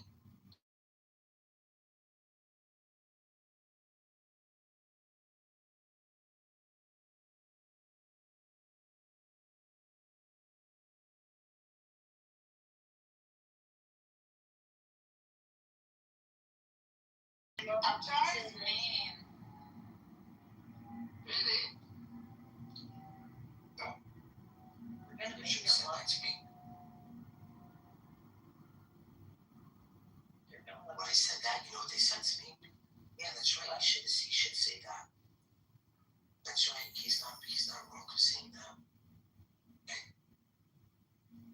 Tron, I'm gonna find these people. Okay, sorry, I have to live with this. I'm gonna live with Charlie's rules. We're following on Charlie's rules. We learned something from that, right? Fucking worked. My knuckles right. Okay. Yeah, I love that pig. I think that's the best of Daniel's creation. Thank you. And I love Daniel. Okay, I'm his little sex toy. I have to unmute now. What do you mean next? You're an eternal wife to Daniel. Forever and ever. Amen.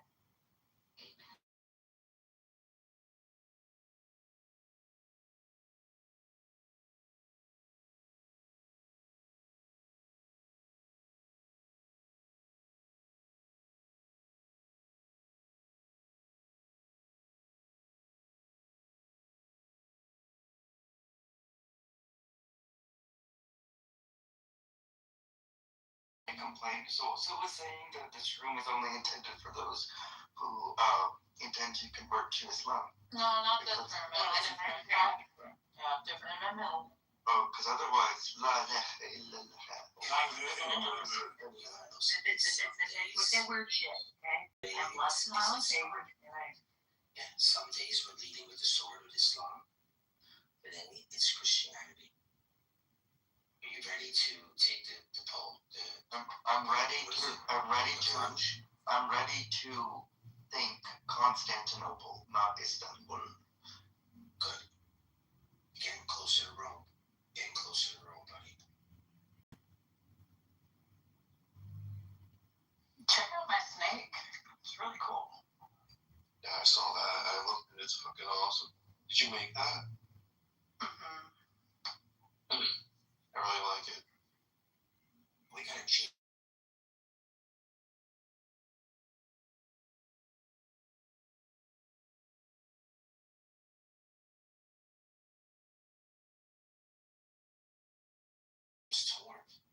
No, he's always been Jason Torn. What are you talking about?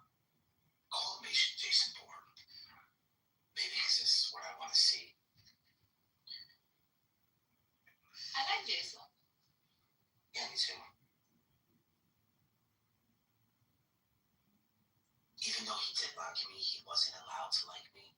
And I accepted that about him because, it was really tough for him to fight through everybody to actually be my friend. So I understand. Like, I get it.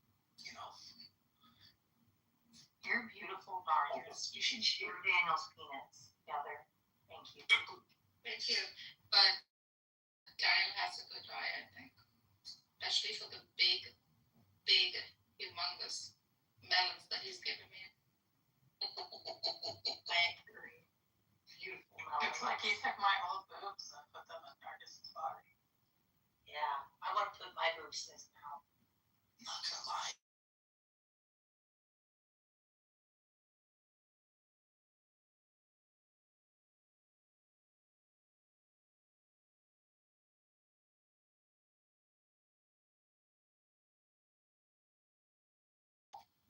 It's sexy, but it's just the thing about women is you can't just love one type of woman. It's like, well, you can. It is possible. But I'm saying it is Bangladesh. I never want to dance, but we were taught from a belly dance from like childhood. I then made to dance like, Marcus, no, sure, auntie, so cute. Chuck, what's up? Why are you here, Chuck? What's going on? You must be really fucking bored if you're in my room. Chuck. Oh, I'm actually in Marcus's room. I'm Marcus. How are you? Well, this is Marcus' room. Oh my god, you know my room this is whose room is it? This is it's on the house, so I don't know who. Bro, I started this room 2 days ago. Do you know that? Oh yeah. That's pretty gnarly. Also, I'm gonna film Megatron. Megatron, you look like the guy that stands outside in Gar's room with your PTR.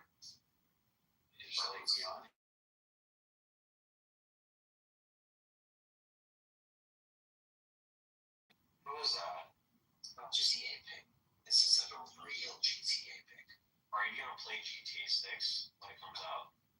No, I don't have to play video games. I gotta That's supposed to be freaking, what's his name? Mikael. Like Mikael and me. Sick. I could upload that into ChatGPT and write a whole fanfic, sort of like romance novel story around it. Be kind of fun. But who? Soul doesn't like it. He's putting an X. Well, Saul's not allowed up unless he converts to Christianity. No, he's on your stage. On the stage. Uh-oh. No, I didn't do it. All you need is that. Let me get the sword out. Hold on. Sorry, Cole. Okay, so there's this thing with like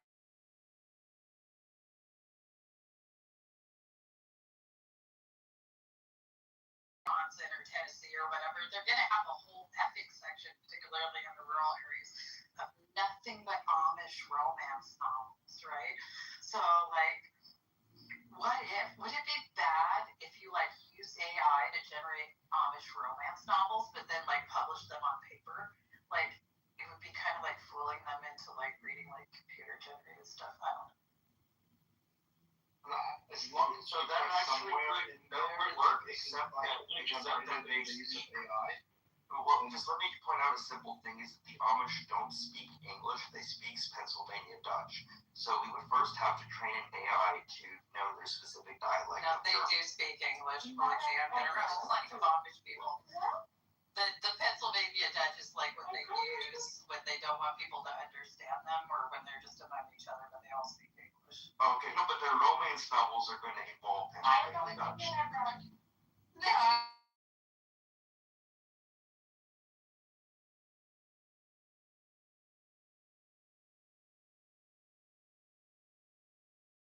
The trope is generally like this sort of tension of like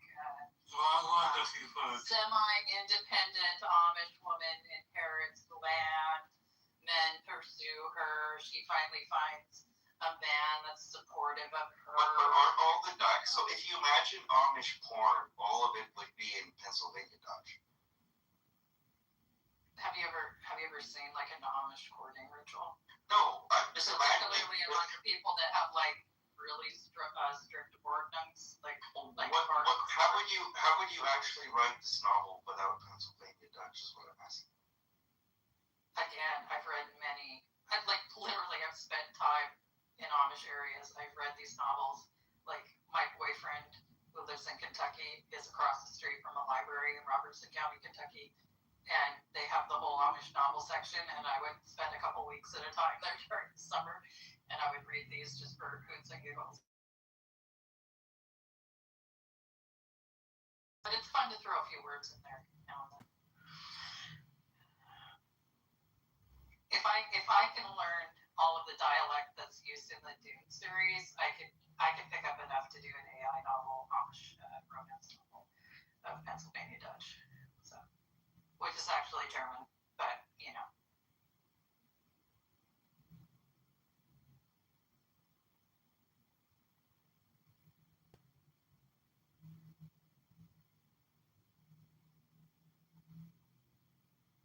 In Pennsylvania Corps, is that where you spent time with the Amish? Northern Kentucky. Okay. And also Tennessee. There's lots of Amish people in Tennessee. We're in Tennessee. I'm in Tennessee now. It might dock someone we both mutually know, but I will just say somewhere east of Nashville. And somewhere near Chattanooga, there's a couple communities that I'm familiar with. I know. I love you. Look at my picture that came out messed up. But if you see what I'm trying to do here, when the chaos came out, I'm trying to fix it. The fuck is my hands are white, my face is orange. His hands are black, his face is brown. We've completely lost coloring all over. No, it's all messed up. No, actually. This is lovely actually. Oh, I like it. Yes. Bro, I'm trying to get it where he's holding his head. clip for this right now. Like, I'm not even kidding. Yeah, no. It was a simple thing that poor Daniel made with a That's strawberry why jam. that's why I think they did it like that so that it doesn't look like that. If you know what I'm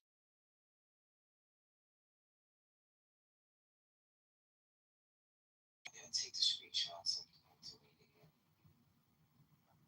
I did. It's lovely.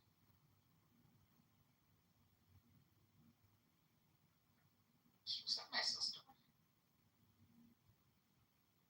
He does not look like Mikhail. Well, we're not trying to dox it. We're not trying to dox Mikhail. Just make it. Yeah.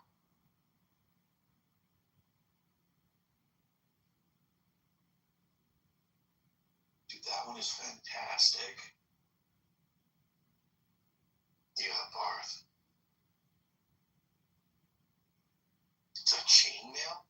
He's wearing like chainmail. She's in like a 70s, or outside of a 70s home. Like it's Oh, you're talking about the one that I did with both of them? That one? Oh, the first time. I get that. That's cool. Okay, no break. Like, are there no other two people we can use for your pictures? Like, God. It's in my picture, so there's a bunch of pictures out there. Don't have faces to them. If they either wearing masks or something. Soul's still being salty, and he hasn't accepted Jesus. I just want to let you know. We'll let him sleep on it tonight. He's got to sleep on it. Hopefully, and tomorrow It's so morning. sweet. Oh my God, welcome Dr. C, everybody. Welcome Dr. C. Thank you. What have you guys been cooking tonight? What's on the menu tonight? What's on the menu tonight? We have been preparing just for this moment, just for your arrival. And you know, Justin, as our honored guest, we love you. We love you too. Gracias. Muchas. Well, I'm serving trouser steak. I can see it right here. What are you serving? Trouser steak. Nothing less would be expected from you, Cora. I'm serving rationality just so that you can get easier with a pinch of irrationality. Wrong answer. And I'm I'm just spelling logic, so you can eat it with a pinch of illogic. Right. I already am stuffed with rationality and logic. What else is on the menu? Yeah, on the trying to be let's keep track of. Let's get back to the topic. The topic is scientific proof of the Quran, and we have just the person for that. So let's do it. Did you just change this? Did you guys just change this topic right on my arrival? No.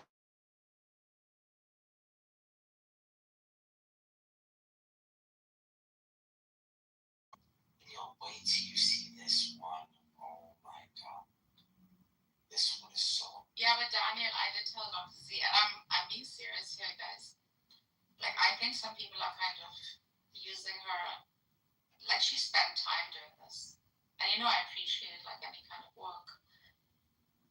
Sometimes even if it's irrational, that is being done in any field. Right? So, that seems to be, like, quite the liking for this approach, the scientific approach. Kitty, you're not listening, but just sending hearts for Daniel. So I think that could I'm really sorry. I was thinking about his penis. Okay. That's disgusting, you fucking stop.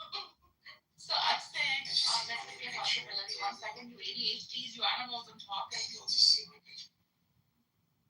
Okay, that's very sad.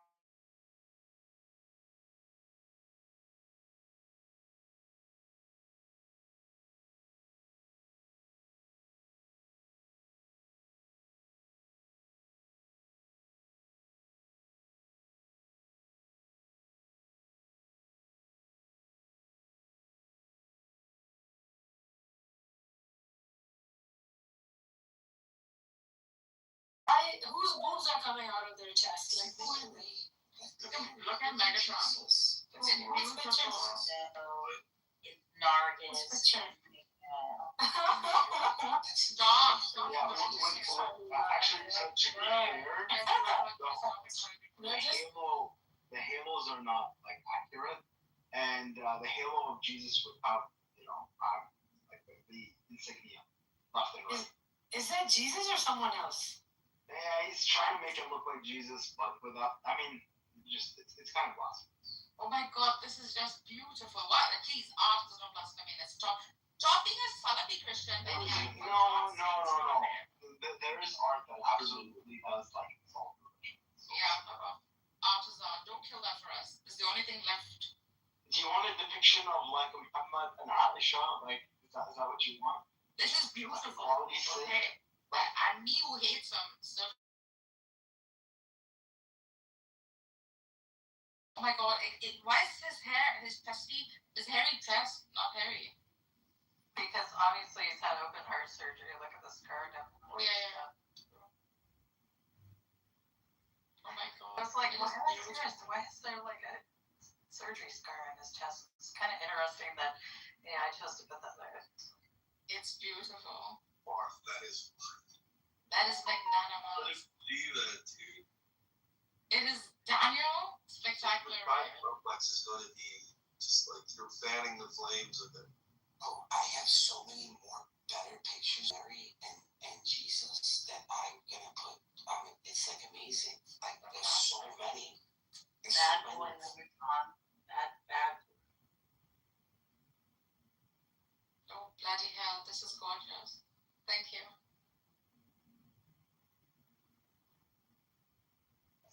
I love how you're using the Jane Fonda.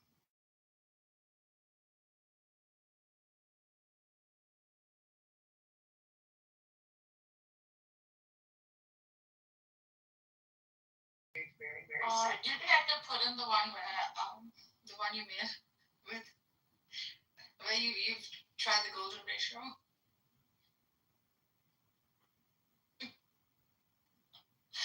How are you enjoying this, Daniel?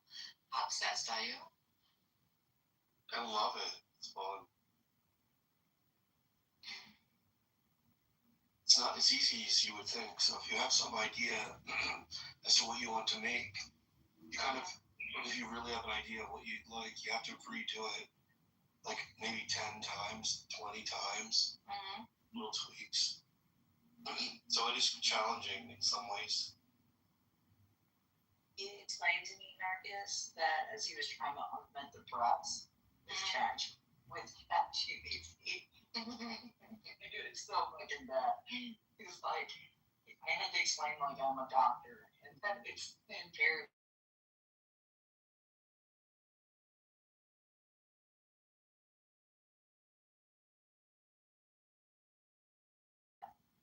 Oh, stop. Come on, this is fantasy. Look, the overflowing golden ratio to me. Yeah, wait till they say the other. Moshe, for the sake of decency, I can't put them on.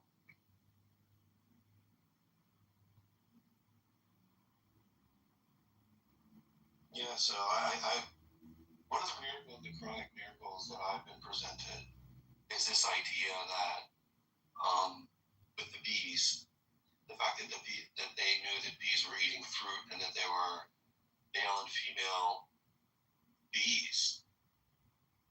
I thought that one was pretty interesting. That was known at the time, or it was miraculous. How would they know it, though? How would they see such little tiny genitals? Genitals, yeah.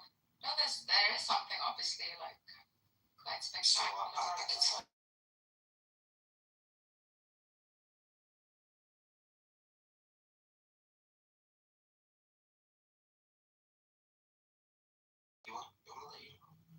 Don't ruin it for me, man. It's like the only miracle is keeping me employed to do my job, man.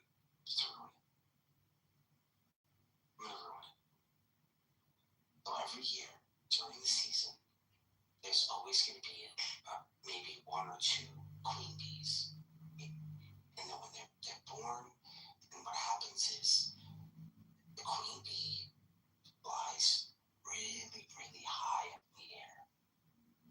what she does is she meets, it literally has an orgy. I mean, that's serious.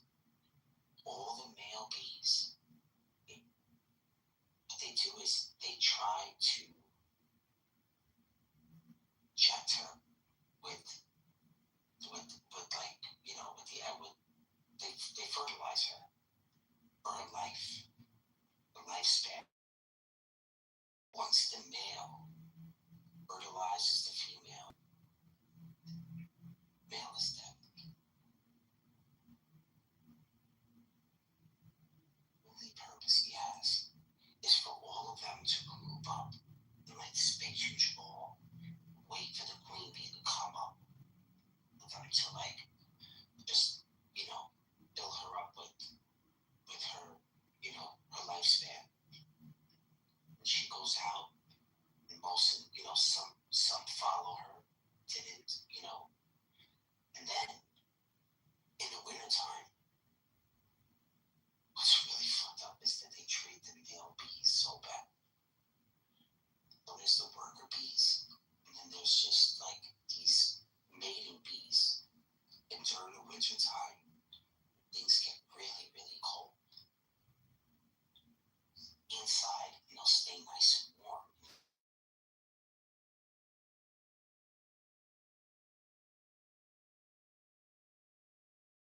It's that kid, the male bees, they get pushed out. They literally get pushed out. And what happens is they freeze. Now, if the sun hits them, they can come back to life. I think they only have like a little bit of a window to kind of like come back to life. But you'll see that most of the male bees get pushed in the winter time. You know what are male bees? You know what are the worker bees and the female bees? Like, you know what they are. Like, if you maintain bees, I didn't mean to kill that for you, Daniel. Had nothing to do with the claim. It was just a long ass explanation from like natural geographic. Had nothing to do with saving the bees. I just wanted to do the orgy thing because that is true. And I think that there's a better way to explain that, but that's exactly what happens there with the female. When it's true, they do get kicked out for the winter time, so you can tell. Thank you, Mr. Nutt.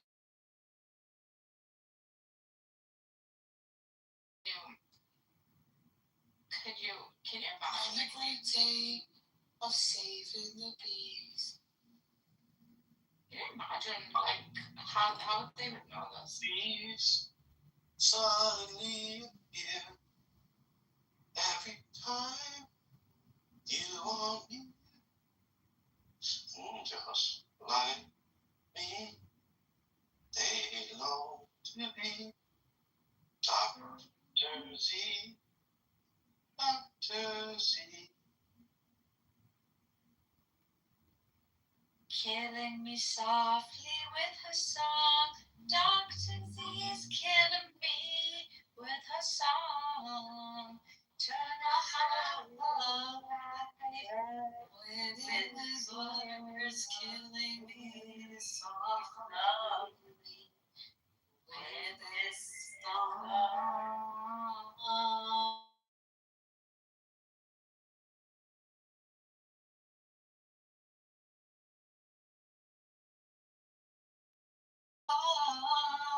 La la la la.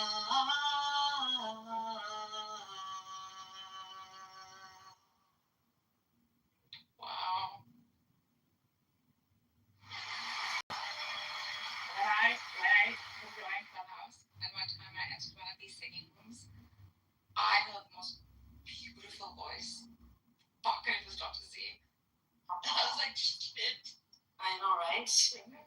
But Shut the fuck up, you're singing go whatever. your voice is equally beautiful. I think you're honest. Your creativity in your voice, yeah, no, I'm not kidding. I enjoy your karaoke sessions. I think even the most leathery cynic would be, you know, would have a difficult time explaining why it is that the Quran knew that the universe was expanding. So the Quran suggests in Surah Al-Anbiya 21, chapter 21.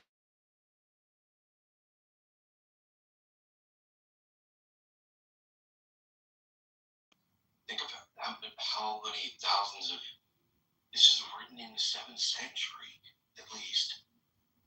How could they have known these things? And that's not the only one. There's the expansion, which is in 51 and 47, 51 chapter. And the heaven were constructed with strength, and indeed we are its expander. So there's this idea of an expansion, and then there, elsewhere within the Quran, there's an idea of singularity. I'm sorry, doesn't that raise an eyebrow? There's something not natural about that. Do you feel guilty? Muhammad and the early Sahaba knew about this miracle and never shared it with the world for like hundreds and hundreds of years. Like they could have really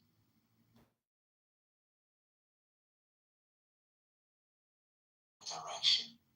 Like does it bother you that they kept this information themselves, Dr. Z? I mean, do you feel guilty about that? I think it was extremely groundbreaking for the time frame that it was revealed in. Yeah, it is absolutely groundbreaking. I don't think they concealed it.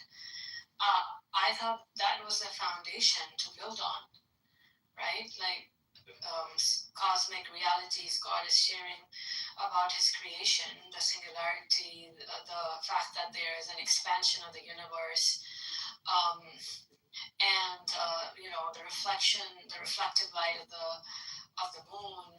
I don't know, there's so many other things, the cloud formation, alternation of night and day, alternation of night and day. You don't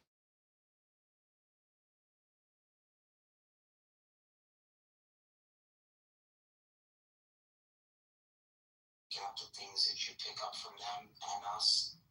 I just want to know, do you think it's, very exclusive? You know how the Jews are. Do you think that you guys kind of chewed that one out? I don't know. I don't think so, because this foundation actually gave path or created path to so many Muslim scholars, basically, and going back into physics and algebra and mathematics, and one of the if not pioneers, but then along those lines that they started working in that direction. It's sad that it didn't, like nowadays the Islamic direction is completely different. But back then, this was the foundation, and the scholars banked on that. Early Islamic scholars, excelled in different subjects.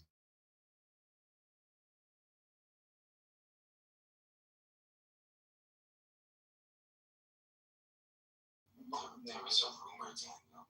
Go ahead. Listen to this, man. It's not just one thing. Maybe you could say, all right, singularity, coincidence, expansion, coincidence. And we could go on and on.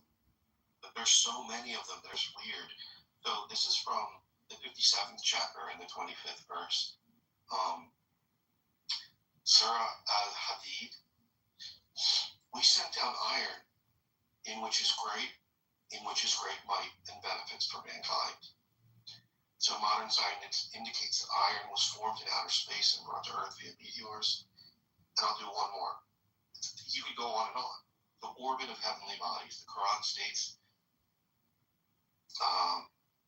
this is the 21st chapter and the 33rd verse.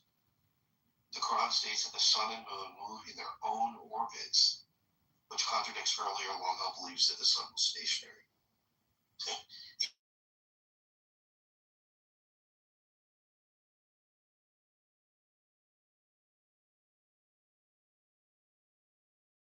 Way that's honest.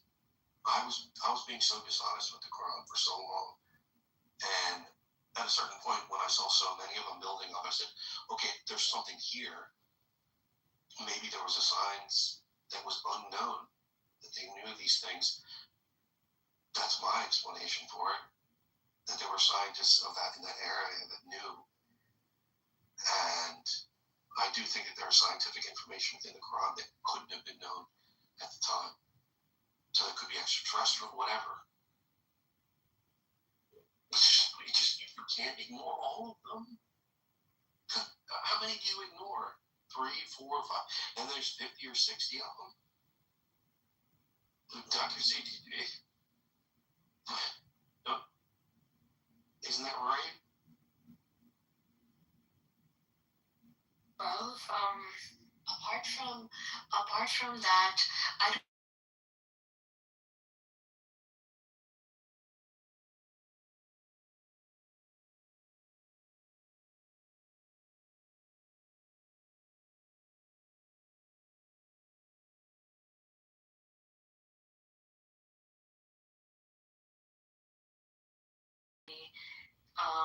Indication. Maybe in the previous scriptures I would give that, but other than that, was there any indication of time being relative and relational to the object? What else? Quran talks about. There's so many things that Quran talks about. You mentioned many. Relativity of the time is one. There was one more thing. Oh yeah, the biggest one is the unseen. Like, hello, what you see is not what all it is.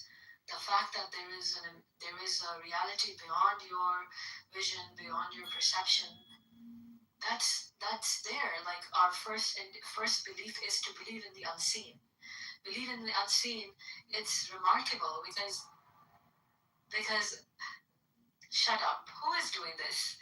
Listen to me. Believe in the unseen. Believe in the unseen is incredible because that tells you that your reality is just confined to your sense perception. But guess what? That's not the ultimate reality. There are things beyond your imagination. There's things beyond your perception that exist, right? God has just asked us to believe in it, right? That's the fundamental of Islamic principle, that believe in the unseen. And believe in the unseen is not just believe in God, but everything that He created with my knowledge can't access. There is, right? Starting with the unobservable universe. Well, guess what? I can't observe it, but I'm being told that there is. So, what am I supposed to do with that information? Then you gotta submit. Like, yeah, your immediate reality, that the bubble that you live in.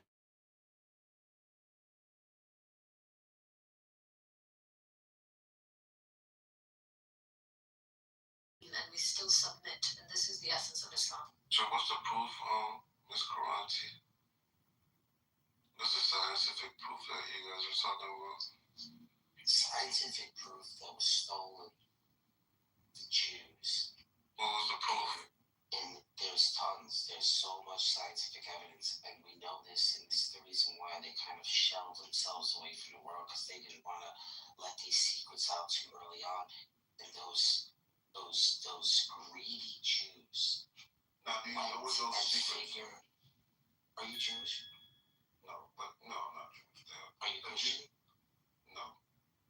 Oh, so then this doesn't pertain to you. This is just for the Gnostic. Why are you here? Are you an atheist? I can't join a rule. No, not if you. I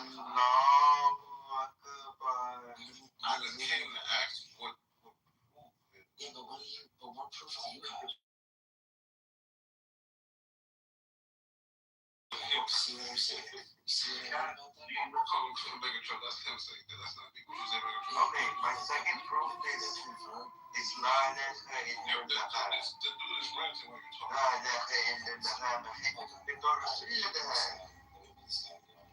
So you need to convert right now, or we're gonna have to kick you out the room. Sorry. This is what we're doing today. No. I'm a Catholic. That is what we're doing. I will baptize you right now.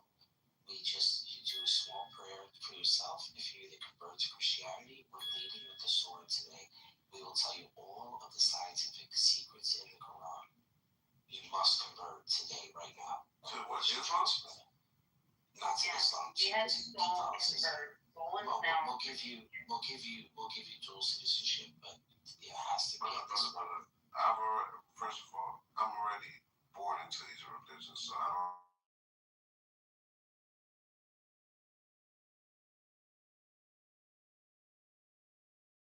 We can give you all dates for your I, car. We if can put it on you're your a car. moderator, it's your room and stuff, so I understand if you won't let me talk because I have to. Oh, you have to convert.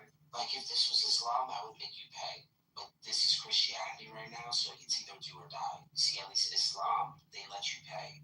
And this is, like, the Catholics don't want your money. I don't have to You either convert or die. You either convert or die. That's it. The Catholicism right now. That's not how it works, brother. That's exactly how it works. I just want to ask you. That's how it works. It's 1500 years. So why is the title about Quran and not the Bible? It is about the Bible. We're talking about the Bible and the Quran. So do you understand what these truths are? Do you yourself? I was trying to ask basically, what did you guys discover as the truth, and do you understand what the real truths to the universe are? And understand.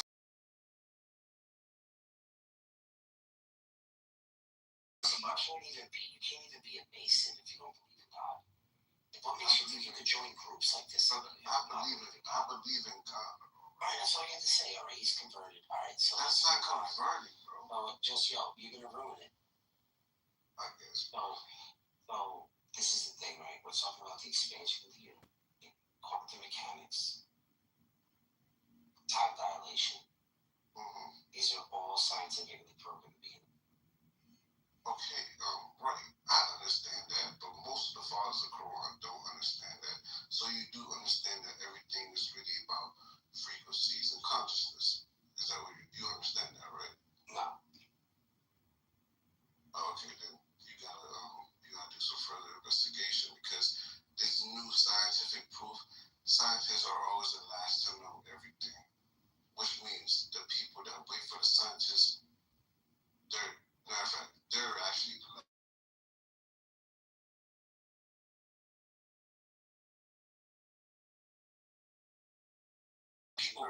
People have already known this truth. Like if I show you Darius, the guy named Darius J. Wright, people have outer body experiences and they already know this truth. I listen to them. I already know all this truths to what happens after you die and all that. But it's like, why the masses? They're always the last to know. So it's like, why are you just figuring this out? That part is true, right? Like, I'm a scientist, right? And fuck, man, I'm always the last to know that there's a party happening somewhere. Just that the guys are going out to a bar. No weird. Yeah, but you have to wait for this proof this time dilation in the Quran, bro. People that have outer body experiences and go through the 7 different realms, the different heavens, they come back and make YouTube videos about their experience and explain this stuff. So it's like, it will resonate with you because the truth is the truth.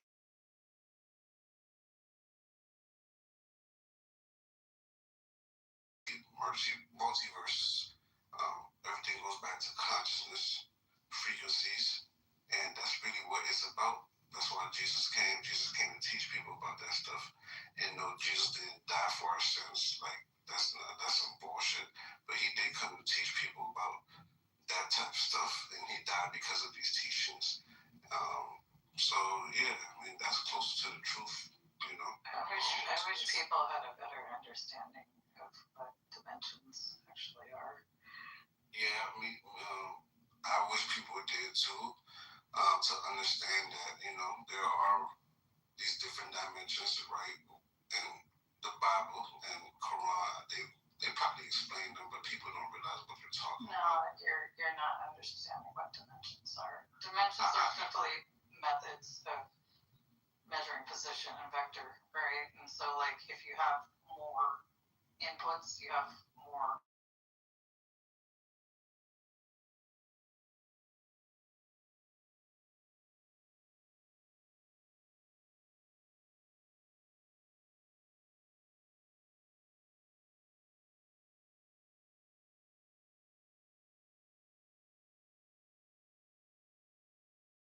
dimension X, right? So like the position, like if you're in that dimension, is just X, right? It's on. So dimensions are basically.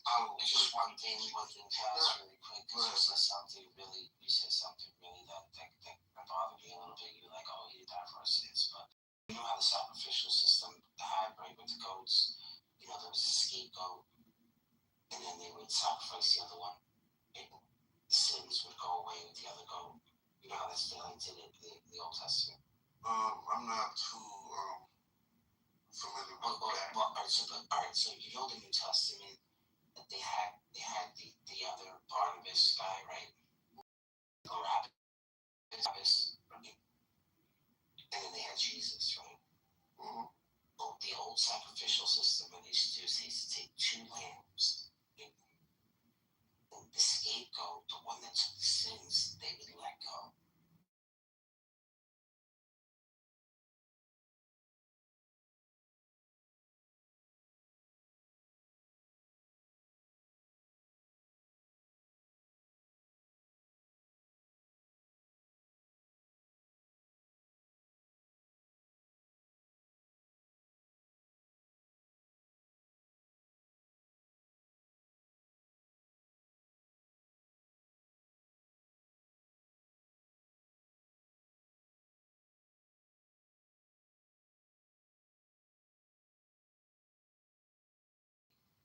And then the ends of sin and sacrifice, right, is now you can't kill anybody anymore.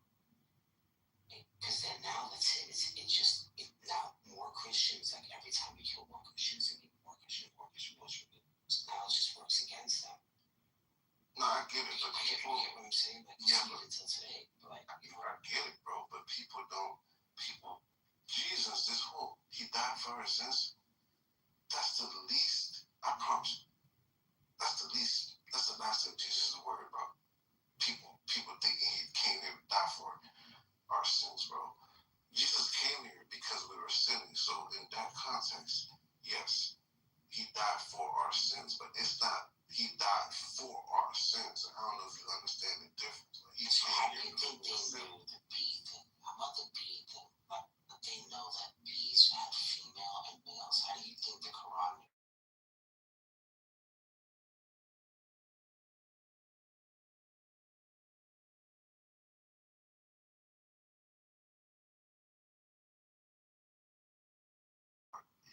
So what you need to understand about the world, there's always been people or entities with knowledge coming from the source. So it used to be common knowledge about these things. People used to know this common. At some point, things fell apart and people lost a lot of information. And Cora was talking about different dimensions. She didn't really say anything different from what I'm saying, but she doesn't really understand that these dimensions are just different ways of viewing light and how light travels. So basically, in these different dimensions, yes, there's different entities that can basically phase through light differently. That's what they are. Heaven is one of those dimensions. Hey Bart, did you know that bee colonies are 95% female? And they're matriarchal.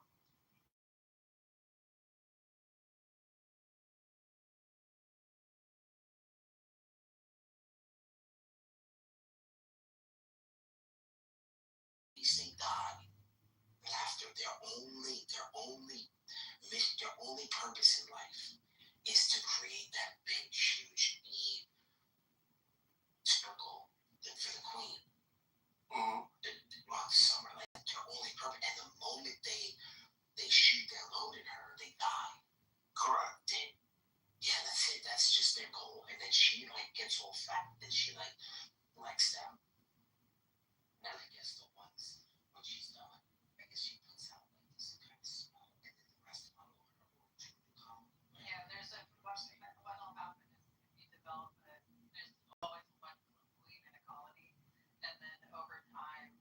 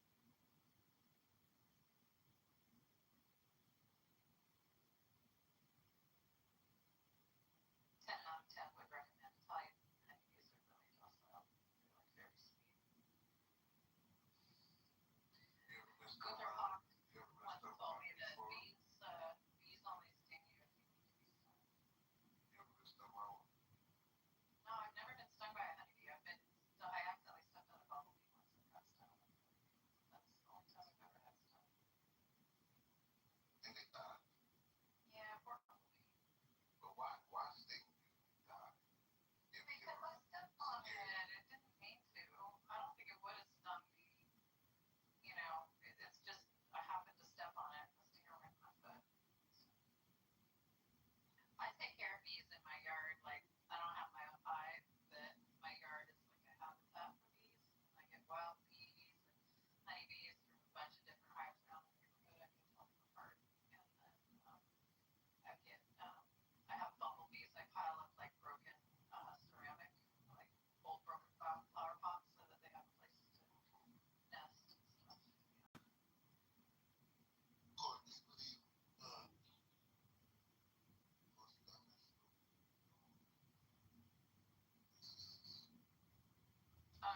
I think that you can mathematically come up with really cool things about how matter and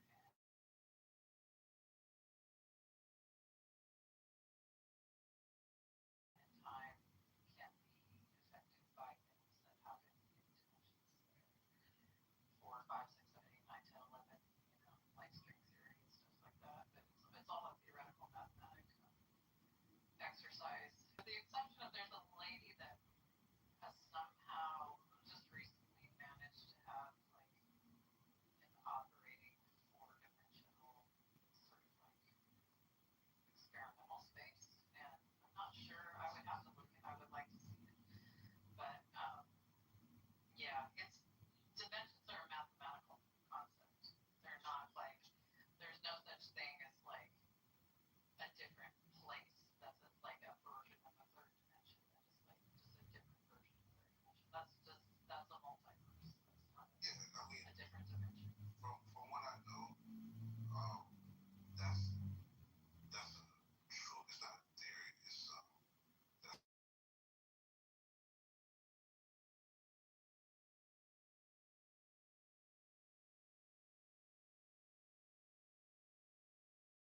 Explaining certain problems with quantum mechanics that you run across. These are all models that we don't really have the ability. They're just all mathematical proofs. I mean, Generally. and everything is theory. Even Well, gravity. in science and theory, right? In science and theory is I would even call them hypotheses actually, but people use theory in the colloquial sense. But like the many universes is more of a hypothesis, where it's something like the theory of evolution or quantum mechanics or general relativity are scientific theories, which means that they're tested over and over again in different methodologies, and they've yet to be proven false. So we have all sorts of data that shows that the prediction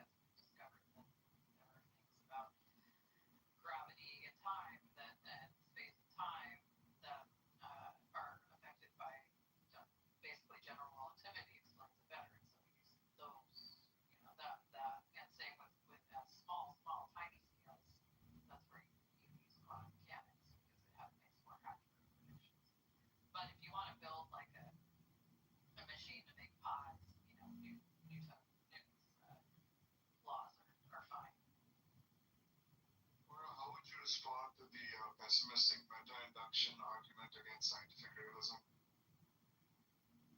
Stop, Tupac. Yeah, people need to understand science. It just goes along with things where things like distrust religious fallacies. But the thing is,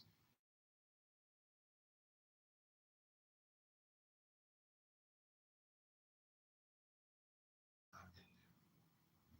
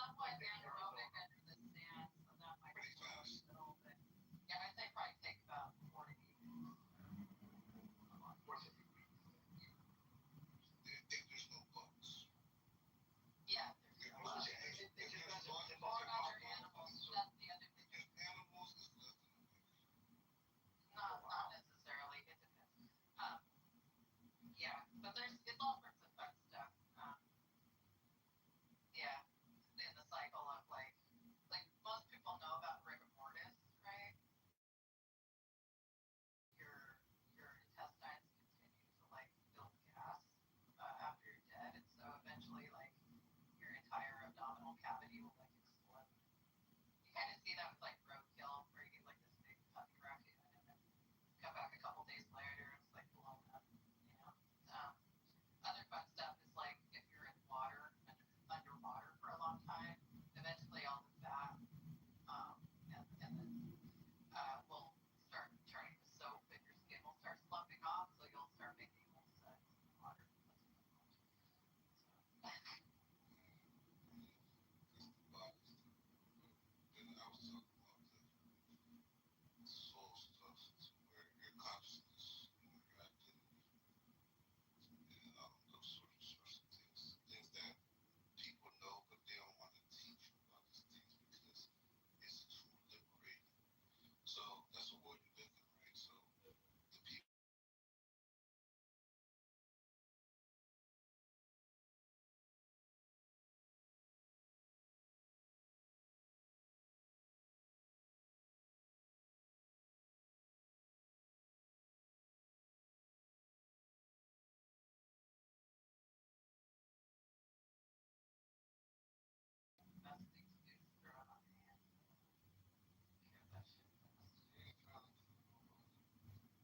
I think what you're saying is that Deepak is the man. He's trying to keep everyone happy. Of course, Deepak is the man. I mean, the man is not He's out there building our AI overlords, like you know. You guys don't know Deepak is like the son of Mother Russia. What's happened? Like he made out. Sorry, Deepak.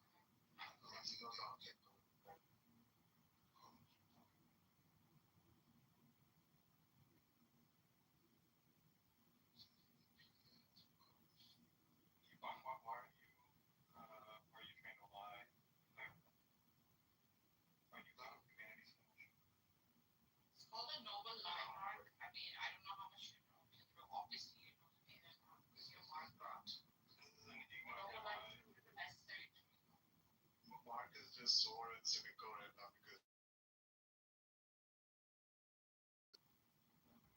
the thing I built. You need both, buddy. That's true.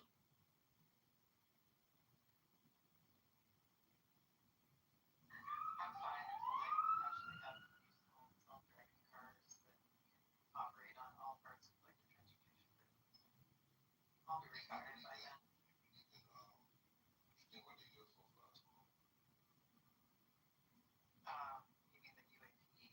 files? What? You know what an unidentified aerial phenomenon is? That's what it's called. Because not everything is flying. You know, not everything is flying. We're only talking about the unidentified phenomena. We're talking about UFOs. The things that come from not Earth or Not necessarily. Not all UFOs are Mars. not in. Okay, It's not all of them. Since most of them aren't, I'm talking about the ones that are. I don't think we have any confirmed examples of extraterrestrial unidentified objects. So this is what we have. You're a good example. Oh, you know those UFOs they were like seeing over New Jersey? Turns out they were testing like, drones. Or like in Las Vegas, they have like aerial self-driving aerial taxis they were testing. There's been hundreds, or if not thousands, accounts of UFOs. All of those were not tested for. Did I say all? I was just giving some examples of things people insisted were UFOs that actually were. You're saying that as in, I'm not talking about the ones. I'm talking about the ones that are. There's all lightning.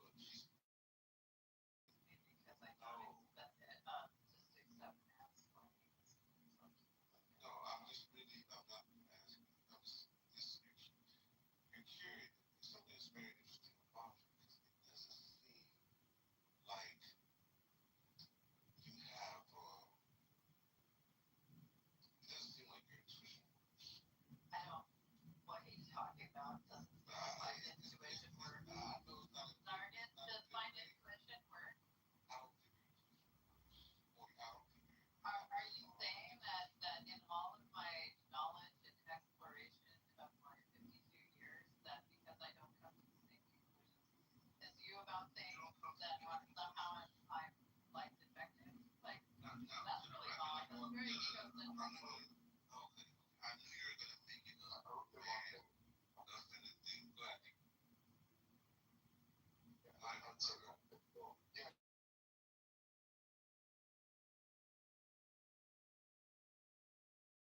College, I think you can always rely on in-state to That's what I had. I had in-state tuition. All right, state school all the way. I mean, the guy, the thing is, like, you're interested because, well, to the regular human eye here, right? I'm not a regular human eye here. When they ask you something, I hear what you say, and I basically understand. You said nothing. So, Ken, let me tell you something about myself. Let me tell you something about myself. Let me tell you something about myself that might jive with your UFO content, right? So I literally am this man that created the ONCTAP conspiracy theory. Like the Inca Nebula papers, like back in the late 80s, early 90s, right? His name's Joe Matheny, right? We're friends.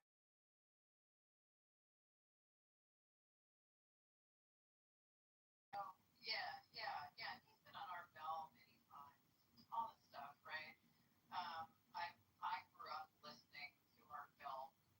Seriously, I had an AM transistor radio that I would hide under my pillow in bed and sit there and listen to like KGO out of San Francisco because I could only get it at night, right? And I would listen to Art Bell all night. It was great. Um, and so like I'm immersed in all this stuff. If you think that I like have no sort of exposure or curiosity about it, you are just absolutely wrong. Like Willie Streamer, Linda Moulton Howe, right? I've heard it all, okay? And I also know the other side of it, the money making side of it, right? And that once you create some sort of conspiracy or put some information out there and then you try to like reel it back or just say, ha ha, I got you all, it's fake. I mean,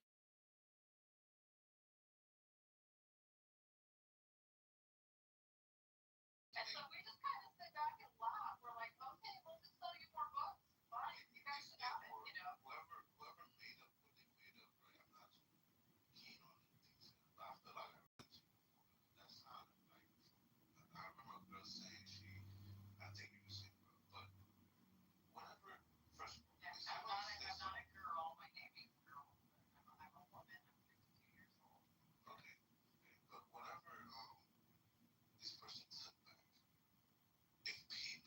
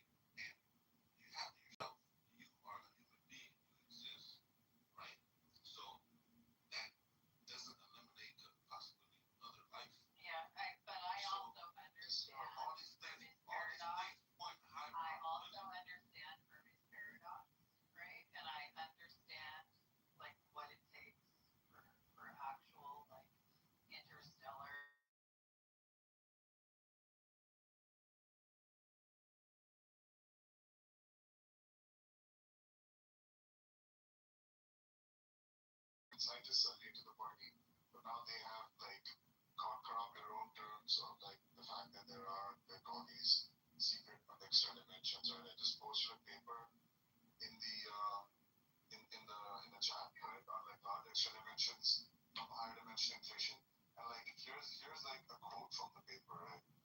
So like for computational simplicity, we use brackets in the measure, transforming a density. Okay, blah blah blah. Where's the part I wanted? Yeah, here's the part.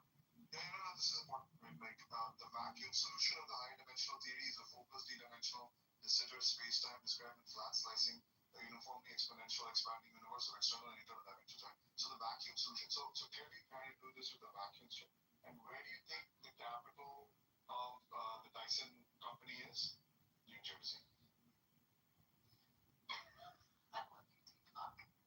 This is just an economics paper talking about the economic fallout.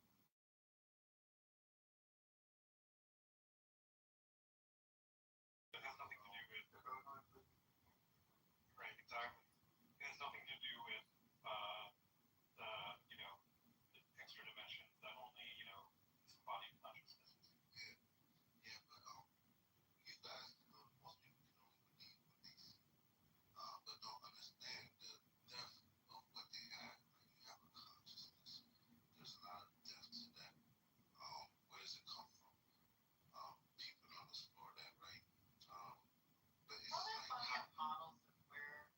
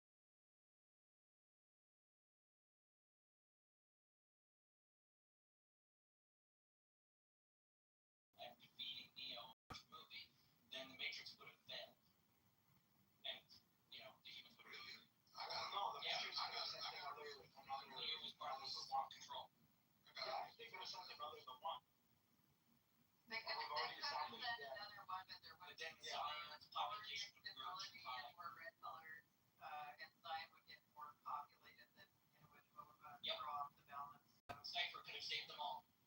I don't know. Try. I don't know. Doctor, there's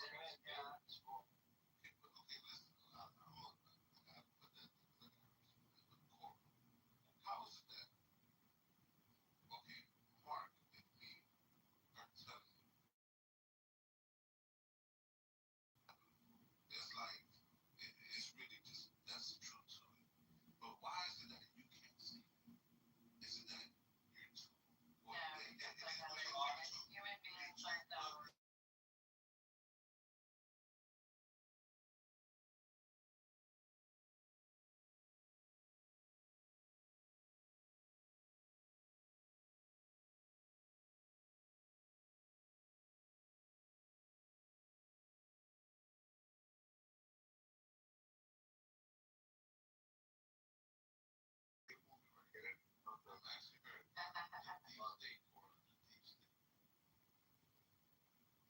why don't you understand, or why can't you see that you need to take this? Because I've worked with government employees all the time.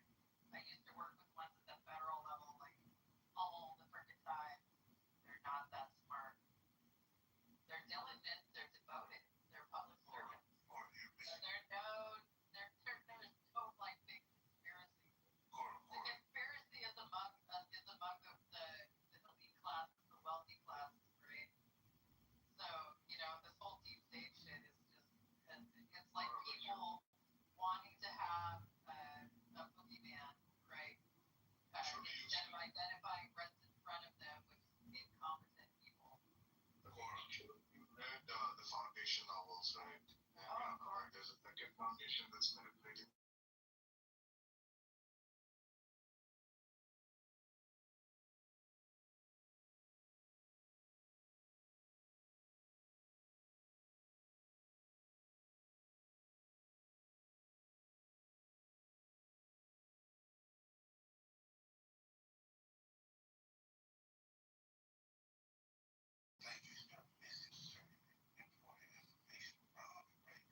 Yeah, I don't think you understand.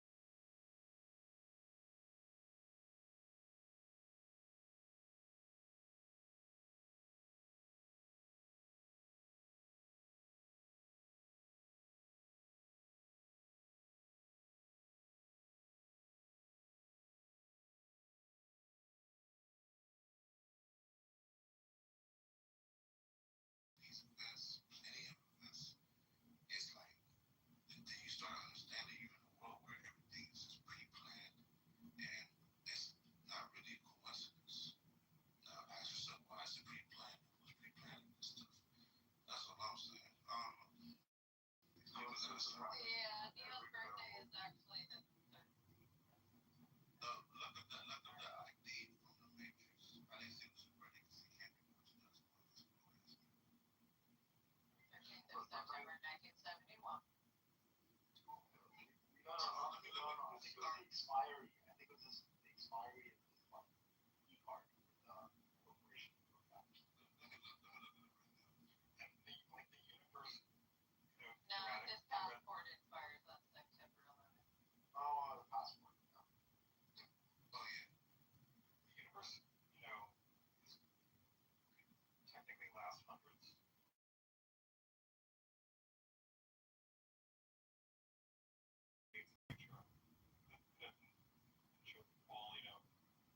Trillions upon trillions of days. What are the probability of shows? Never look into it. Infinitesimally small. That's just math. The universe is just permeated with coincidences at every level. I think. Look at like the fact that the degree to which a piece of an object sort of like the amount of effort it takes to slow it down when it's traveling is exactly equal to like how much I don't know, if you know his first passport when he was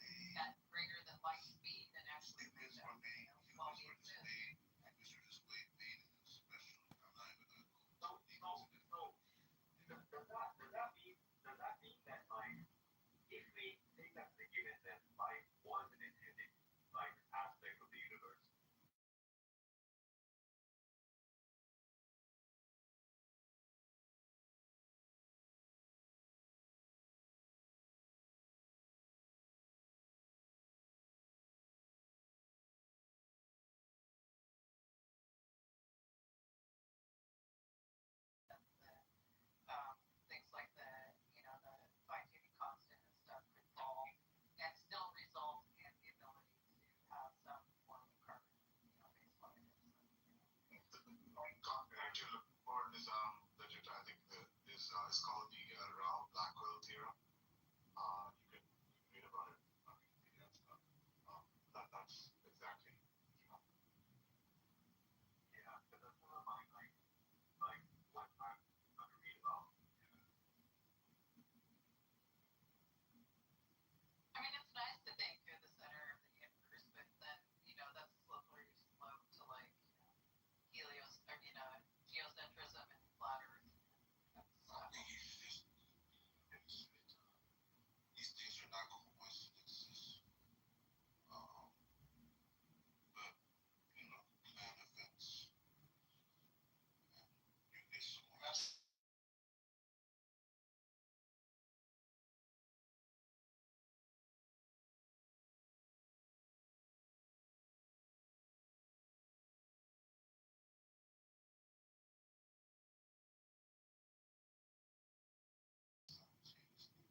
You have plenty of different versions of yourself, right? With little minor differences and some that, you have a version of you that's super rich right now, super poor. But the thing is, every decision you make, you're basically choosing which reality you want to get closer to. That's why people say, just right, one of yours to be like, that you're going to get closer. Oh, sorry? To then merge you with that time. I demand a dog picture tax. You know what I'm saying?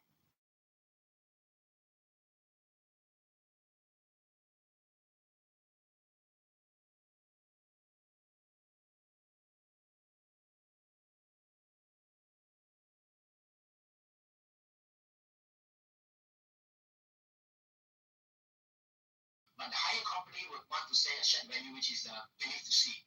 And then the other one, which is more of see belief, the Chinese company, they see the opportunity here, you grab. So then I'm looking at maybe it's aligned with you, but I'm kind of pondering whether the three specific analogy of this, let's say I like to firefighting, anything that I do, I have to react to it. And then but other than that, I say, why not I look at belief to see? Then I master the belief to see skill set, that I get into that, the outcome will be different. So, like, I am in this verse, and then I can jump to the other verse according to my one. So, I will look at the three dimension. Does it make sense that it is like three combination of spice that I can select? I'm going to use this spice, then I'm going to expand this spice, and I'm going to mix this spice, and this is how I generate the output that I'm getting right now. All right. So, for me, correct. Yeah, Deepak is in it.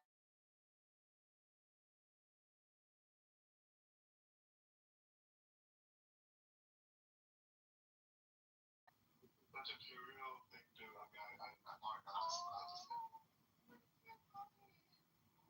So basically, yeah. So I see what you're saying. So basically, for you to get the outcome you want, you have to start aligning. And you've heard this before. You just have to start aligning as if you're already. So what would you be doing in that type of outcome? And you have to start perfecting it right now. And with that intent, you will slowly, step by step, move closer to that version. You're going to go to the next version. You're going to probably merge to the version of a closer version of you that's closest to that. Then when you make a change, a closer version that's closest to that. It's taking those steps to get closer to that last version, then you're there. That's how I would see it. Each decision basically pushes you to different things. Every decision.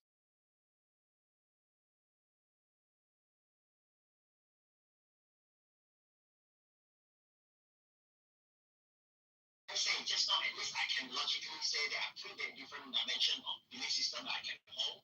The one which is the lowest, firefighting, the one which is highest, belief to see. Now, having that dimensions that I'm doing, now, how do you personally able to ponder like, hey, how this guy that met me is talking about it, and suddenly I'm here also looking at, hey, I've been thinking about the same understanding, but I run with it in this manner. You run with that you are talking about. And how did you get hold of that? Is that somebody, or you are like, how did it happen to you from not knowing until you wondering that this might be true, or this is, confidently say this is true? Okay, that's a really interesting question. So, from a child, I've always been somebody. I like to debate, meaning I like to see things logically, find out the truth.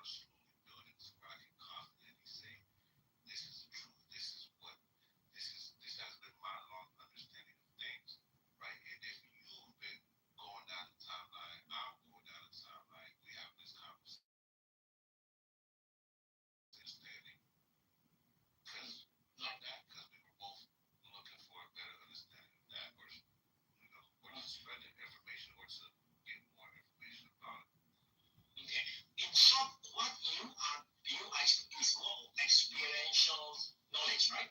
Because you are kind of like experiencing it, and then over time you pick it up. Okay, I'm going to get it more, accumulate. Yeah. Because I do find what my experience is more like experiential knowledge.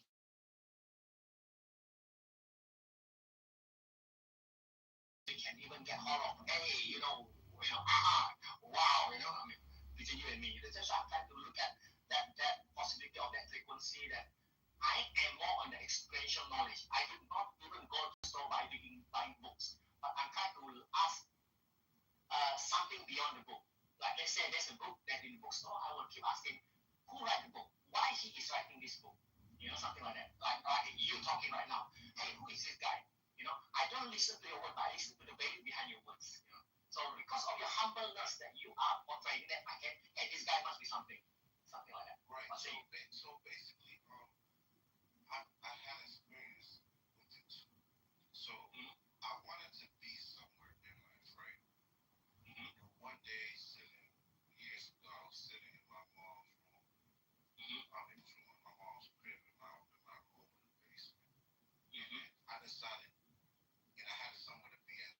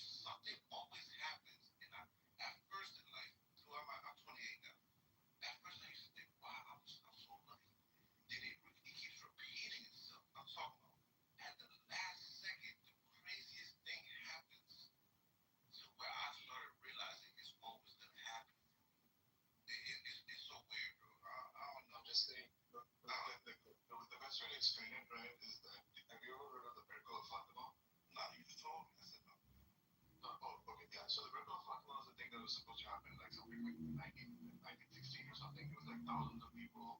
They saw the sun dance in the sky, and I thought it was a great Catholic miracle.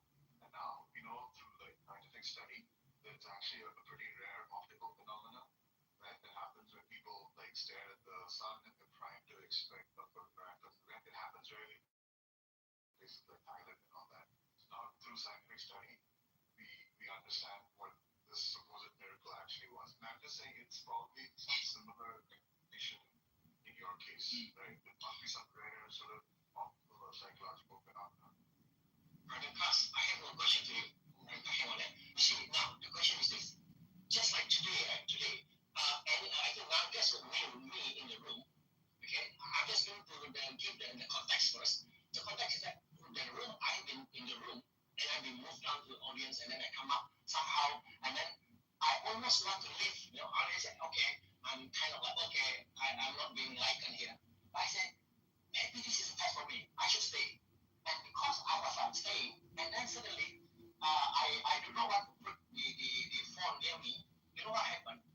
I put my Bluetooth speaker portable. I just want to listen. Suddenly, why am I picking up your frequency, not other person's frequency? Then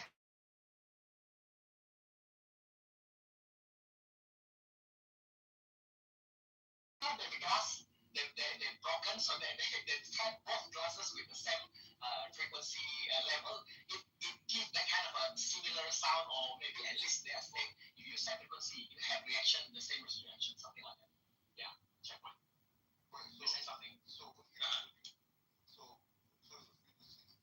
Things of similar frequencies always are going to resonate with each other. Yes. That's just the rule of life. How I know. Exactly, in physics, yes. Here's how I know, right? I ran into people, right? I ran into people without ever meeting them, but I feel like I knew them, right? And I feel like I knew aspects and details about how they were. So I met this girl in my complex, but I know why I went up to her.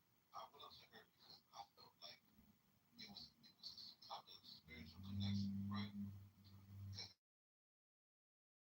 person that could see the world how I see it. That's really how I felt. So when I met her, I asked her, I said, yeah, I started at my phone with this person. I asked her, yeah, what do you believe? She didn't answer, right? When she didn't answer, I knew I was right because she purposely didn't answer because she felt like her answer would be too revealing. You know what I'm saying? But when I met her, she's exactly who I thought she was. But the way I knew about this stuff, like, because we talk about it, I'm like, yeah, but because we talk about how weird it was that I got told her, like, and she felt like, and she was kind of speaking the same way, but I just knew because of the frequency, bro. And it's something that I could see, but not with my eyes. You know what I'm saying? But it's just like, it's just my body knew. Not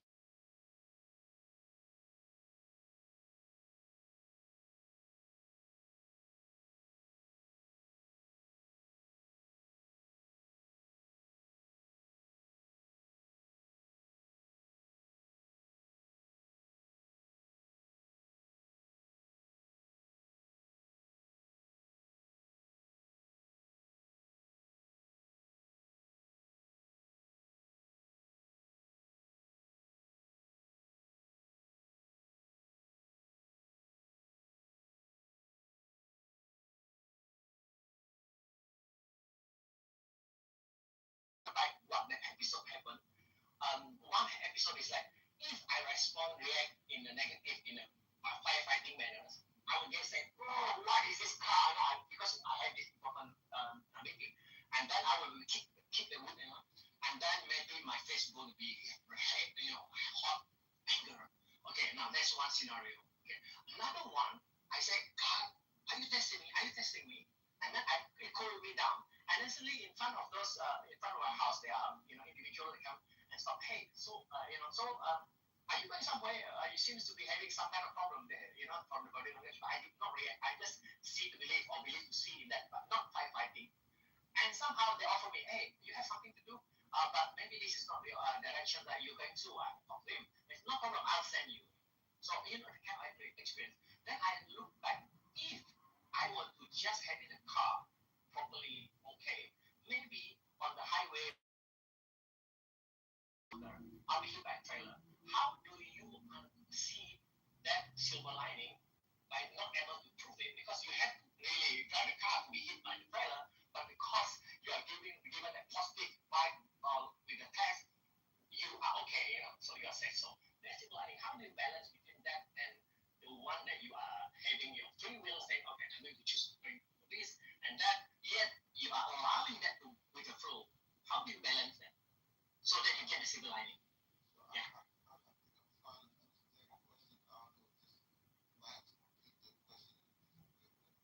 I would say, because what I do, right? Because now, when I sometimes what I do is I think about, okay, if I was in the position that I wanted to be, what would I do? What would I do if I was currently that right now? You know, so if you want to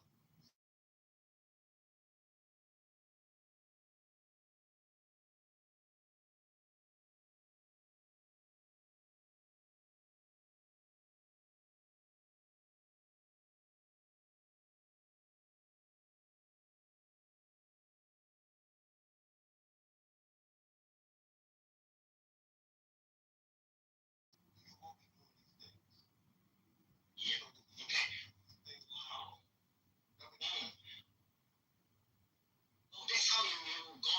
What's next? Yeah, when you have situation as such, that's how you're going to what's next. So what you're going to do, you will be pondering that, and then give yourself a pause. And what would I do? You know, with this situation, what would I do? that's how I do. Well, that's how I do. Oh. Because I know if I was in the situation that I want to be in the future, I want to do this right. I want to be doing this. That means what you are saying align with my analogy about if I do firefighting mode, that means I don't even start thinking, I just react to it. That will be a losing end for me. But if I start looking at what would I do, then I ponder, maybe believe to see, at least I'm not firefighting in that understand character of a person. That means I'm getting a better one output.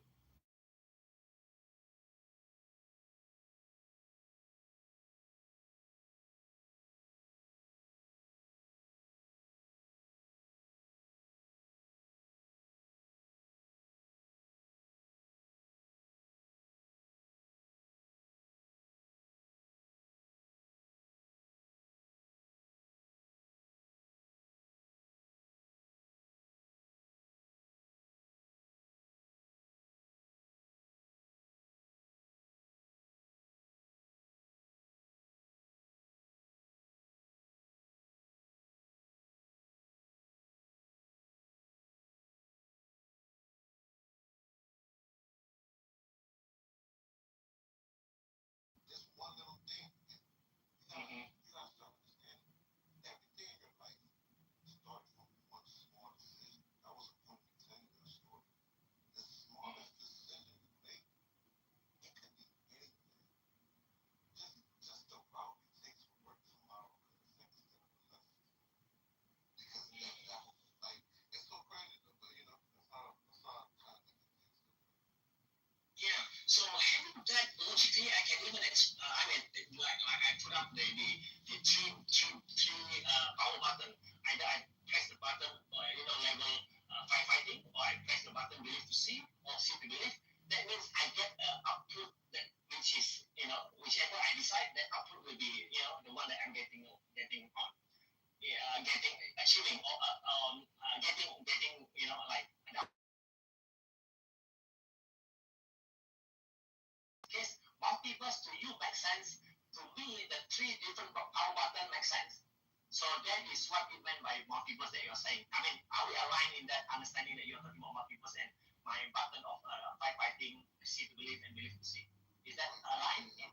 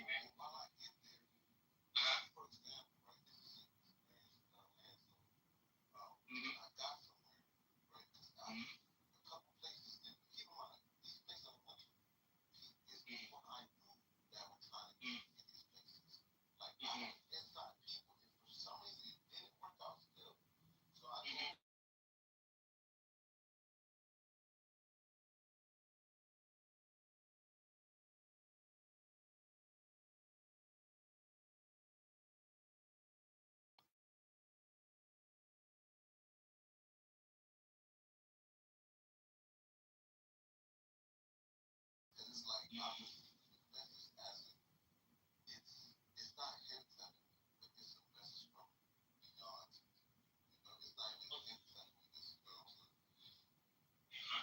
next question. Having you realizing that you are having this route, do you experience some kind of backlash, or maybe people like the route is kind of lonely kind of route, and then nobody, like you overthinking, this is not true, Have you been experiencing your inner circle, your family members or friends, close friends that even, not able to, because some of them may not be able to experience. Have you experienced some kind of they call it frictions, the unnecessary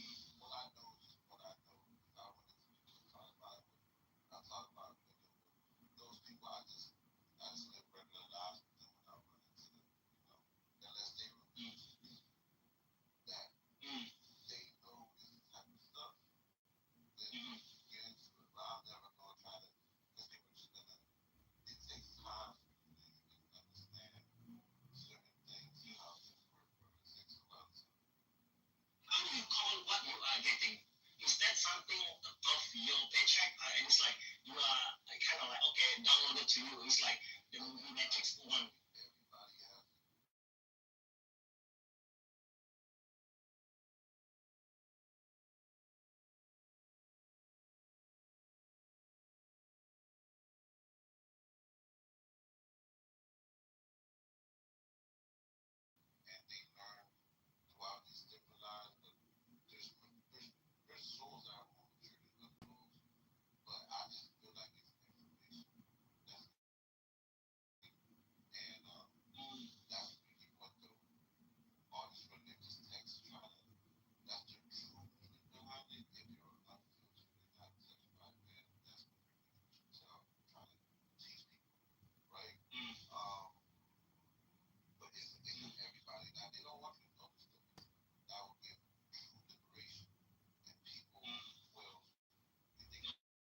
To control you, influence you.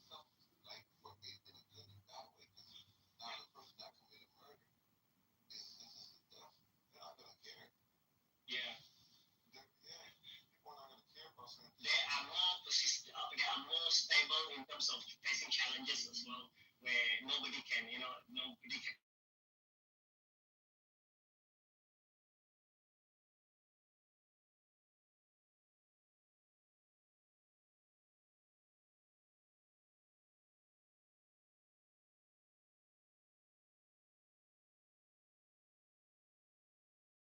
Okay, you said something that you said it is in me. Okay, I'm just trying to understand, because something that when you were saying what you're saying, that flashed to my inner eyes is that looking at SIM card, the mobile phone SIM card. Hang on, not mobile phone SIM card, the one which is a 1980s. The dial up, the phone that dial up that you get internet without the Wi-Fi. The current one, I think 30 years ago.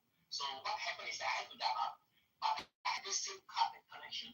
This SIM card is the one that I have embedded values that you talk about. Oh, so everybody has. As long as you are human, you have that SIM card.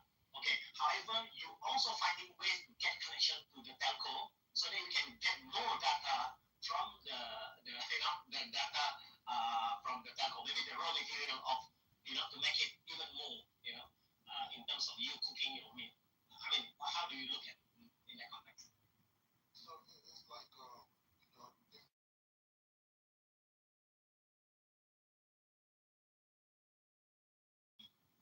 you might have a USB 3, a USB Thunderbolt, USB-C, but basically they're all USBs, but the information is just transmitted at a different rate. And some files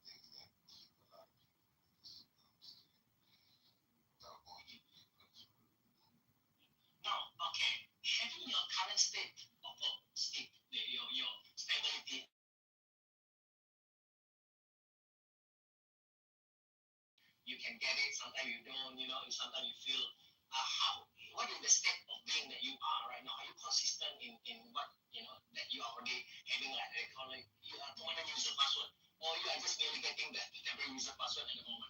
What is your current state? Yeah, I mean, I definitely fluctuate, but it's more of it's a fluctuation which I think is inevitable. But it's like I said, you're always headed towards your destination, regardless. But it's now I can acknowledge that, so it doesn't really matter anymore because I understand the rules of the game. Yeah. How things go. Yes. Yeah, very true. Okay, now there's something that I kind of like looking at. Does your family growing up self conditioning helps in what you are, who you are, or is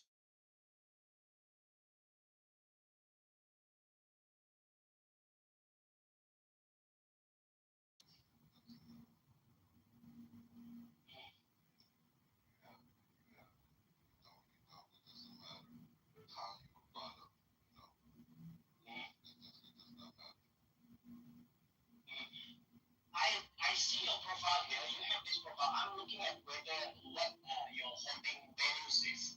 So could you just give me some kind of a short summary? What's your holding values? Belief system, or holding values. Something that you hold on, like you believe in God, or you have some kind of. I believe in a source consciousness, which some people consider God.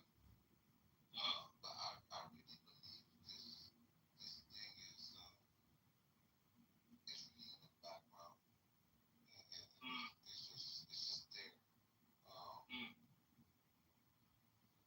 I believe you have all of this, and just a small piece of your soul is in this realm, and you forget things. The whole thing is to remember who you are, and you're always being guided towards that. So I believe that after death, you never lose consciousness.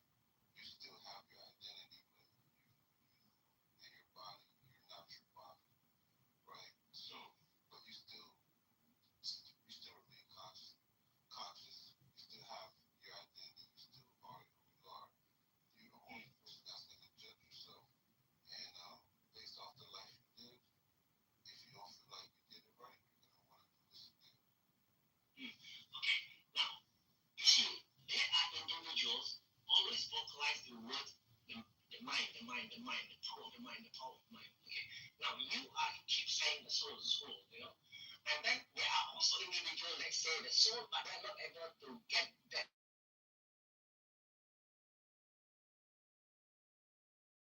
I don't find that dimensions is really awakened. So whereas you kind of like looking at when did you start looking at soul as something that is relevant in your context hierarchy rather than your mind. I have not heard that you say your mind as a core driver. So how did you get out of that? Hey, the soul. But how did you? So it's always, like I said, I've always felt these things. When I got older, I learned how to express it. But before that, can you give me some context before that? How was it? As a kid, it's just I always just felt weary, like something's not right. Like the stuff I know is not. That's not what it is. But in terms of that, it's like your mind is what creates this reality.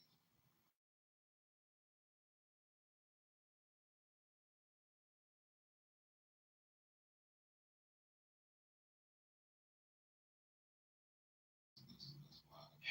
Okay. Consciousness. Yeah. When I say your soul, that's the spirit, right? That means when you were younger, there's an alarm banging on you, which is the consciousness banging on you, like, hey, there's some kind of frictions in you. Is that how it happened? Yeah, like it's just like it's something like off about everything, like this stuff, the information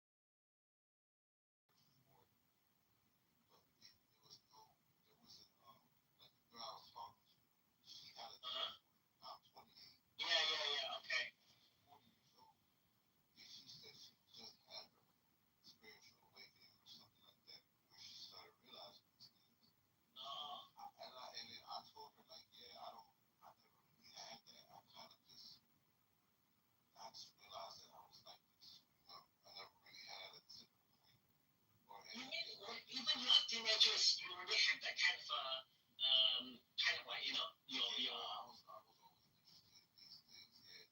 I see.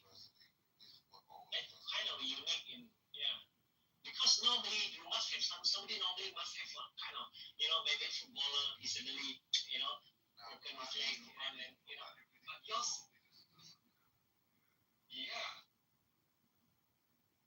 what really happened behind the scene. That's what happened. God knows what happened to this guy. I want to see the behind the scene, the director script. Why? What happened to you? Yeah.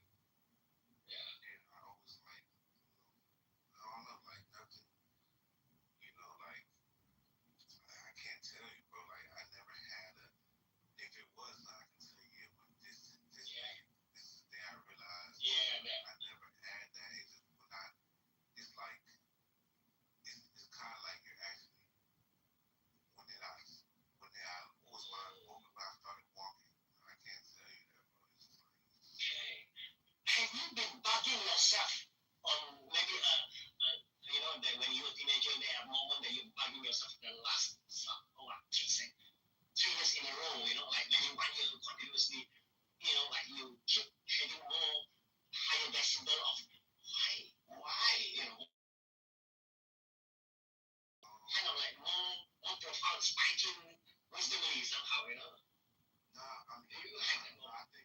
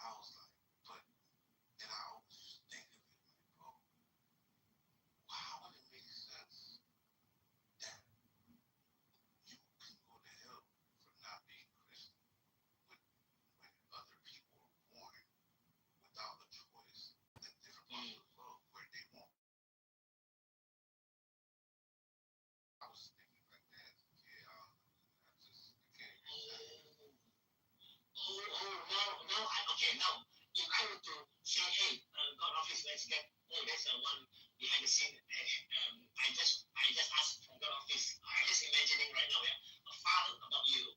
I read it out to you right now. Something like this. The moment you were there during the time when you say, why a person we have no choice of deciding I want to born as Chinese, I want to born as Indian, I want to born as whatever, So we have no choice. Yeah. So now, okay. So having that kind of pondering, to me, I mean, behind the scene, I look at, and then maybe the designer is saying, hey, I am the designer that I make you. Don't ask this question. I want to make you to appreciate why, regardless of what I will to plant a seed, but you have to make sure this seed that you receive, you have to bow.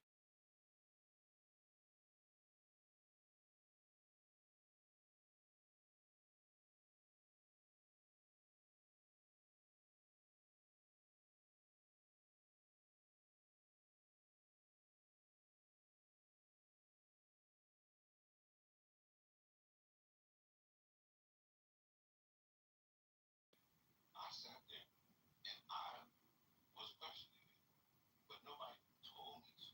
There's nobody around me. I was a kid, bro. This is like this is when I was 5, bro. So this is like, so nobody. This is just how I'm thinking. Like I'm just. No. Yes. This is okay. Now I received the revision 2 storyline. During your during the time that you are wondering that why am I born to be this, I don't, this is not my choice, and then maybe you say something about how to get it. You say it's already been in every of us. Maybe the seed is already there in you. You are knowing that hey, I'm going to plant the seed that I have. I'm going to polish the SIM card that I have. I'm going to service the SIM card that you have. The mobile SIM card that you have. Maybe that's what you did to yourself. That you grows, Yeah, most people. Yeah, because if it's in everybody, probably. Yeah. As a kid. You don't have to look up. You don't have to look elsewhere.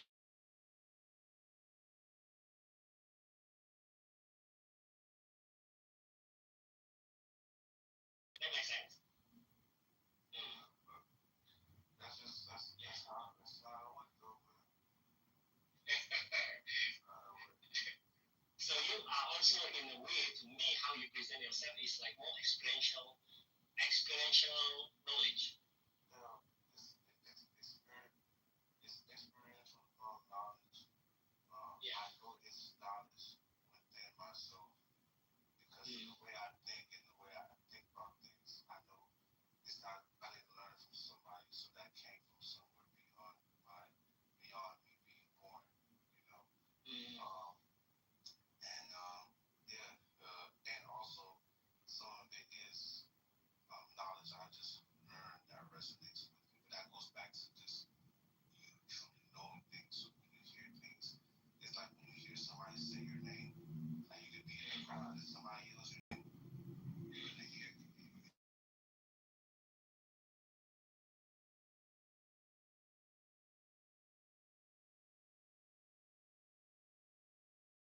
My frequency, but you are in a way trying to knowing what is this lady frequency. Somehow kind of, hey, she's okay with it. So when she allowed it, and I said, hey, this guy is really you somehow is trying to adjust yourself just to get the answer. I was like, hey, I must want to know this guy, so that's where it come about. So it's like your name being called in a noisy areas, still you can hear your name being called.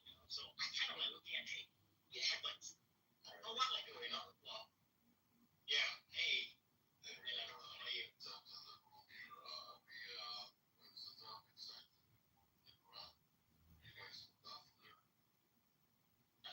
Actually, yeah. But we are just one of the speakers here, but the title was I think with some of the early moderator they come up with it.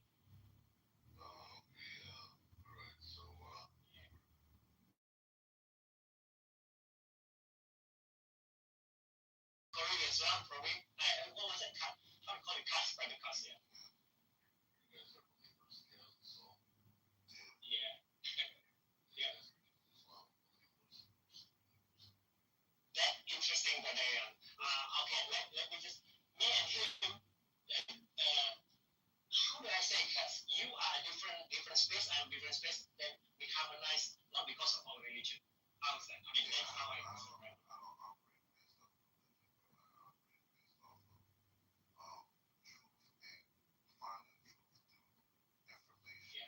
Which is you get information from the Bible, right, and the Quran, but it has nothing to do with religion.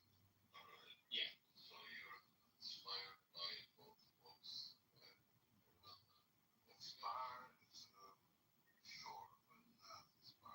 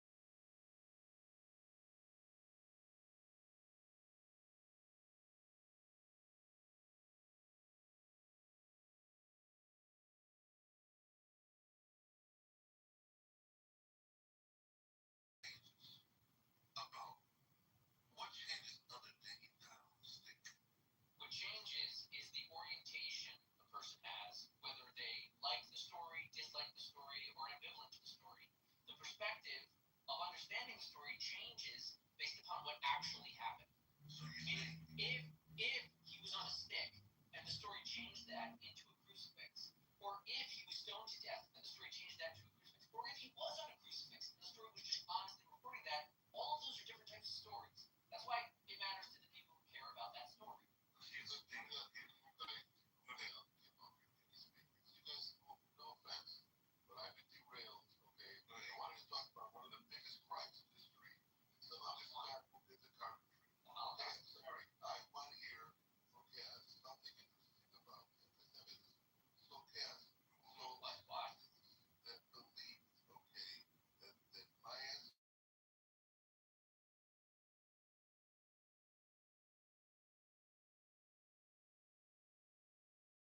Really excited that he doesn't believe that the Jews killed Jesus. no, it is very important that here's what I'm saying, right? I run into people, the people that kill Jesus.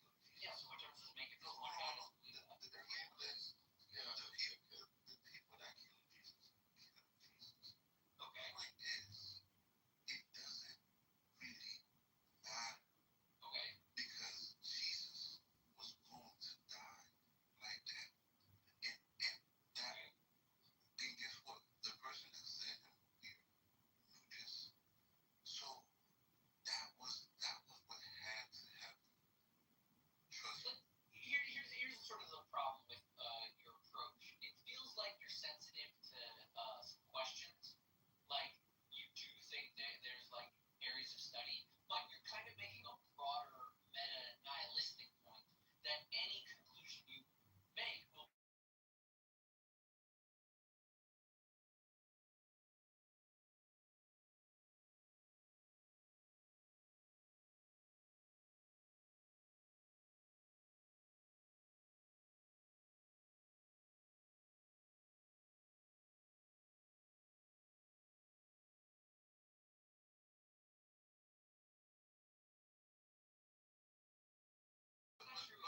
But listen, you might get to a definite answer well, based on that we could get the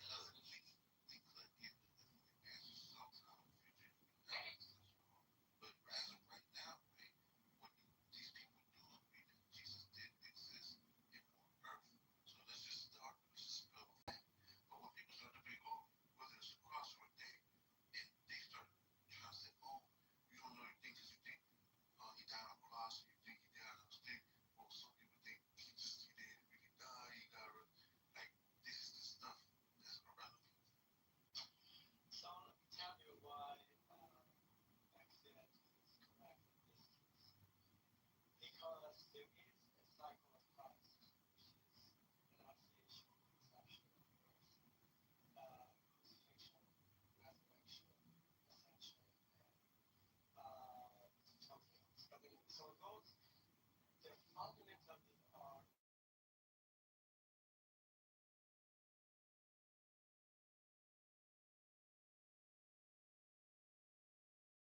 concept is honoring to attack.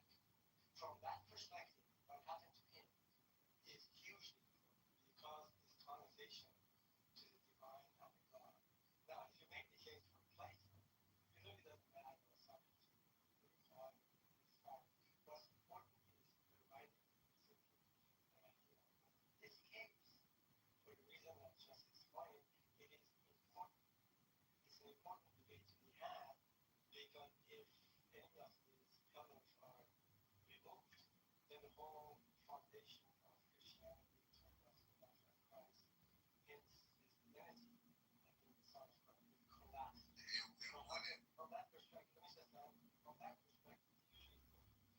And that is a different case than I think it's not for us, most of the authors,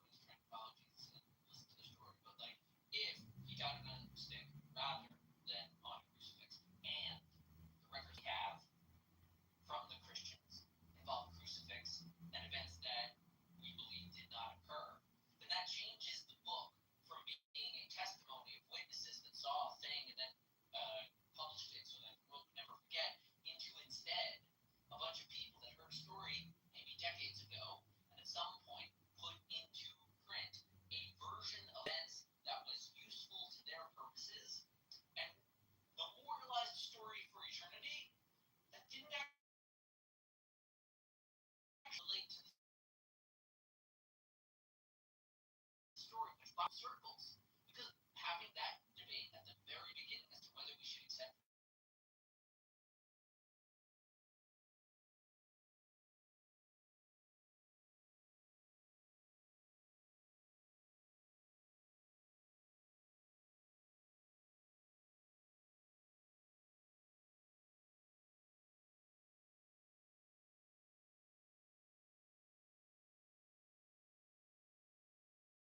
debating on whether or not to throw the book away.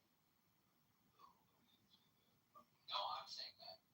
I'm saying that's why the debate matters. The people that have accepted the book, they already have it. They don't care what you debate them. But the people that say, I like Jesus and don't like this book, this is when they're going to fight the book by saying it's a discrepancy. It doesn't fit what actually happened, and I can't trust this source.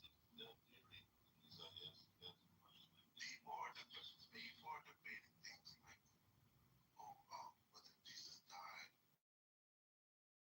or whether he died on the, or was on the cross and was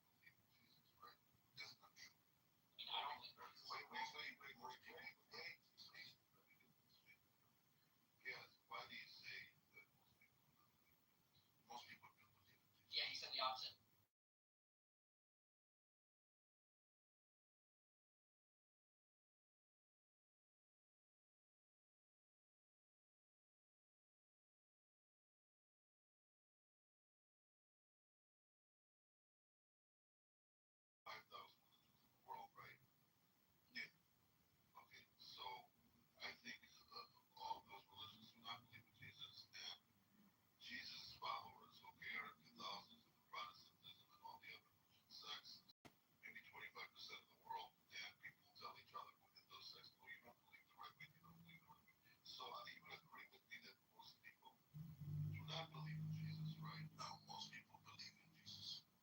How can I hear that one, please? How? Prove it.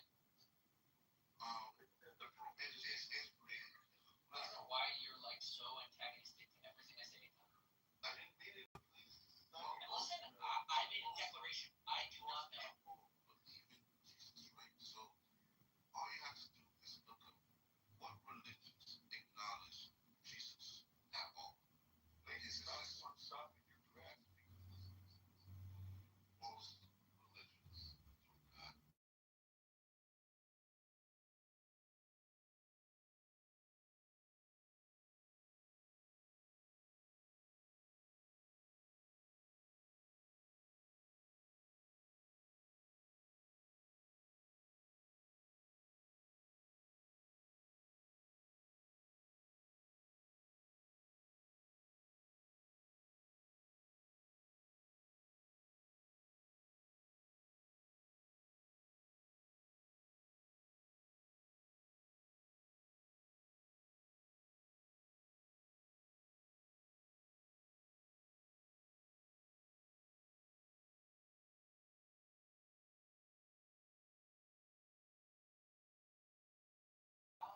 So that leaves you 4.5, more than 4.5. 50% of the people on the earth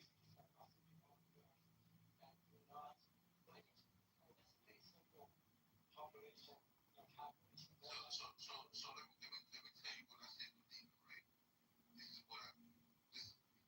Christianity acknowledges Jesus. Therefore, they believe in Jesus. It doesn't matter. Yeah, Follow it.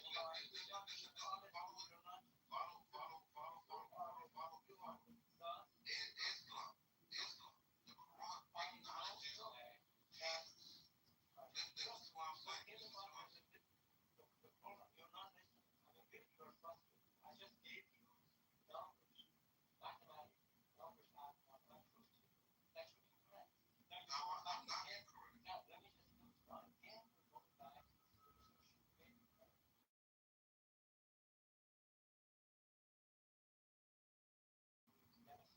Genocide. And then the Christians. I just told you that is what you're referring is not the case. So please do not repeat your assumption. Which is incorrect.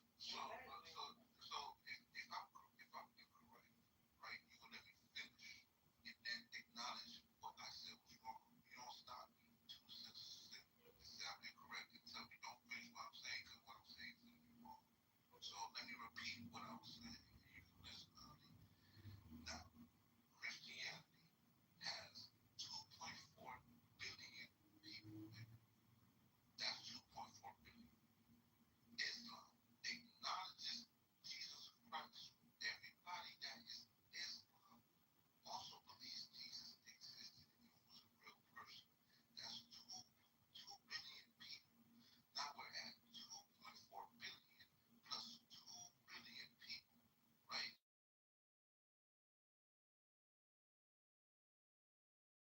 No, Judaism acknowledges Jesus as a historical person by many scholars, but they don't accept him as a Messiah, but they acknowledge him to be a real person. And some Hindus regard Jesus as the holy man of the Guru.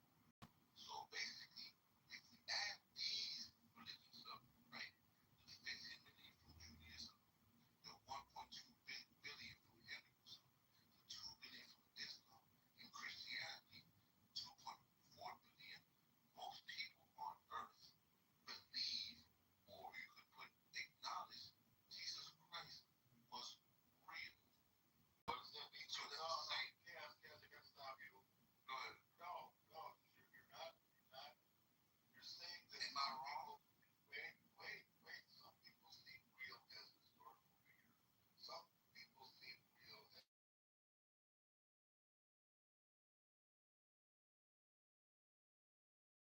and something else. I mean, yeah. No, I can say that everyone sees that Adolf Hitler is real because 8 billion people acknowledge it. I think you mean believe it. What can I say? I think you mean to say there are millions of people that believe in Adolf Hitler.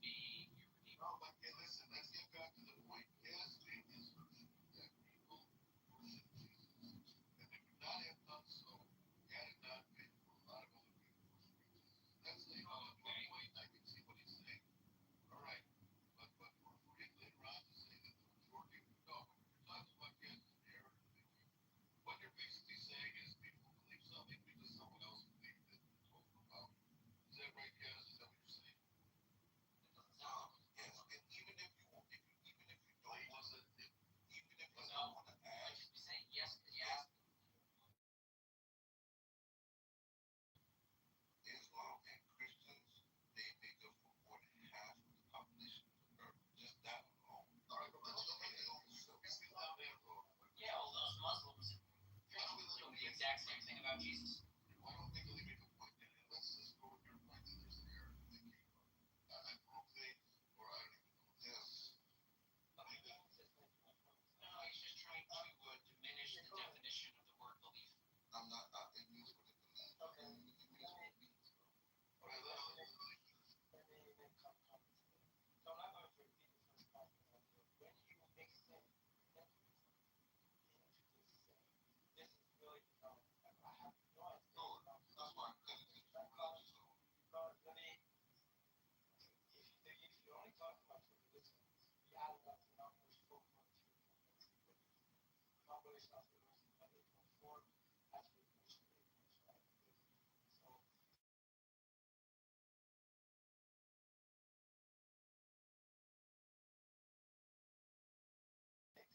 So some groups, they have the knowledge of such an energy that existed, that's believing that it existed as something, but we don't understand that. Don't make sense. It's right. One is, let me, before you ask it, I want to ask you two questions. One is, one question, one comment. What is the definition of believing in? That's one. Second, there are people, actually, they don't want to do this. So we're not going to believe anyone that if no one else would have told you about individual, actually, if somebody passed me somewhere, said, look, I am the Messiah, or whatever I am. And we said, this is not possible. It is possible. Let me tell you, Khadijah, the wife of Muhammad, was the first one actually believed him without having anybody else telling her that about Muslim and Quran or anything like that. She believed in her husband. So there are people, individual, foolish people, actually, not all the time.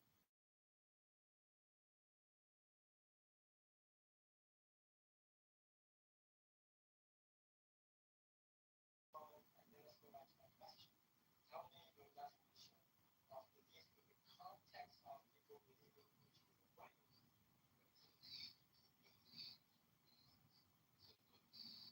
Something exists. So if I tell you, do you believe in Santa? You would tell me, no, you don't believe in Santa because you know Santa is not real. Or would you say you believe in Hitler? Yeah, I believe in it.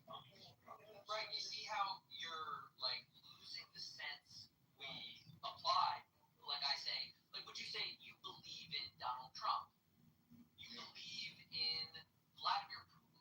You believe in Bibi Netanyahu? You believe in Hamas? I mean, like you are losing the meaning of the word belief in order, it seems to me, motivated reasoning, so that you can capture, like I said earlier, as many believers in Jesus.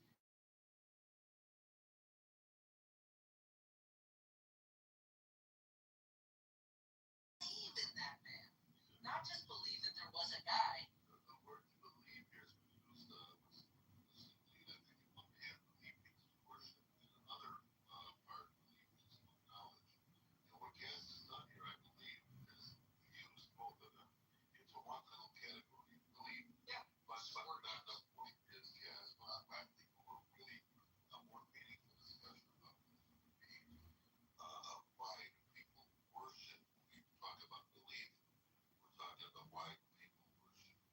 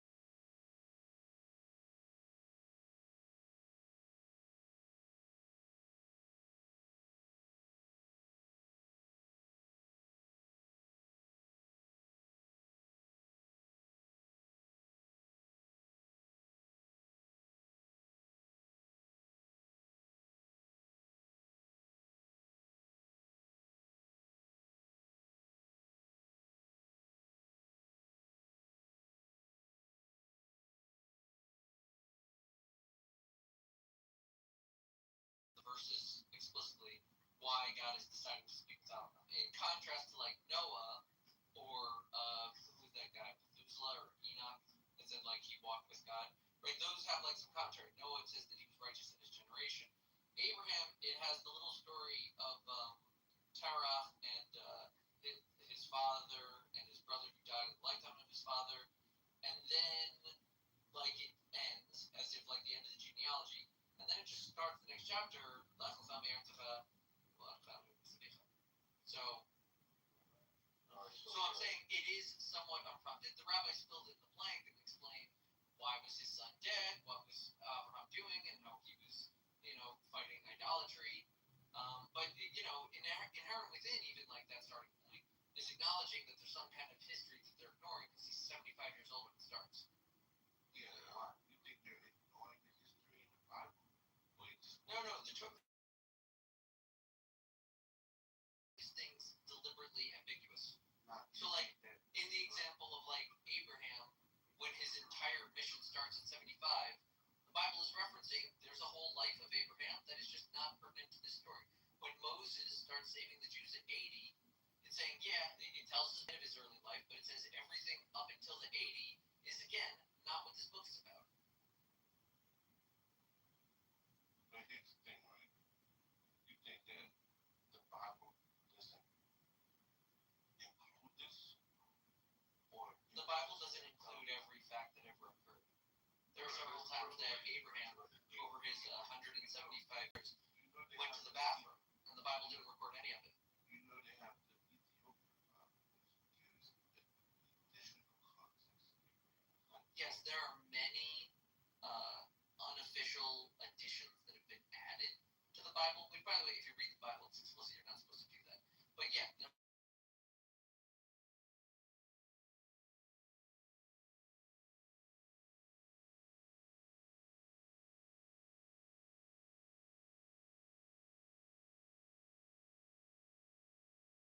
so it must be untrue. Most people would think it. Oh, really? Then how are we arguing right now? Like, if we accept as true your premise that people only ever agree with each other, then no one would ever have a unique thought. Most people believe most people.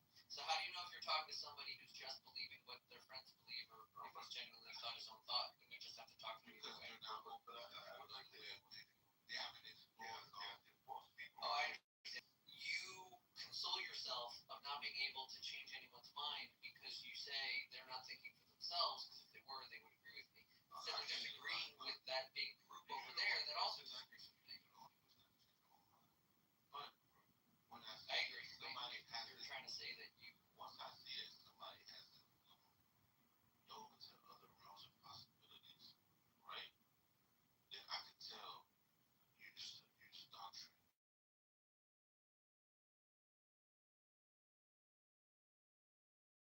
It makes a difference. I rather get caught that he's a good. Yeah, no. You have to be to have this thing. A lot of people are going to bring it up. Steve, they go come out of the show. Or a cast. If most people of the world were able to speak, first off, why that would you not go with the majority of people? Because not every just follow what the majority of people are doing without thinking about why they're doing the things they're doing, what's there for them to be doing this, and does the even make sense at all?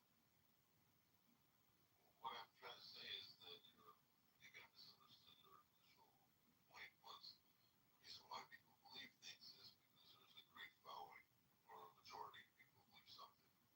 That's why people believe it. I'm saying, so it's important when we're talking about Jesus because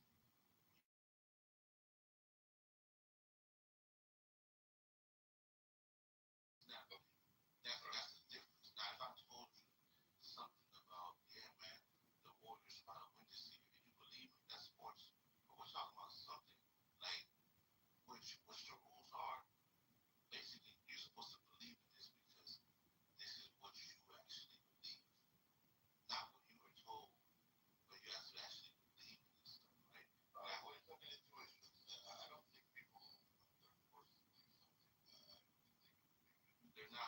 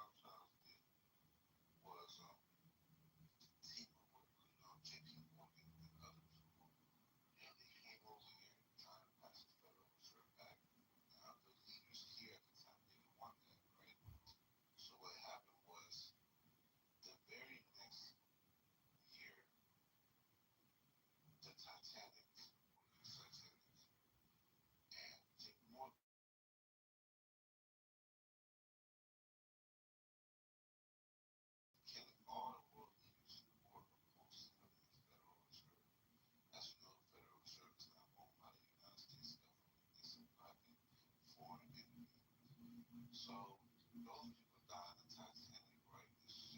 That's something, right? And then the very next year, the Federal Reserve Act is passed. Those people were murdered out the way. And then the IRS is passed. And then World War One starts exactly a year after that. So who starts this war? The Rothschilds, something like that. So I mean, you might think it's a coincidence,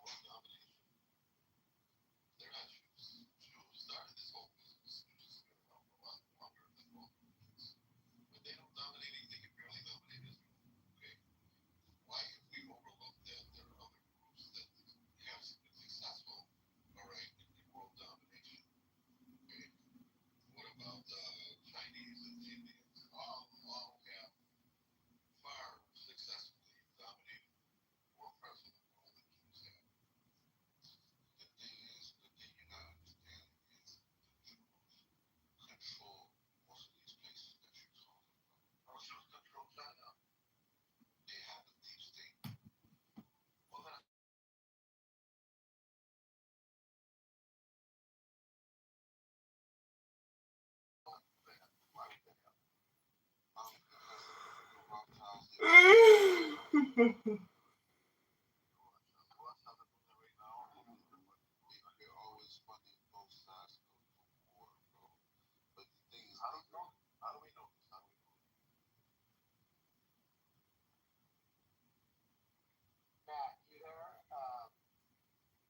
was a woman's name, and there's a few women I should just.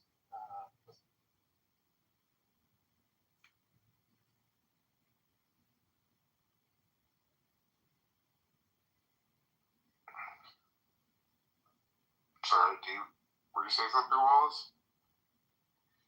Oh no, I came in earlier. Pepe was talking about some files and there's an investigation that's going to happen on a female. That's why it's on.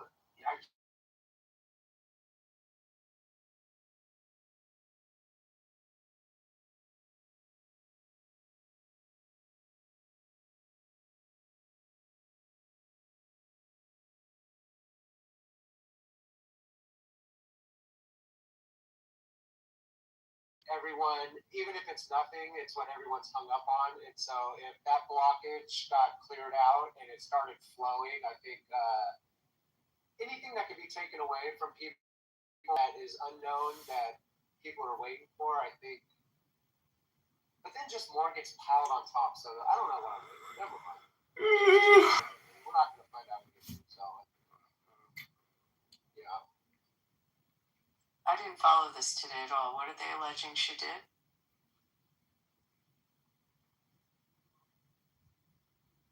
I'm still reading up on it, but all I know is her offices were raided.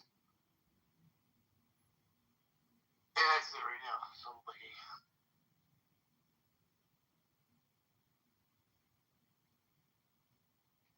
Yeah, hello guys.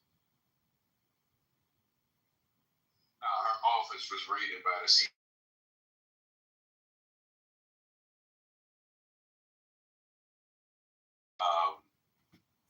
Classified information on the JFK files and the MK Ultra files. So that's why. Oh wow! So that's the files.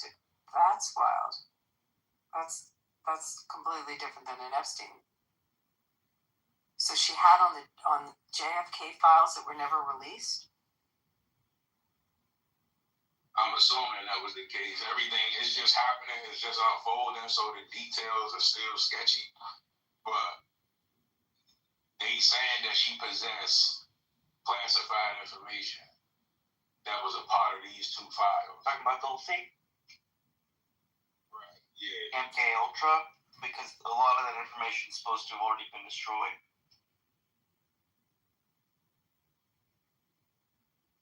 Right, but just think about it. The CIA raided her office. You know what I'm saying? Like, well, she's the head of the CIA. She's the head of.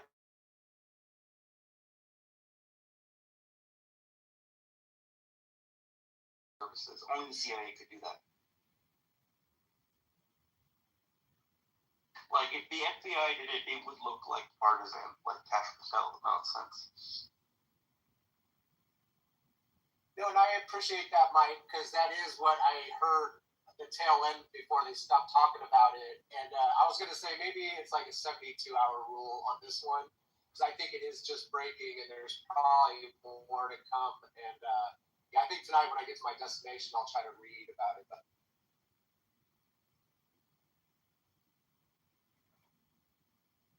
no problem. Okay, I'm looking at the list now of who went to China. So Jensen Huang from NVIDIA, Elon Musk, Tim Cook from Apple, Larry Fink from BlackRock, Steven Schwartzman from Blackstone, Tony Warbeck from Boeing, Brian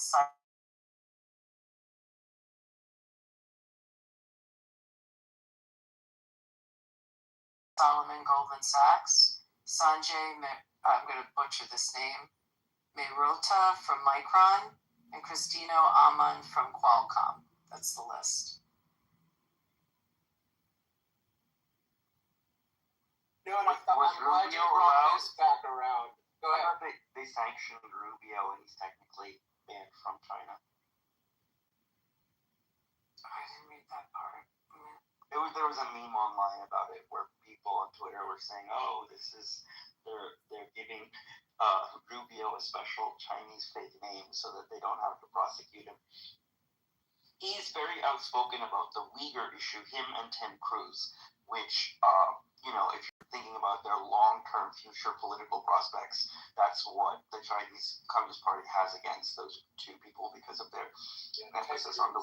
Yeah. Both Ted Cruz and Rubio are, for some reason, very gung-ho about the...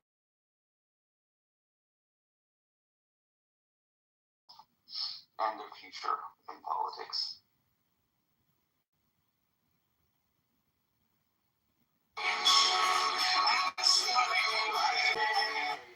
Social credit score, that's for sure. So looking at this list of all the CEOs that went, is he cool with Musk now? Like, I haven't followed that one. This ruling he harkens back to the darkest days of the Jim Crow.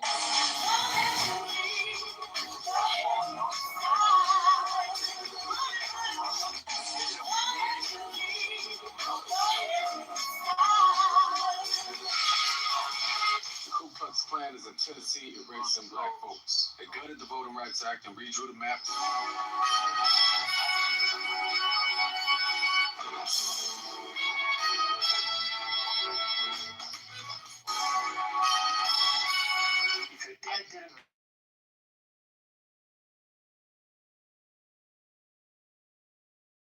I'm a real Democrat, not a faggot like you. Okay? I've heard enough of this bullshit.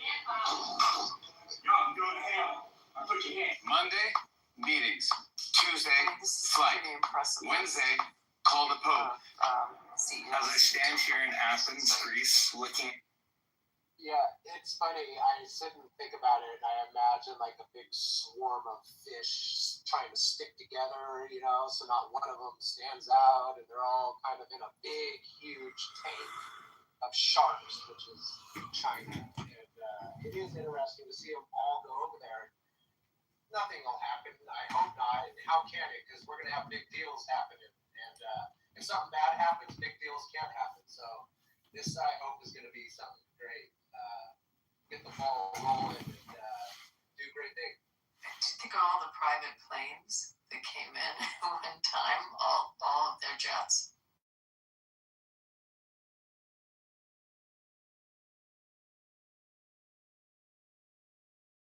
Marshall, do you know?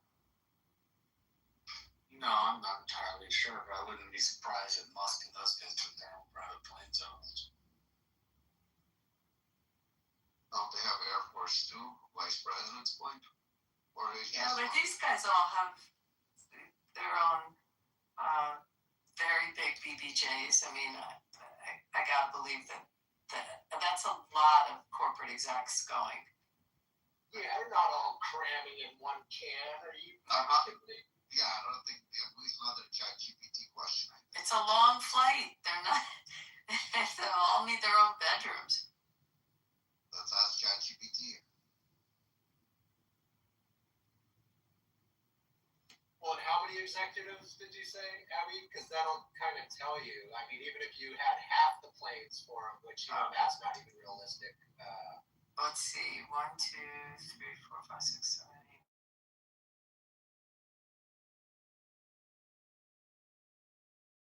8. Staff.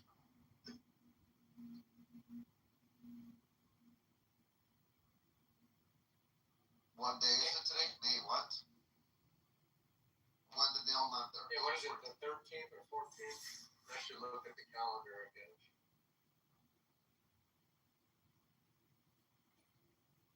Did you say the Beast did go and all his equipment?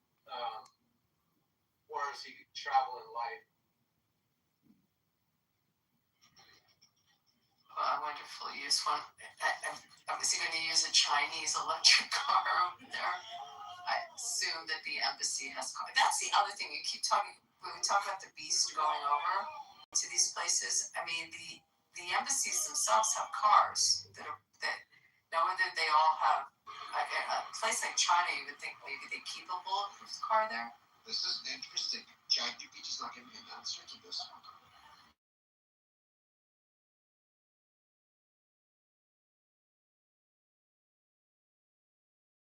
Carolina, answer this question. This is even more tricky.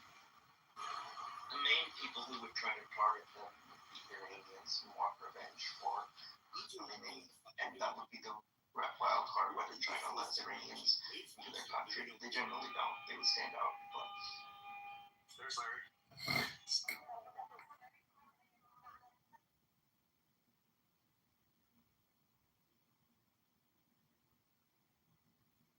Yeah, hello.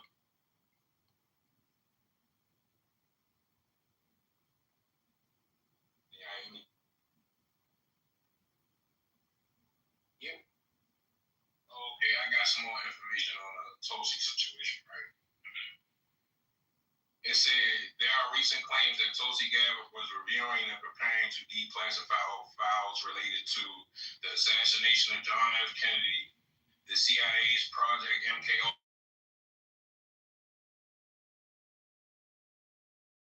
allegedly testified that CIA officials removed around 40 boxes, quote unquote, of these files from offices under Gabbard's authority before they could be released publicly. Supporters of Gabbard and other members of Congress, especially Anna Paulina Luna, are framing this as a possible obstruction of transparency or congressional oversight. Luna publicly threatened subpoenas if the documents were not returned. However, an important detail, Gabbard's office denied that the CIA, quote unquote, raided her office. Later clarifications said documents may have transferred previously during an internal intelligence dispute, not in a dramatic same-day raid. Project MK Ultra has been associated with secret CIA experiments involving LSD, hypnosis, behavioral conditioning, and interrogation techniques during the Cold War. I think we pretty much know decades of conspiracy theories about intelligence agencies, organized crime, Cuba, the Soviet Union, and possible cover-ups. But they were saying, they said that the initial investigation said started because a whistleblower complaint alleges Gabbard improperly withheld or restricted intelligence from Congress involving a sensitive foreign intelligence intercept connected to someone close to President Trump. Critics say that this may have violated oversight laws. Gabbard's office denies any wrongdoing. That's an article out of whistleblower.org.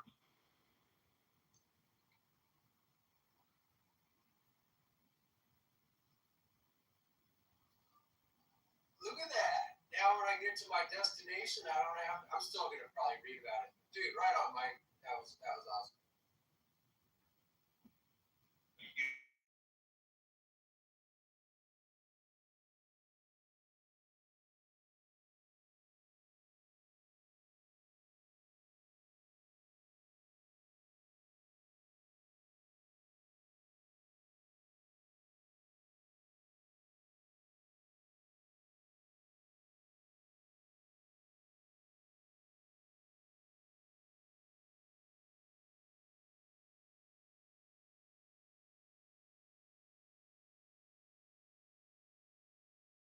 I'm gonna tell you what actually changed my whole perspective on the way government operates, the whole Charlie Kirk scenario. And to see him done like that, you know, it was just, and just to see the behaviors of the individuals afterwards, it just rattled me in a way that I can't. Like I'm not gonna lie, I kind of like living in bliss. I prefer it over the just the burdensome knowledge of wisdom. But it's like that right there got me looking at the government in a way that I've never looked at them before, and it's kind of frightening, if I could say.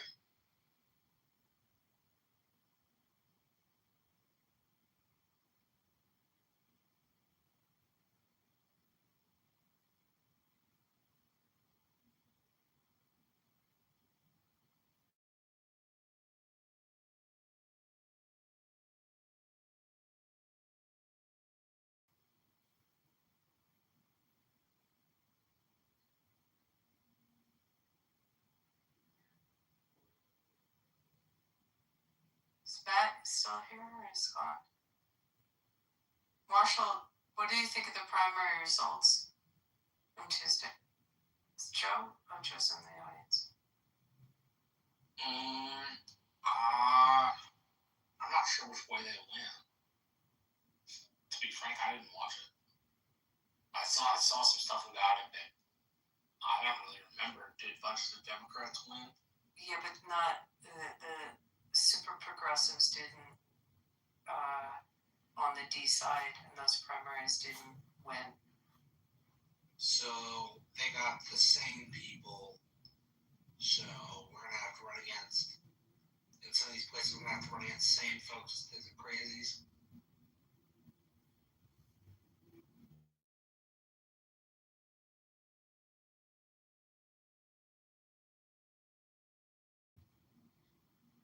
Crazies always make our job easier.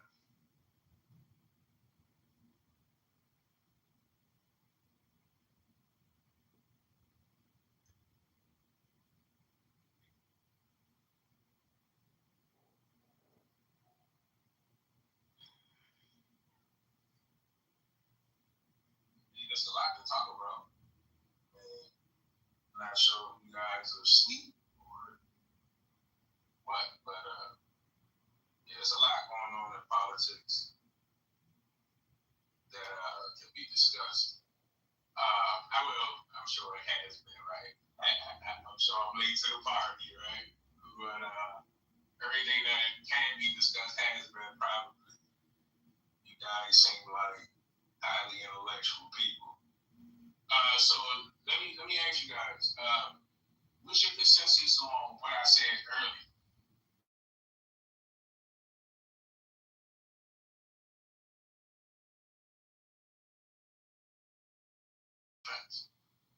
Be honest with you. But do you guys believe that our government's nature sometimes is to further certain agendas, maybe to create an event in order to foster that goal? Or are the conspiracy theorists just blowing smoke up my ass? Please, just point me in the correction. Are you talking about like a wag the dog situation? Like a false flag. Wag the dog. Did you ever see that movie? Right, or I think of a reflection.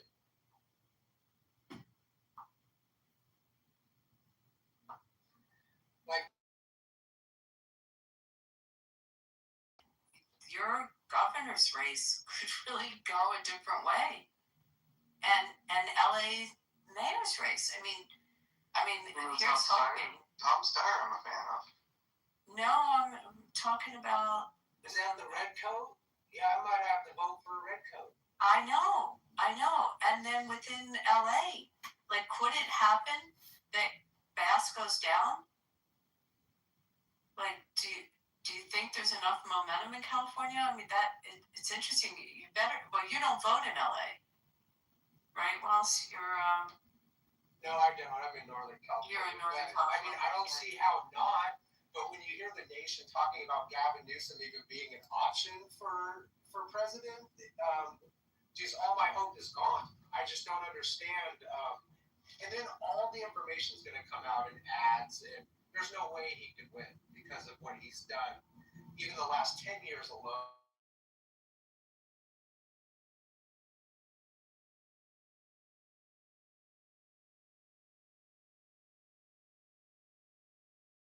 Yeah, California governor, super interesting how he could just shift to red all of a sudden. And I think it kind of did the same thing under, Arnold Schwarzenegger. So, yeah, interesting times. And you know what? California is more red than you think. And I think we're going to start seeing that, now with things shifting literally and getting back to the way things should be. It'll be interesting to see, how California turns out. So wait, what's specifically wrong with Tom Steyer? Because I don't know that much about him, but I heard he's cool.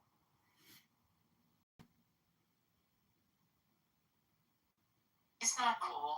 He's a progressive. He's not cool. He's like not, and he made an ass of himself when he was in that debate running for president. But isn't he at least pro-Israel compared to President Trump? But that's not. He's a governor. Like,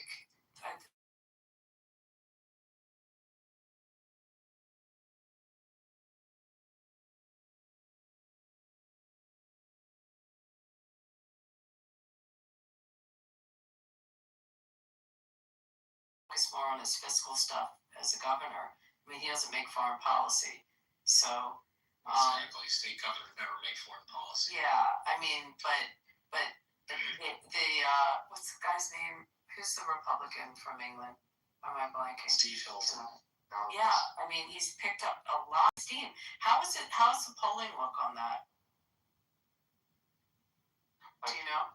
I saw his name on the betting markets where he that's how I found out is that I didn't know about he's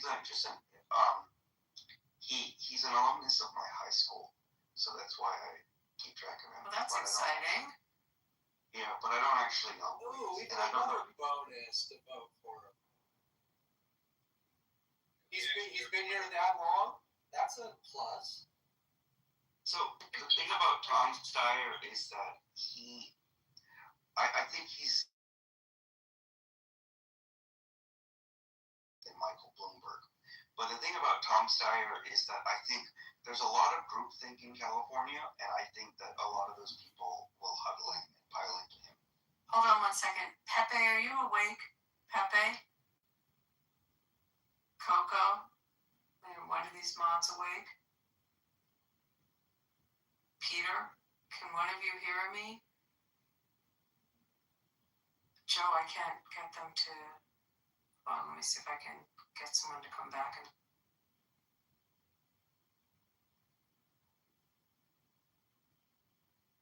Let me ask you guys a question. You was finished, Ash. Are you still asking about the Tulsi stuff? I don't think we should talk about the Tulsi stuff. But that's No, I'm not. I wasn't even thinking about Tulsi. But nah, I was actually.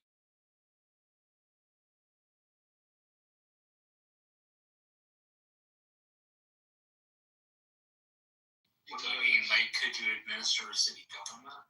I think it means that the West Coast has a way bigger, invisible homeless problem, and whereas in the East Coast it's localized to New York City, and that's why I think sometimes people give up on the West Coast because of that. And what are you saying? Well, governable. When you say governable, it has a specific connotation, which means like you can't govern a place locally, you can't govern a place countywide, you can't govern a place statewide. Did you mean that the government can't actually govern, or did you mean something different? Can't actually rule, control over the people. Can't actually wiggle control over the people. Yeah, because if you look at places like the Bay, you look at places like LA, and like I don't know if the territory too vast, too expansive, but it seems like it's too much going on in these areas for them to actually.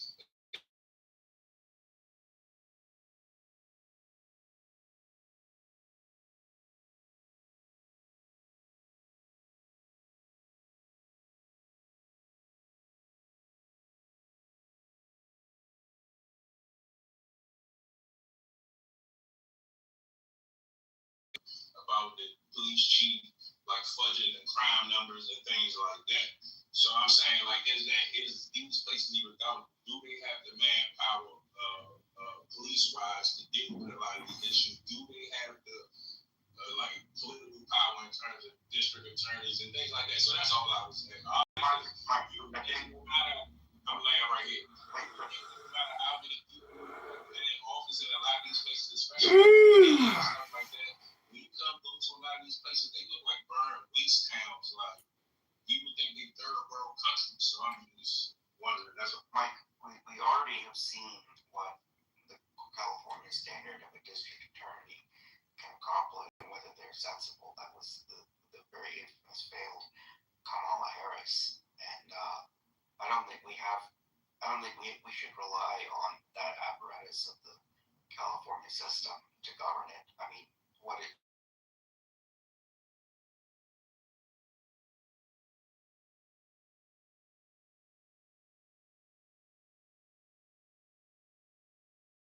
Chinese, and you have I believe in California that is broadly speaking, I'm very intelligent and makes good decisions. But we don't want to talk about the Kamala Harris side of California.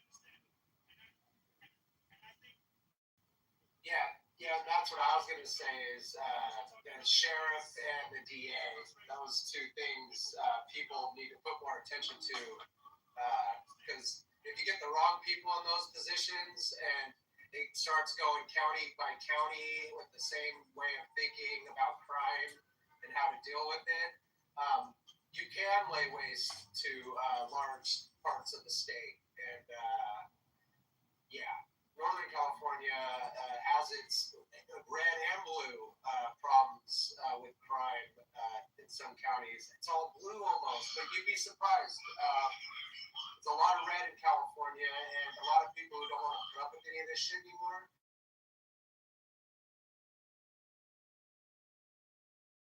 And even supports anything that has been going on, I think is going to have a hard time turning this ship around. Because, and that's why it's good, like I said, it's going to be super interesting. I think it might turn red. And I wouldn't even have said that 2 weeks ago, and the more I'm hearing, I need to read, it's going to get spicy here in California. I just can't live my life basically. Your vote could actually count? So I You can't think, too well? much with what other people think.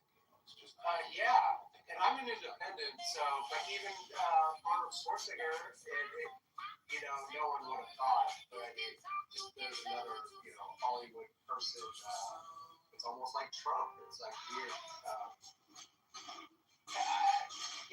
I'm not going to talk down about my fellow Californians, but man, the progressivism, it's so, what's that, idiocracy, like, more brawn.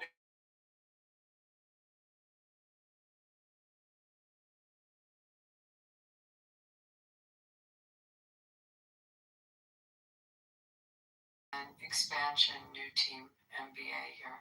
I don't think we're going to take care of the Warriors away, but I think it's going to be a team birth here. Are all the mods sleeping? Joe, I maybe leave and come back. What's up, Hanson? Hey guys.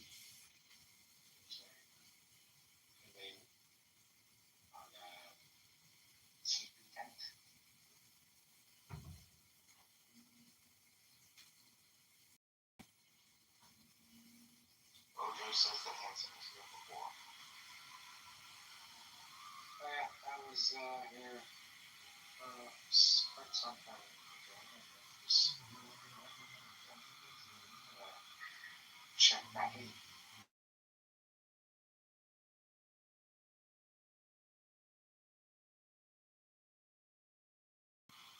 I can't say much that's interesting about Trump other than the dramatic.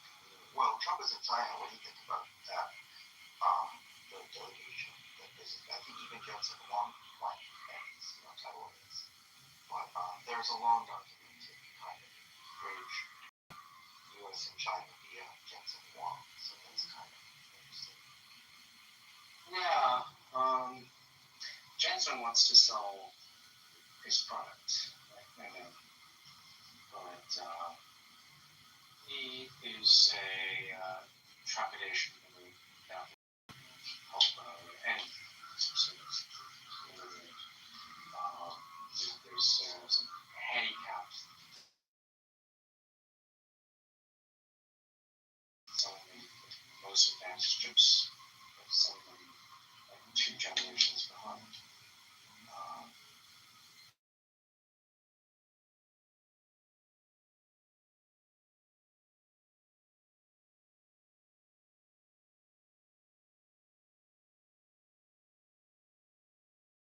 It's staggering enough.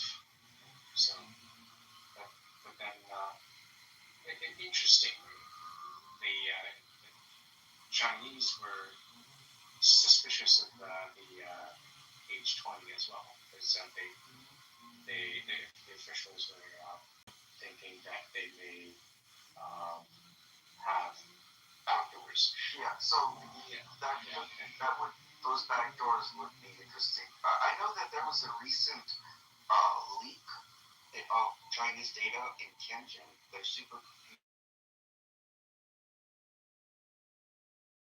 So that didn't help. that was like truckloads or trainloads of data. I mean, it flies in the face of the infrastructure story because some people, when they think of China, they think, oh, you know,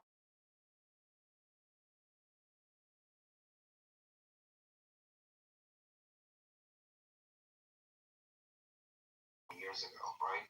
But then, you know, they give this narrative that they are all, you know, they developed infrastructure. They're not a third world country anymore. When it comes to these, you know, or I should say pressure points, this Tianjin thing still happened. But then it must be, you know, one of those cybersecurity things because they were really bad about it. They wouldn't let Trump into the country. Yeah, I mean, they were. I mean, it's a hodgepodge of many things. It's mostly American technology. Even the Tianjin supercomputer centers were American technology. And interestingly, they were mostly AMD products. And then structures and infrastructures. So that's not Benson, that's his cousin, right? Right.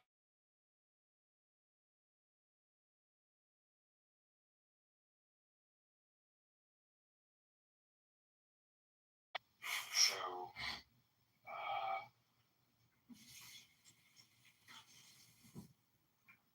I just saw the interview she gave when they were talking about open AI integration with AMD ecosystem because I'm not so aware of the hardware side, but it was interesting that they were because people think that it's all NVIDIA, but right. Yeah, I mean it's they have second AI, right?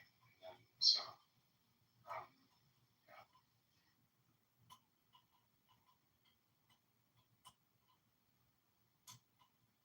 So there was, you know, there were suspicions that whether Lisa Su or AMD, you know, need the key points or whatever. So, and so that's why the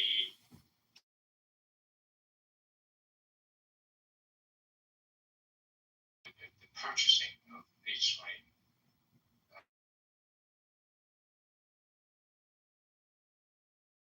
Jensen wanted to sell his wares, but he's like, there's in between. But yeah, but I just don't think the staggering is far enough because if you leave it up to the Chinese businesses, they clamoring for the chips. This is a pretty dangerous visit. I mean, it looks like Xi is saying Taiwan is important, and this is the first time in my lifetime I've ever seen a naval war. Because you know we have a lot of the other branches of the armed forces work with Afghanistan and Iraq, but a naval war, you know, with the Gulf of Hormuz, this is where you know a possible Taiwan situation would occur, right? And it would be purely naval. So I don't know why she is playing with fire.